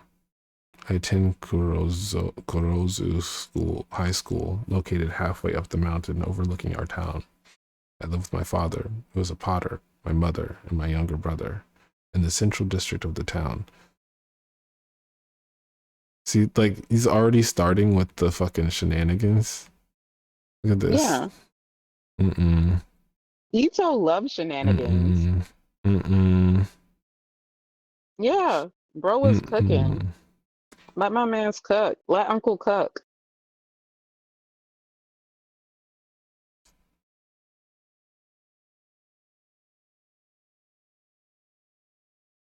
The fact that the dude won't stop staring at it.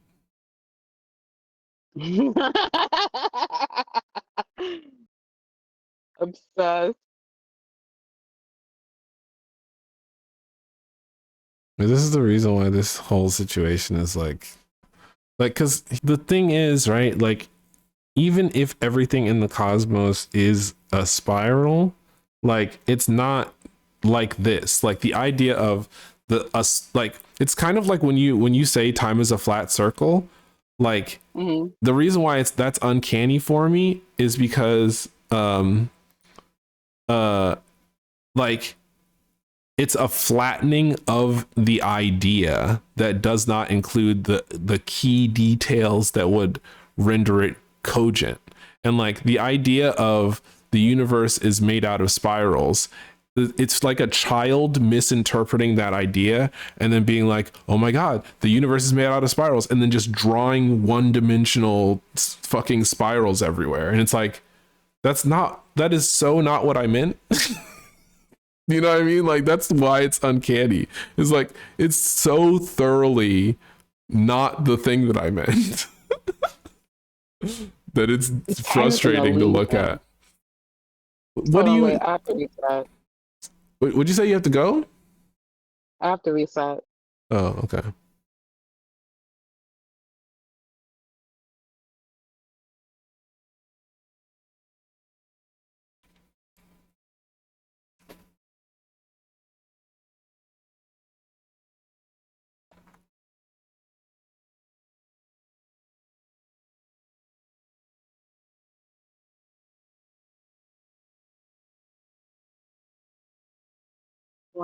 Testing 1, 2, 3. Hello. Okay. It was giving me that weird feedback again that is very bleh. Makes my brain bleh. Okay. What were we talking about? You said time is an illusion, and I was asking, in what way is time an illusion? I always I want to like impress upon you, Cup, to the best of my ability. I'm always fucking with you when I say that statement. And it's always going to work. It's always going to work, because it's deeply frustrating to me. Like, it's just, I'm not just going to be like, okay, I'm just going to register that this is a joke now. Like, it's always going to fucking throw me for a loop. I'm going to be like, in what way? Explain. You're just saying words.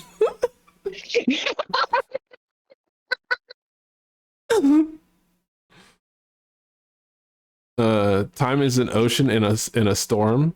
What, Blue? What the fuck does that mean? What does that mean? Time is an ocean in a storm. That's a reference to something. Hold on. Blue, what's the reference? So we're always living in the present tense. What? That makes things make sense. So are those the lyrics? Time is an ocean in a storm. That makes things make sense. So we're always living in the present tense. It's a quote from Prince of Persia: The Sands of Time, 2003. Fuck that game. Why? I hate that game. It made you mad. No, I just hate that game. I hate the game, really? and then on top of that, I'm also mad.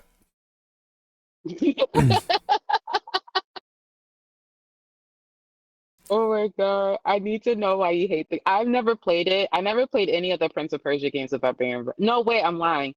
I played the one on a PSP, but I never played any of the other Prince of Persia games, so I'm curious why you don't fuck with it. I never played Prince of Persia. Well, you remember I played Prince of Persia: The Lost Crown on stream. Yeah, you said it was cute. The romance was cute.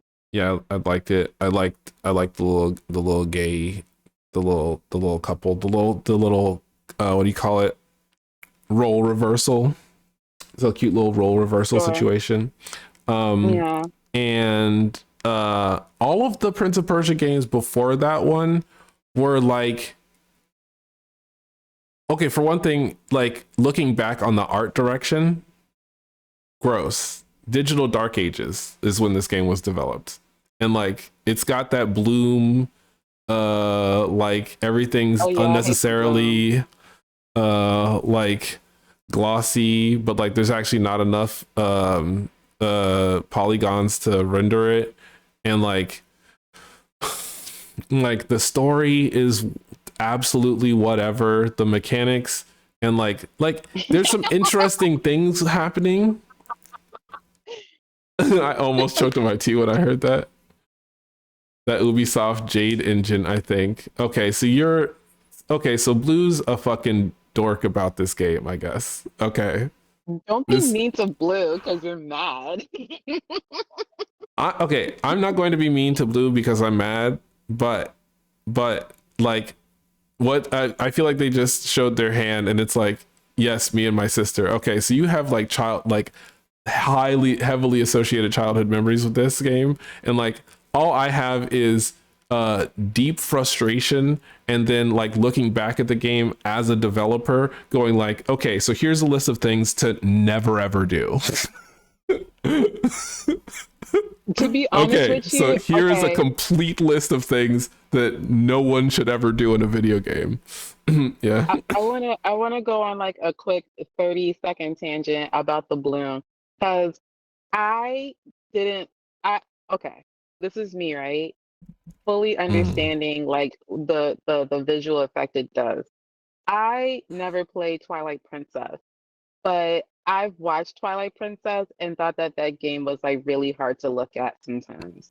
But same. I really like the art direction of Twilight Princess, and that was made up during the digital dark ages.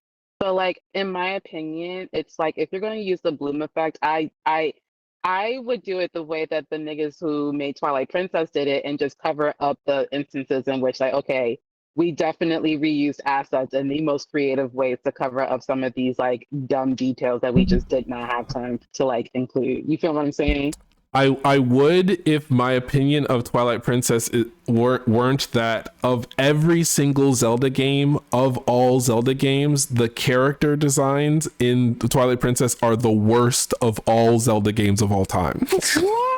You don't like the Twilight I Princess? hate that. It's so Princess? uncanny. It's like looking at fucking like it's like looking at something that like doesn't know whether or not it's a robot or a person trying to emote and being like, "Do you believe me? Do you feel how I feel?" And I'm like, "Get that fucking shit out of my face, bro! I'm Like, get talking that shit about out of my the art face." book. The art book for Twilight Princess was sick. I thought that was awesome. I never played the game, so I can't really say. I've only watched streams. I'm talking about in game Twilight Princess art book. Show me the Yeah, the designs. art book was pretty cool, in my opinion. I was like, what the Show fuck? show me those designs. I need to see the original designs. Nah, homie. Nah. I think we might just Show, simply be in show stream. disagreement. Show stream. Oh, here come Dagger. They about to beat us up. Now I feel like you want to fight. Like those were fighting words. I mean, apparently I do because What look, the screen?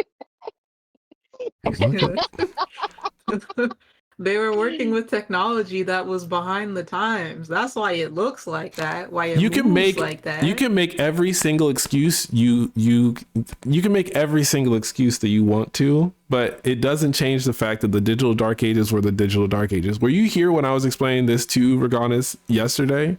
Like they I were still like disagree with you on they were principle. like those girls were working so hard, they put in so much time and effort trying to figure out all that technology, and they just like they were not working with tools that were working with them. And I was like, does that make it good? That doesn't make it good. That doesn't somehow magically make it good. It's still It's a bad. good I've thing. got a It's shit a ton of good thing that respect. good is I've got a shit subjective. ton of respect for the people who spent all that time and energy putting in the groundwork that was absolutely necessary to get us to a point where we could actually make things that like feel coherent, cogent, aesthetically what do you call it? Cohesive, and like, you know, they put in the hard labor. But does that mean that I have to go like, wow, like I'm really like the Stone Age was the best time because they spent all that time, thousands of years, coming up with the idea of a wheel? No, I acknowledge when there is a good wheel. That's what But I if you're do. going like the art style is bad, but when you really mean the animation and the model, that's not the art I mean, style. That is the no, I'm talking animation about and the model. full blown art direction. Art Twilight Princess art direction, 2 thumbs down from me personally. Wow. Imagine like having an opinion, being valid in the opinion, but still being Still wrong. being That's wrong. crazy. Like click on that Zelda. Click on that Zelda. She's I'm, immaculate. She's I'm clicking wonderful. on She's them. beautiful. I Look, think like Show the stream, I, show the audience, show the peanut I'm gallery. afraid that Dagger might be biased and or gay. This is what I think might be going on. Zelda in that game looks so good. Y'all, I mean, I shared a picture of Link as a wolf for sorry, bye. what is it? Sorry, bye. And a furry. Wow. Wow. I shared the entire section on Creative Uncut. Uh, Like hold on, I'm trying to open it. Imagine being a hater.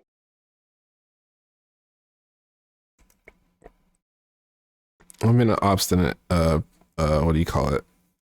Girl, I feel Mood it. today. Like I love being obstinate. But I'm here to match that energy. Okay, so this is what Dagger is talking about. um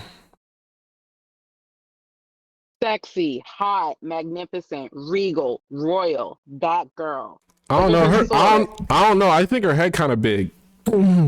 Oh You're my being a god. hater. I'm going to immediately dispel everything you say by saying Cup is being a hater. I think her head kind of big. I'll be honest with you. She So kind of big. you upset with the neo noggin? The Oh, neo noggin. Excuse me. You don't like Listen, the neo noggin? the rest of Neo's head is no.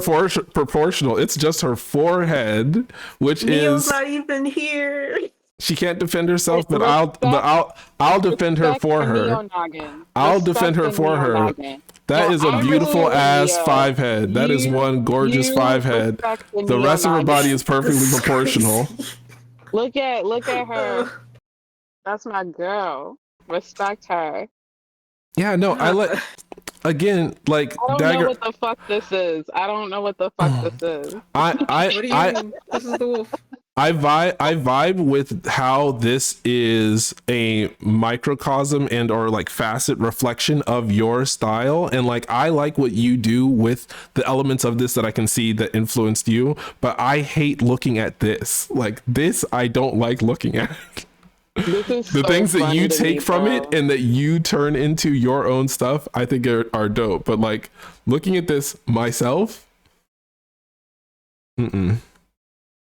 Oh my god! I And feel as these are though the things that I was talking about. These little fucking things. Look at this. Look at this monster fucking NPC. That's a baby. No, That's a that is a baby. terrifying fucking thing. That is a horrid, terrifying fucking looking that is thing. a child with a No, They just sword standing and out no. straight there. Why their eyes? haircut. Why their eyes inside their cheeks for? Why their eyes inside their cheeks for? Nigga, Mm-mm. why are the No. Powerpuff Girls the Powerpuff Girls? What the fuck? Mm-mm. Mm-mm. Powerpuff Girls had the good sense to be abstract enough that it was like, listen, you're just gonna have to accept that this is like weird abstract art. This is like we're trying to sell you the idea that this is a bit. Even got lighting. Look, its forehead has a little sheen on it. Like they were like, listen, there's physics exists in the world where this child is, and their eyes also happen to be in their cheeks. That doesn't make any goddamn sense. It's weird to look at. This is like It's weird to the see. wildest nitpick. Wild nitpick. Okay, here we go. What's your opinion on this character? You think that this character is also like not a horrible representation of queer culture and the dogification of Listen, if we can also turn like yes, this is actually like horrific. However, there's like yeah. Okay. there's like four Mm-hmm. other shows that came out in this era that also has wild queer representation that you Mm-hmm. live for. Yes. Mm-hmm. Mm-hmm. You know what? Maybe. Oh. Ooh. Ooh. Ooh, wow. Ooh. Hey yo, but the actual black caricature race in this game, the Gorons, they go hard though. Excuse me? They go hard Excuse me? though. Gorons are They are black. not Goron's been black from possible. the jump. Goron's been black since '97. Oh my god. I feel like you're lying to me. I feel like this is a bit. No, I'm being straight up. That's what they call everybody brother. Why do you think they call everybody brother? Listen, brother. Oh Nigga, no. everyone calls each other. When I go, oh my god, when I Brother, was In the working brother. Legend of at Zelda that, games. when I was working at that renovation company, you have no idea how often these white dudes be like, "Hey, what's going on, brother? Good talking to you, brother." Yeah, that's new for them because that's like a post-racist like that's a newer thing for like southern white people to do, but like black people have been doing that for a long ass time. They've been going like brother man, brother from another mother. Like we've been saying that shit for decades on decades. They have been, hey there, brother. Like that's like they did that like in the past couple decades. They started saying that shit. I'm like so past this conversation. Cup Wow. is like in their hater bag. I'm They're in my hater nitpicking like bag. I'm in my hater bag. crazy. I'm in my hater bag. What is this? What? I can't. I wish I could zoom in so I could show you how Her fucking. name is Henna. No, look at the bottom right. What is the You know, Why are sometimes you you just get sometimes tired. sometimes you need to take an anatomy class. Sometimes you're a designer who needs to take an anatomy class. Okay, bye, Layla. You go to You have a gym lovely membership. Okay, bye Layla. Ooh. I thought the Gorons were either black or Maori. Thank you, Layla feels me. I agree. Black or Never. Polynesian.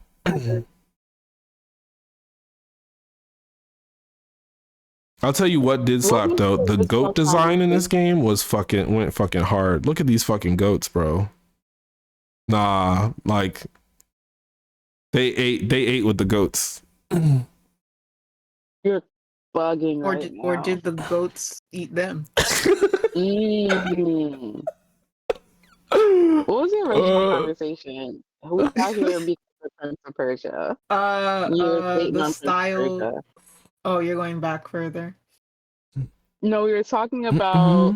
We always come back to this fuck ass conversation about whatchamacallit, and I hate it because I'm just like, listen, I respect any era in which that it was used as an ability to build upon it, to learn something new.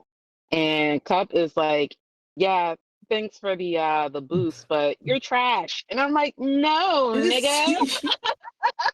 You're earnestly, trash. earnestly. Like I feel that way about. Listen, I feel that way in like this is a what do you call it? I don't discriminate even against myself in this assessment, right? Like when I was in the learning phase of how to draw, elementary, middle, high school versions of me, lots of great ideas, very poor implementation, not enough understanding of spatial geometry, anatomy, color harmony, like what do you call it? Graphic design, shading, but like thank you me for putting in that hard work because now I get to thrive. Do you get what I'm saying? Like, do you know what I'm saying? Like, Yeah, I get I what you're saying, but like that doesn't mean that you like I like struggle to say, yeah, but you're trash. It's just like, no, you was doing the best that you could at the time that you knew what again, you was doing. never have I ever said that any of the people who worked during that time are trash. I simply said that the culmination of the output that they produced is unwatchable, which is very different from the individual people who worked their asses off and did a great job being trash. Like, I don't think they're trash. I think that the thing that they contributed a lot of labor and energy to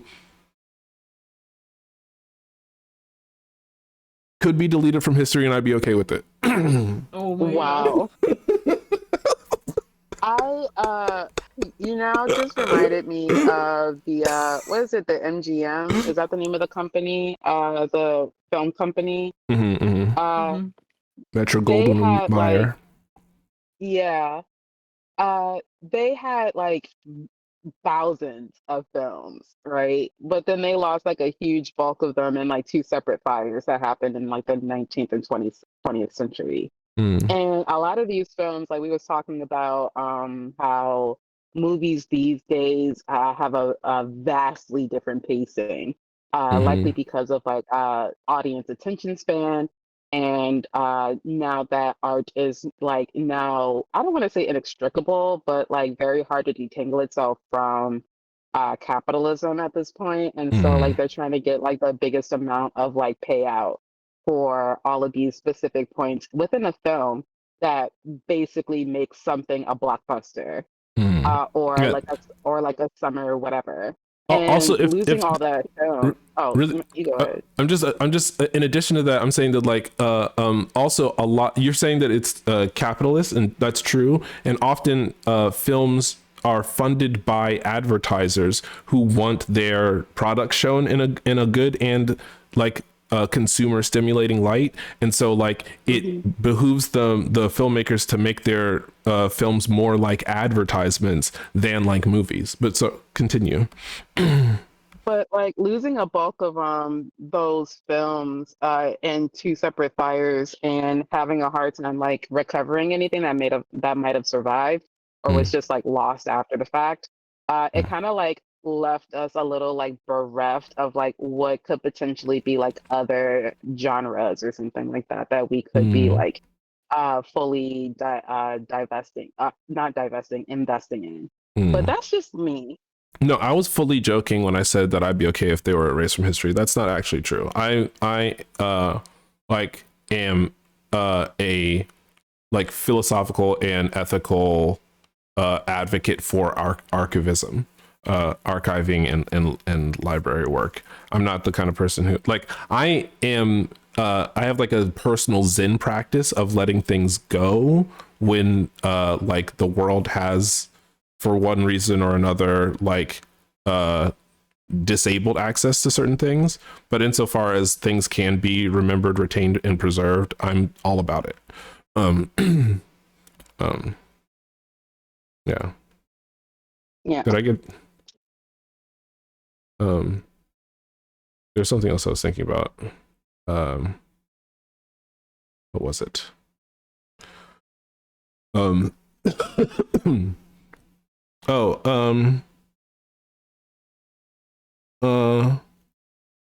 Yeah, no, I think that times change and certain like attitudes and feelings about things also change. And like we don't gather around the fire and sit and watch fucking Ben-Hur and the Ten Commandments and Singing in the Rain anymore, because those movies are long, they're propaganda, they're unrelatable to this generation. And like for me personally, as a person who was growing up at the turn of the century and who was interested specifically in the aesthetics of 90s anime and like really like breaking down what made it make me feel the way it made me feel, I completely lost touch with and dissociated from the early 2000s, regardless of what the economic reasons for why it changed. I was like, this isn't anything like the shit that I liked, and the qualities about it, that the qualities about the earlier versions that I liked are basically gone in favor of a lot of choices that I simply would not make and don't agree with. And so I've retained that feeling all this time. Like, you know, put Pokemon and Digimon right next to each other and my brain is always going to go Pokemon every time, because just the art direction is less chaotic, variable, jagged. Like there's a lot more interesting things going on for my brain in Pokemon. And Pokemon also has had like a consistent dedication to its early 90s roots in terms of its design principles, whereas the like Digimon was like, it's about digital monsters, so we should be embracing this new technology, and dove headfirst into the digital dark ages. And I was constantly like, I hate everything about this.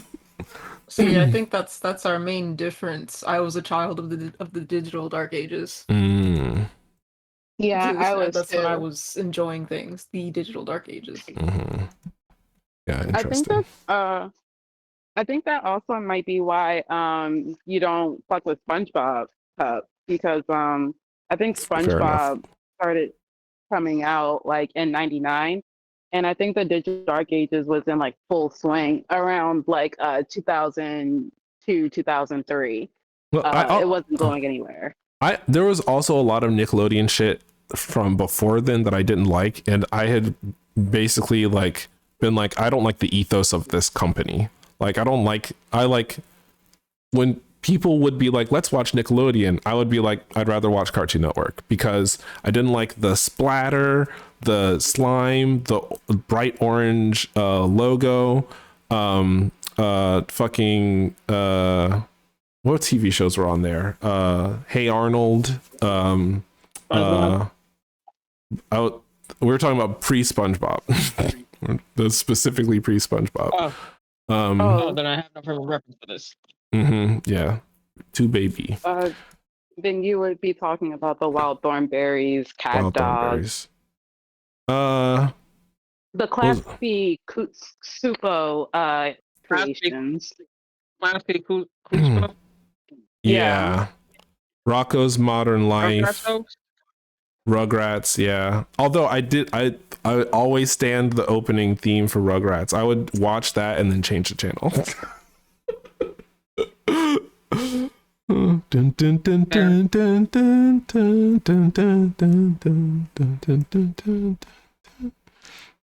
And then I found out that Peter Chung, the like anime influenced animator, did it, and I was like, validated. It did what? The theme song? The animation for the opening. It's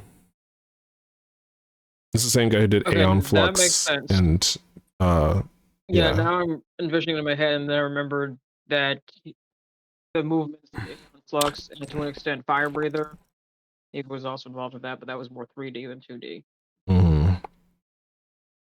Cow and Chicken, that was Cartoon Network, right? Yeah. See, it wasn't universally true. There was like a point with like some of those shows from that era, Cow and Chicken and like Ren and Stimpy. Those two were like kind of just gross. Right. Yeah. And I was like, I draw the line at that. Yeah. I can't enjoy this. So in my mind, when I first got exposed to SpongeBob, because of like his and Patrick's like intentionally like over the top and quote unquote annoying voices, and like the overall what's that word for like Bugs Bunny style slapstick humor. So it's like intentionally annoying slapstick humor. The jokes are about like a specific kind of build up and then paying it off by like just everything being like a really high detailed like gross like kind of like face reaction. And I was like, this is the same language as Ren and Stimpy, Rocco's Modern Life, Cow and Chicken, and I don't fuck with it. Like, I don't care in what way it's different. It's just a brighter version of those things. And so I was like, sign me out. Like, count me out. I think it was more palatable. Right, that's what I'm saying. Over into like the Tony Hawk skateboard culture thing, because they were doing that in some of their games, like that art style, like gross out aesthetic with some of their games, with some of their tie-in like things that you can collect, like the stickers and pins, like that art style was just kind of like a core early 2000s thing. So I think that's why we're just like, hell yeah, I love this shit. Yeah, it's really confusing to me. Yeah, draw the line at Ren and Stimpy being creepy with each other, but SpongeBob, that's my man. Yeah.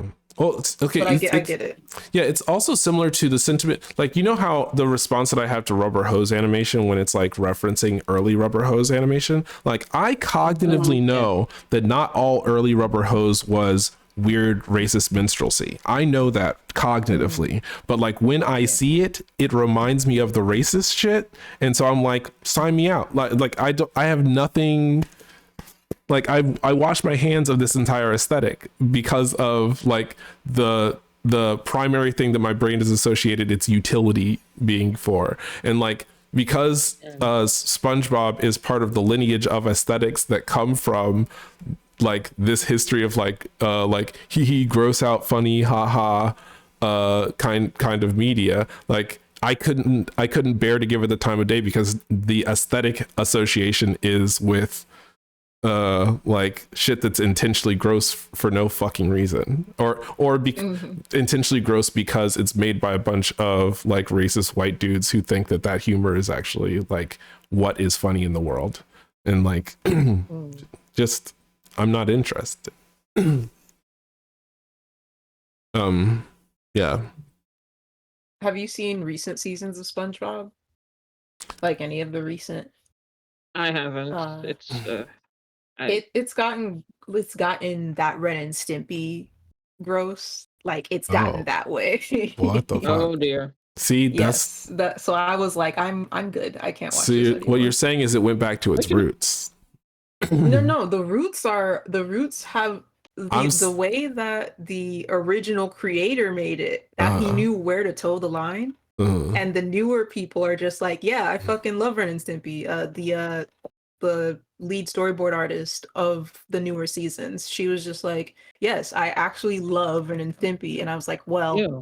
that tracks. Yeah. Yeah, that's what I'm saying. That's what I'm saying though, is that like there are some people who's in their minds they can't differentiate between those things, and I'd rather just like do away with the entire thing than allow that subsection of people to thrive. That's kind of how I feel about a lot of things, honestly. It's I like should have put that.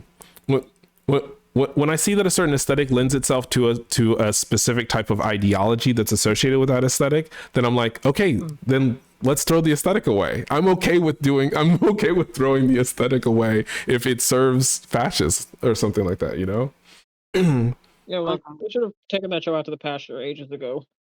You talking about I SpongeBob? thought I thought And I SpongeBob. think, and I say this as someone who loves the show. I'm like, it's time to let it go. It's time to. I mean, I if thought it was going to end like I thought at one point it was going to end, and then no they way. kind of like zombified it, like especially Yeah. with the additional Patrick show, and especially after the guy who created it passed away. Like Yeah, so like when Steven Hillenburg passed away, he kind of wanted the show to like not continue if yeah, he wasn't like supervising it, because I think that if I'm remembering the interview correctly, for like like the longevity of SpongeBob, right? I think he was like implying that there was like a specific time period in which SpongeBob would be relevant. You know what I'm saying? And like there's like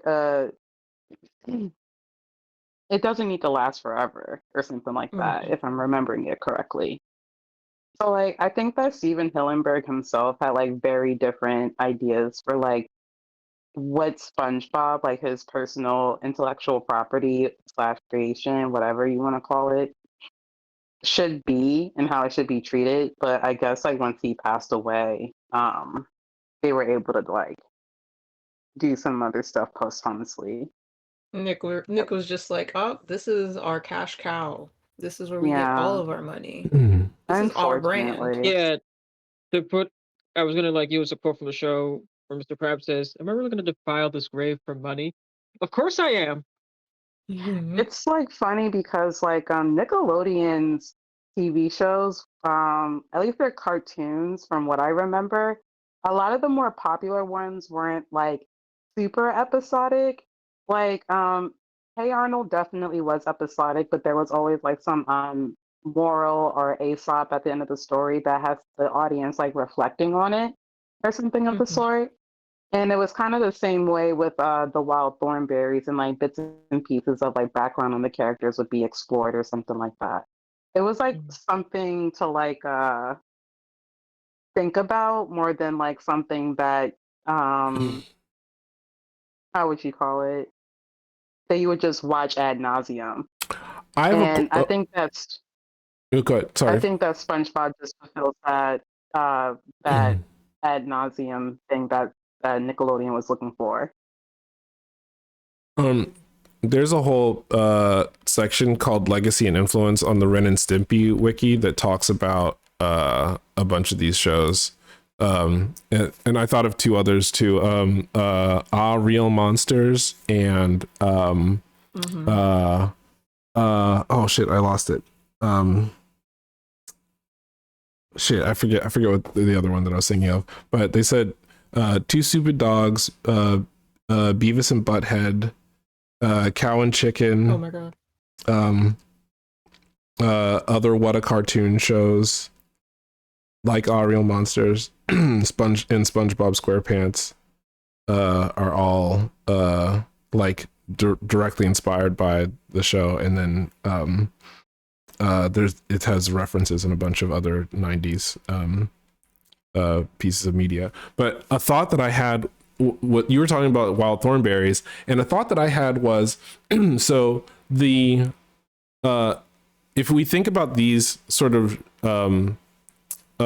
animation trends diverging at some point, in my mind, like even though I'm not a fan of Rugrats, I feel like the Rugrats, Wild Thornberries, As Told by Ginger, Doug,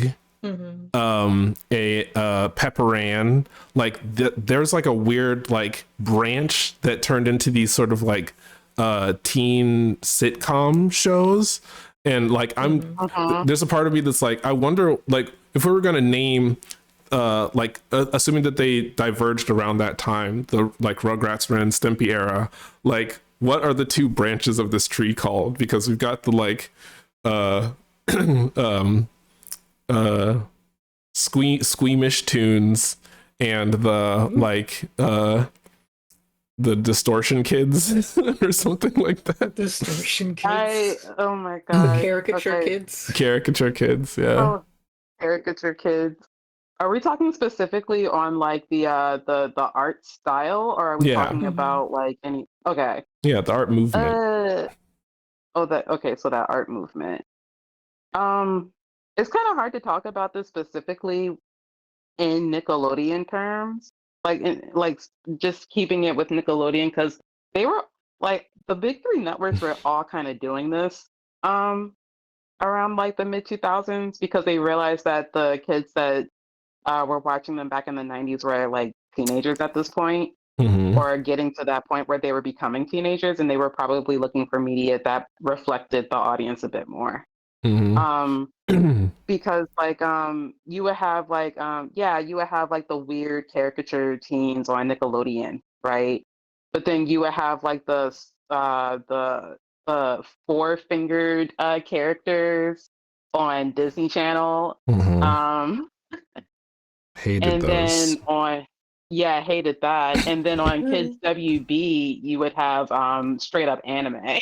Yeah, no, they were like, fuck original programming. We're just going to be an import company from now on. Fuck them kids. We're showing anime. Yeah, I remember the day that it happened. They still showed like shonen anime like Yu-Gi-Oh! And they also showed early Glen Murakami on Batman Beyond. Okay, so here's the Batman. Hold on really quick, because Glen Murakami is Japanese American, but that nigga does not make anime. I don't know why you invoke his name every single time the conversation about him working on these anime ass Batman shows. We were talking about the style, and Glen Murakami was the character designer. Okay, hold on. Are you sure? Is that true? On the Batman, right? Was it on the Batman, or was it for Batman Beyond? The Batman was he might have been on Batman Beyond too, but I think the Batman. Hold on. All right. I'm looking at his history. Worked closely with Bruce Timm. Murakami worked as a character designer and storyboard artist for Superman the Animated Series and the new Batman/Superman. You're correct. Sorry, I take it back. I was wrong. You were correct, and I was trying to call out an instance of racism, and it turned out that I'm just a hater. Yeah, you're being a hater. for the Batman. That's why we got Teen Titans. Oh, here. The Batman on Kids WB was Jeff Matsuda. Oh, okay. Really quick, I'm gonna hit you back, as an apology for basically thinking I was calling you out for being racist. A thing that I came across just now that I was like, ooh, I agree and like it, was I looked up Pepper Ann art style, and the first post was someone being like on Reddit being like, I just noticed that Pepper Ann and Kids Next Door have the same art style, and I was like, Mr. Warburton. Did he do Pepper Ann?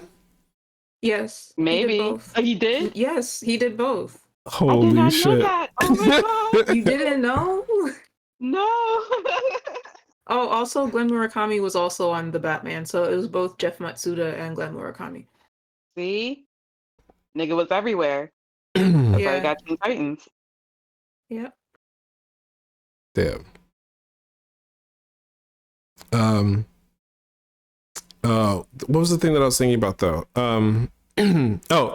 Okay. I was saying that I remember the day that it happened because I was hyper fixated on the Batman Superman Adventures, which was just a composite of the New Adventures of Superman and Batman the Animated Series. Like they just smashed the two shows together and would do like, because they had like 12-minute episodes. Like okay, so for each episode of Batman, they had like a 22-minute time slot, but then they would do 11-minute short story and then 11-minute another story, and sometimes they would just do two 11-minute things that were the sequels to each other. And so the way that they divided the time up was they would do like a Superman story and then a Batman story. So that was like the format of the Batman Superman Adventures. And then they did like a team up movie where Luthor and Joker like, Oh yeah, I remember that. yeah. So Lois went on a couple dates with Bruce, and Superman was literally like, I'm gonna kill him, I'm gonna kill him. Yeah, I want to rewatch that movie. But I was gonna say though that like, so you're right, Bruce Timm and Glenn Murakami worked on that, and they outsourced a lot of the animation to what is it, TMS? Is that the name of the animation studio? Japanese animation studio and a couple of Korean animation studios, and so it had that anime aesthetic. But at the time, I'd watched anime as a kid on VHSs from actual Japanese people from Japan, and then got super obsessed with that TV show. And in 6th grade, one day, I came home sitting down in front of my TV to do my homework and watch Batman and Superman Adventures, and they literally were like, hey kids, sorry, no Batman today. What you're getting instead is I wanna be the very best, no one ever. I was like, what the fuck is this? What the fuck is this? What in the hell and or fuck is this? I was livid. And then like halfway through the episode, I was like, I'm obsessed. Like I did not last. WWE was like, Yeah. I didn't last very long at all. I was like, okay, yeah, all right, cool, sick. Pikachu. Okay, you got me. I think. Go ahead. No, you go ahead. I was gonna pivot to not pivot, but compare it to Digimon. See, the difference between Pokemon and Digimon is that Digimon could talk, and some of them were hot. So that's the difference between. No. Oh my god. No. That you're saying that as if people don't be fetishizing some of these rabbit Pokemon. They fetishize a whole bunch of here's the thing about that is that we're not including them in the conversation. That's the thing. That's what's happening. I've simply excluded them from the conversation. Go ahead. My thing with Pokemon was there wasn't a wide enough cast of like it was just the one girl. It was Misty. Misty, yeah. So I was like, I'm not really. I've had enough of guys in school. I'm through with listening to them. I think that's what it was. So when Digimon came out and it had two girls plus so and so's sister, little sister that joined later. They had Sora, like, they had Mimi, they had Kairi. They were fucking. They were like, we got girls and girls and girls, bro. It was a party. Exactly. It was a party, and then like Matt and Ty had like different personalities that played off of each other really well. Their little rivalry. So I was like, this is my shit. This is that anime shit. Pokemon is one thing. Digimon is like it's kind of like that step into shonen. I have to agree with Dagger. Like when I was looking for like a show to watch that to like really get immersed in, like yeah, I had a Pokemon OC when I was like growing up. Like I had my own character and we walked around with a Togepi because around the time when I started paying attention to Pokemon, Missy had a Togepi. And I was like, that's hot. That's so cute. Um, but when it came to like what I was watching to like keep up with, I was watching Digimon because I don't remember any of the storylines, but I know I was tuned in because Kyrie had a storyline, Mimi had a storyline, Sora had a storyline, and then going off into like the next season, like there was as many girls as there were boys on the main cast, and everyone had an important storyline. And so I just felt like there was like more story, and like I think around like middle school, when I was realizing that like Pokemon TCG was like a really big thing. And when I was talking to the TCG kids, right, I would be like, so like, yeah, did you see the last episode of Pokemon? And they were like, not really. I'm here for the card games. And I'm just like, what? See, I liked Pokemon when there was lore, like the third movie, Entei. I liked that shit. That was fire. That was fun. But yeah, other parts of it, it just didn't gel with me. Okay, so yeah, the assessment that I made while Dagger was describing, while both of y'all were describing y'all's relationship to the two of them, was that like, okay, I get it. So, I mean, you could gender it. I'm not going to do that, but what I will say is Digimon was for those nerds who saw people with real genuine friendships and were like, I want that. What I want is a bunch of people who can depend on each other. And Pokemon, if you'll remember, Ash was autistic as hell, hyper focused, hyper fixated, and when anybody came into his life that was disrupting his single-minded goal, it like threw him for an absolute loop, and he basically accrued a group of people who he could depend on like by accident like because of his special interests. And like, so Pokemon's for the like asocial autist. What we've got here is categorically a show that's for like pro-social, what do you call it, friendship, power of friendship bitches. And then on the other side we've got like, oh, I'm surprised to have developed friendship in pursuit of my hyperfixation autistics. That's what I'm seeing. Maybe because the movies out of Pokemon that I like are the ones where like the Pikachu's Big Adventure, like shit like that, where he's just crazy vibing. work. Yes. Like is that what it's called? You're talking about the it was like a side thing. Yeah, because every single Pokemon movie they would make a short. They did the Pixar thing where they'd make a short film that aired at the beginning of the movie. Yeah, and like I think it was the second movie that they that is the one that you're talking about. Jesus, though, what the fuck were they doing? I'm just thinking about the fact that they animated that entire short film on ones, anime style animated on ones. Why did they do that? Why did they do that? Crazy. I think with the comparison of Ash being like autistically hyper focused on the one thing, I think to me it felt like a friend who listening to a friend who is hyperfixated on this one thing, but you don't like that one thing aside from handfuls, like different pockets. So they're like yammering to you about like Chikorita, and I'm like, the only Pokemon I like is Pikachu. I'm sold on Pikachu. Do not evolve to Raichu. I don't like Raichu. I mean, Pikachu also didn't want to evolve into Raichu. Oh, that's because that nigga is also fucking autistic. That's the thesis. See, like both Ash and Pikachu. Yeah, both Ash and Pikachu were surprised. Yeah, like when it was them or when anything that is the Pokemon removed from their what do you call them, their trainers, I'm like, I love this shit. Give me more. Give me more. As long as it's not, yeah. The Pokemon as a concept, as an abstract concept, you're like, these bitches are cute or whatever. But like, yeah, no, I preferred the story of Pokemon until the movie started airing.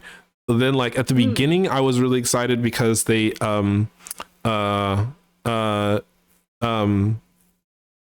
sorry, I'm trying to remember the name of the elephant Pokemon. Is it Donphan? Donphan?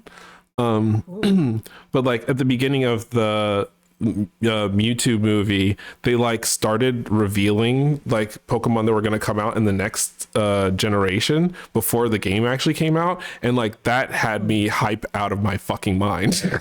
But like that was, they were only able to hold on to me for that long because the I didn't like the lore as much. Like I kept questioning like why the fuck the first movie ended the way that it did, but like came back and was excited when I realized that like all the stuff that they were talking about in the movie is actually in the game. That was fucking sick. Like I was like, wait a second, like all of these hints that they created Mewtwo from this like that, like for instance, how many people here know that like Dittos are a like leftover genetic material from the experiments that they did to try and make Mewtwo? I knew that. Oh, I knew that. Mm-hmm. Yeah, I read it on a cereal box. And the same thing with Voltorbs and Grimer. They are the like leftovers from like the Dittos getting what do you call it, making contact with toxic sludge and electrical discharges from the power plant that they use to power the lab. Like they are literally created by not even human experimentation, but just like human negligence. It's like, that's fucking terrifying. You know, I think these lore bits, Uh-huh.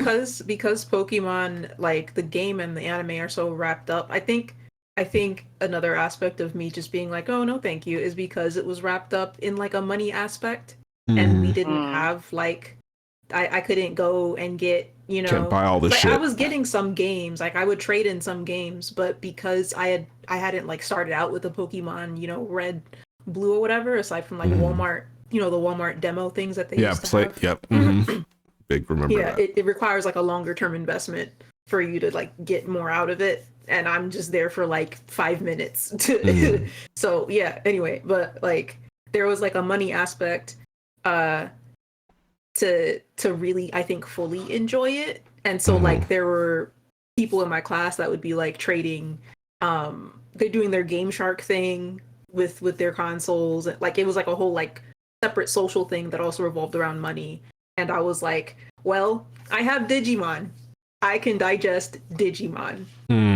I think that card game also wasn't as big compared to Pokemon in like America. Oh, absolutely. Like I mean, it existed, but it wasn't as yeah, large it was where I was. Digimon was primarily like was a lot more the video games than the card games at all. Also like okay, I'm realizing that there's like not necessarily class division, but like sort of textural divisions, similar to like Nickelodeon versus Cartoon Network. I was a Cartoon Network girly. Mac versus Windows. I was an Apple girly. Pokemon versus Digimon. I was a Digimon girly. And then I'm thinking about Digimon came out on PlayStation. Pokemon came out on Nintendo girly. There's sort of brand wars components to this that like that's interesting to me, because like it's in service of like reflecting the brand's values and aesthetics and sensibilities and all these other things, but and like that's how they get you into buying into the brand. But for me internally, like my reason has always been aesthetic, you know, and like and I was happy to like disinvest from the concept of brand loyalty, like despite the things, the alternatives that were available not being as appealing to me, because I was just like, I can just customize them to be the aesthetic that I want them to be. You know, like that was the yeah. But I just think that it's interesting because that is how they played up the competition. But at the end of the day, there is this sort of meta conversation about duality that's emergent, if that makes any sense. I think I'm also thinking about Sonic the Hedgehog and how that's like accessible to most people because of Sonic how versus Mario. old, like how old the first game was when it came out. So you can experience that in a web browser. You can experience that. You can like, it's easier to access because those games are much older. But also like the premise itself is just like he go fast. So it's hard to find a kid that's interested in video games that was not ever interested in Sonic. But also like, but that Sonic is actually a consequence of that conversation also happening, right? Because like like people, Mario was popular and Sega wanted to compete against Nintendo, and like I would argue that Nintendo was the Sony PlayStation of that era, and like Sega was like, we know how to win this competition, make it cool, make it fast, because like that other game is about a like chubby Italian plumber, and like that's you could not have an intersection of like less intrinsically cool things stacked on top of each other. Wait, so yeah, in the early 90s, right, when all my friends were playing Mario, I was like, this game's too hard, I don't like it. And then I saw Sonic the Hedgehog and I was like, I need it. I need it. But funny thing is, I was never able to beat Sonic 2. There's a thought that I was having though.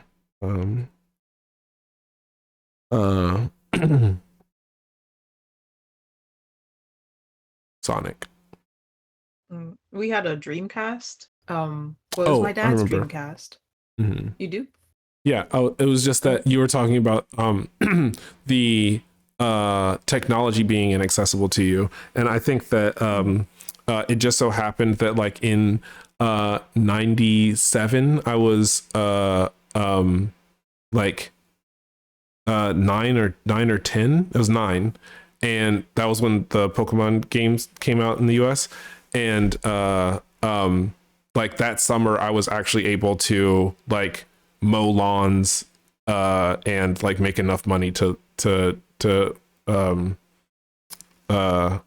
buy my own copy of Pokemon Blue, which is not like like if you were too young at that time and your family didn't have money, that's like not a thing that you could do. So like it was sort of like a novel experience for me to be able to buy something on my own. Yeah, I think we had a Dreamcast that was really my dad's. And one of the games that he got for us to play was for me really was Sonic Adventure 2. We didn't have Sonic Adventure 1, we had Sonic Adventure 2, and that's when I got like really into Sonic. Because Shadow was also there. That's the reason.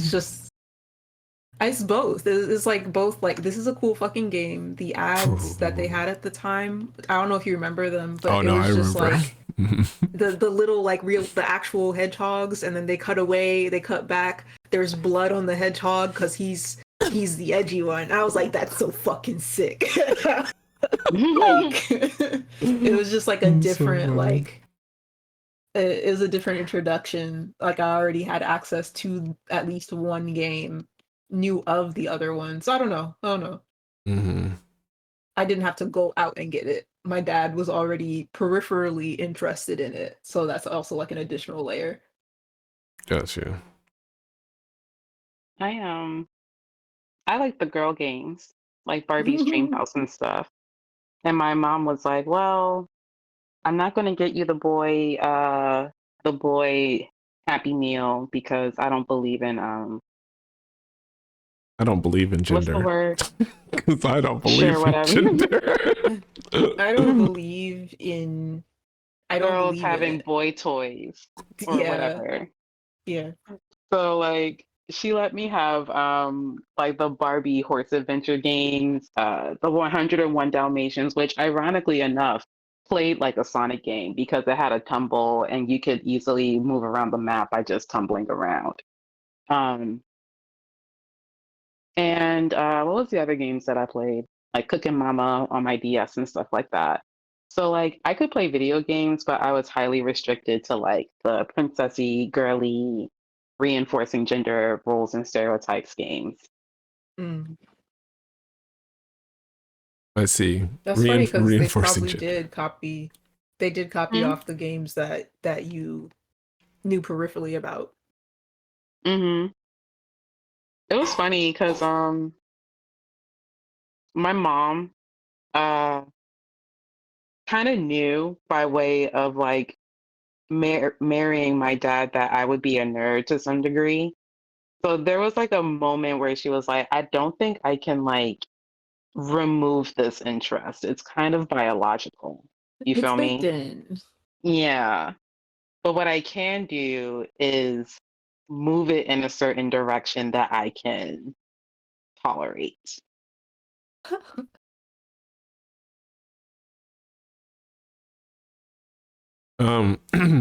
What was there's a thought that I had.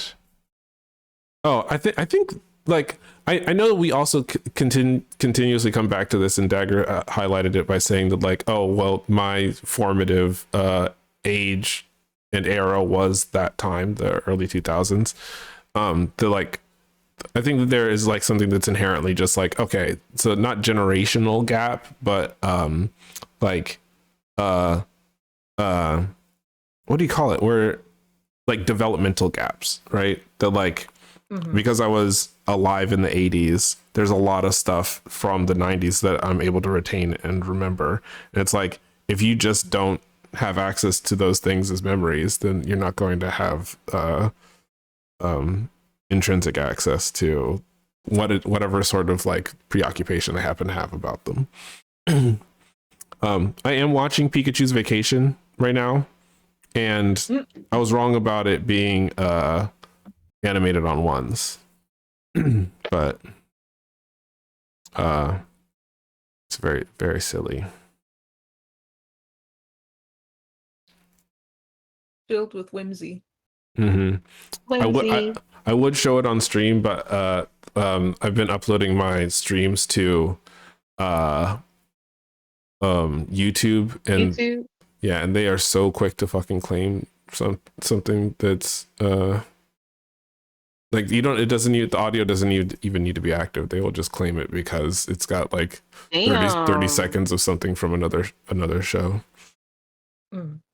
Damn.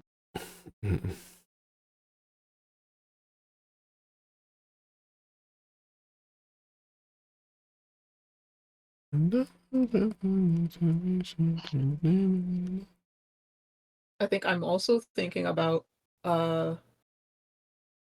like conceptually, like just getting my hands on Final Fantasy 7 and Final Fantasy 8 and knowing about those games and being like, wow, this is stylistically like very cool for whatever like vocab access I had at that age. I was like, this is really sick. And then like trying to talk about it with people in school, and like other girls were not on that shit. The guys were talking about Pokemon. The guys that talked about video games at my school were talking about Pokemon. So I was like, well, shit. Like there was one guy that I did talk about Final Fantasy with. Like we would talk about lore and shit like that. But that was it. Just one person. Damn, that's rough as hell, bro. That's like, yeah, shit. That's fucked up. I get it though. Can't help it. Yeah. Also, I would like to confirm that like at the time, for the time, and to this day, that like Final Fantasy VII, everything is tight as hell and undeniably so, no matter where you're coming from. like, listen, one-winged angel. Exactly. Mm-hmm. Like, in order to not like Final Fantasy VII, you have to hate twinks. You have to actively be a twink hater. Like, not just like I'm not too fond of them. You have to actively hate twinks. Sorry, go ahead. What were you saying? Yeah. That's just it's a like joke. the alternative. Not you being a twink advocate. I'm not advocating for twinks. I'm simply saying that you have to literally be racist against twinks to hate Final Fantasy VII. Twinks are a race. If you use we're using the old version of the term, when like race, species, type, category, those all were synonyms before it got what do you call it, co-opted by eugenicists and race essentialists. So twinks are a category of person, subcategory of mask of center people. I think to like it, you also had to be kind of queer, like at least a little bit. To like Final Fantasy VII?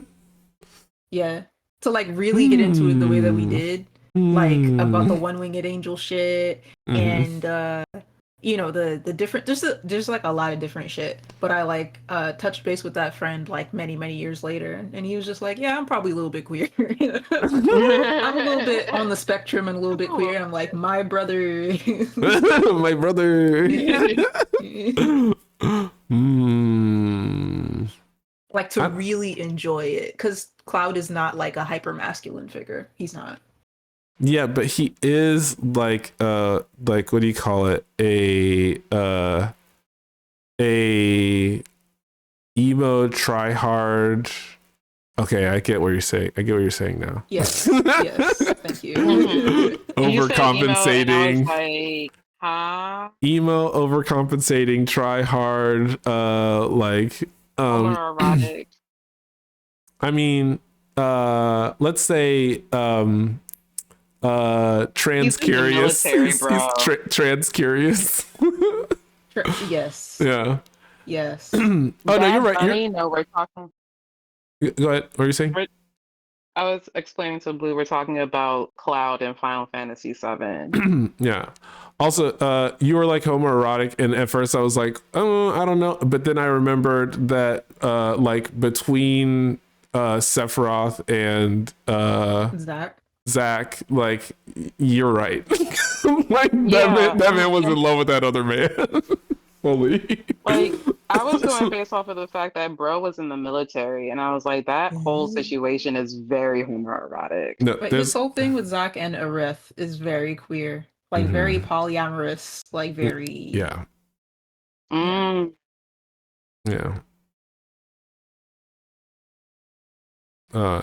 confirmed for that is the actual, like, if there is a story, I know that there's like environmental narrative, and we got, you know, what's homeboy's name? And his Barrett, and I can't remember his best friend's name. Tifa. Tifa? Yeah, Tifa. Like, I know we got this whole thing about like environmental justice and Mako and Barrett and Tifa and like all this other stuff, but like the real story, the heart of the story, if you like really look at it and ask yourself, what is this story about? It's about how Sephiroth did Cloud, Zach, and Aerith dirty. Yes.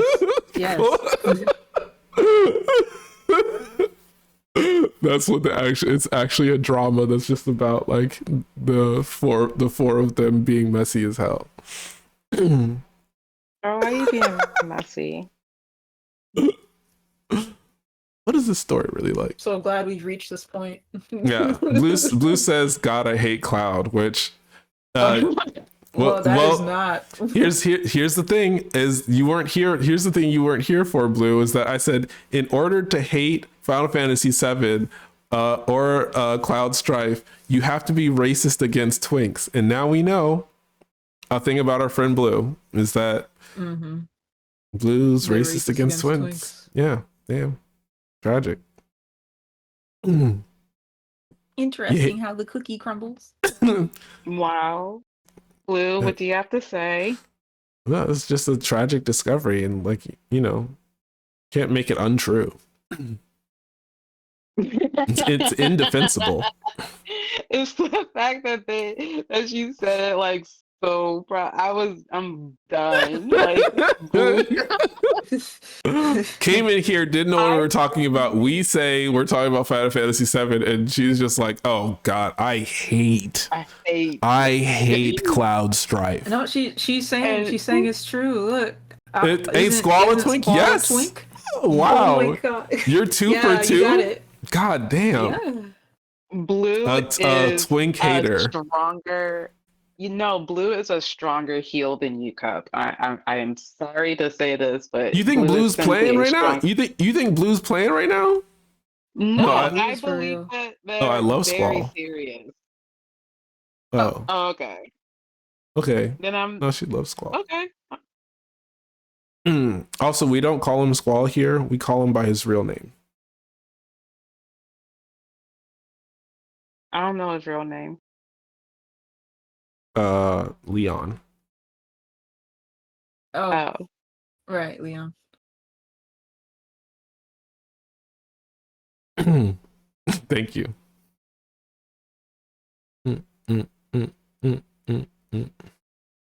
Okay, I fear that I simply will not actually get any work done if I sit here in Discord and attend to my lovely friendships, even if it is in a heal capacity for the lulls.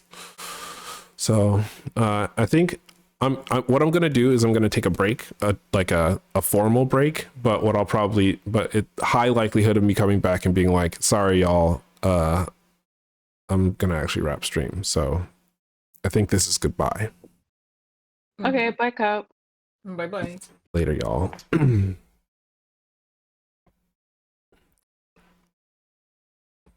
So yeah, I'm not ending stream. What we're actually going to do is I'm going to step away for a little bit, take a little bio break.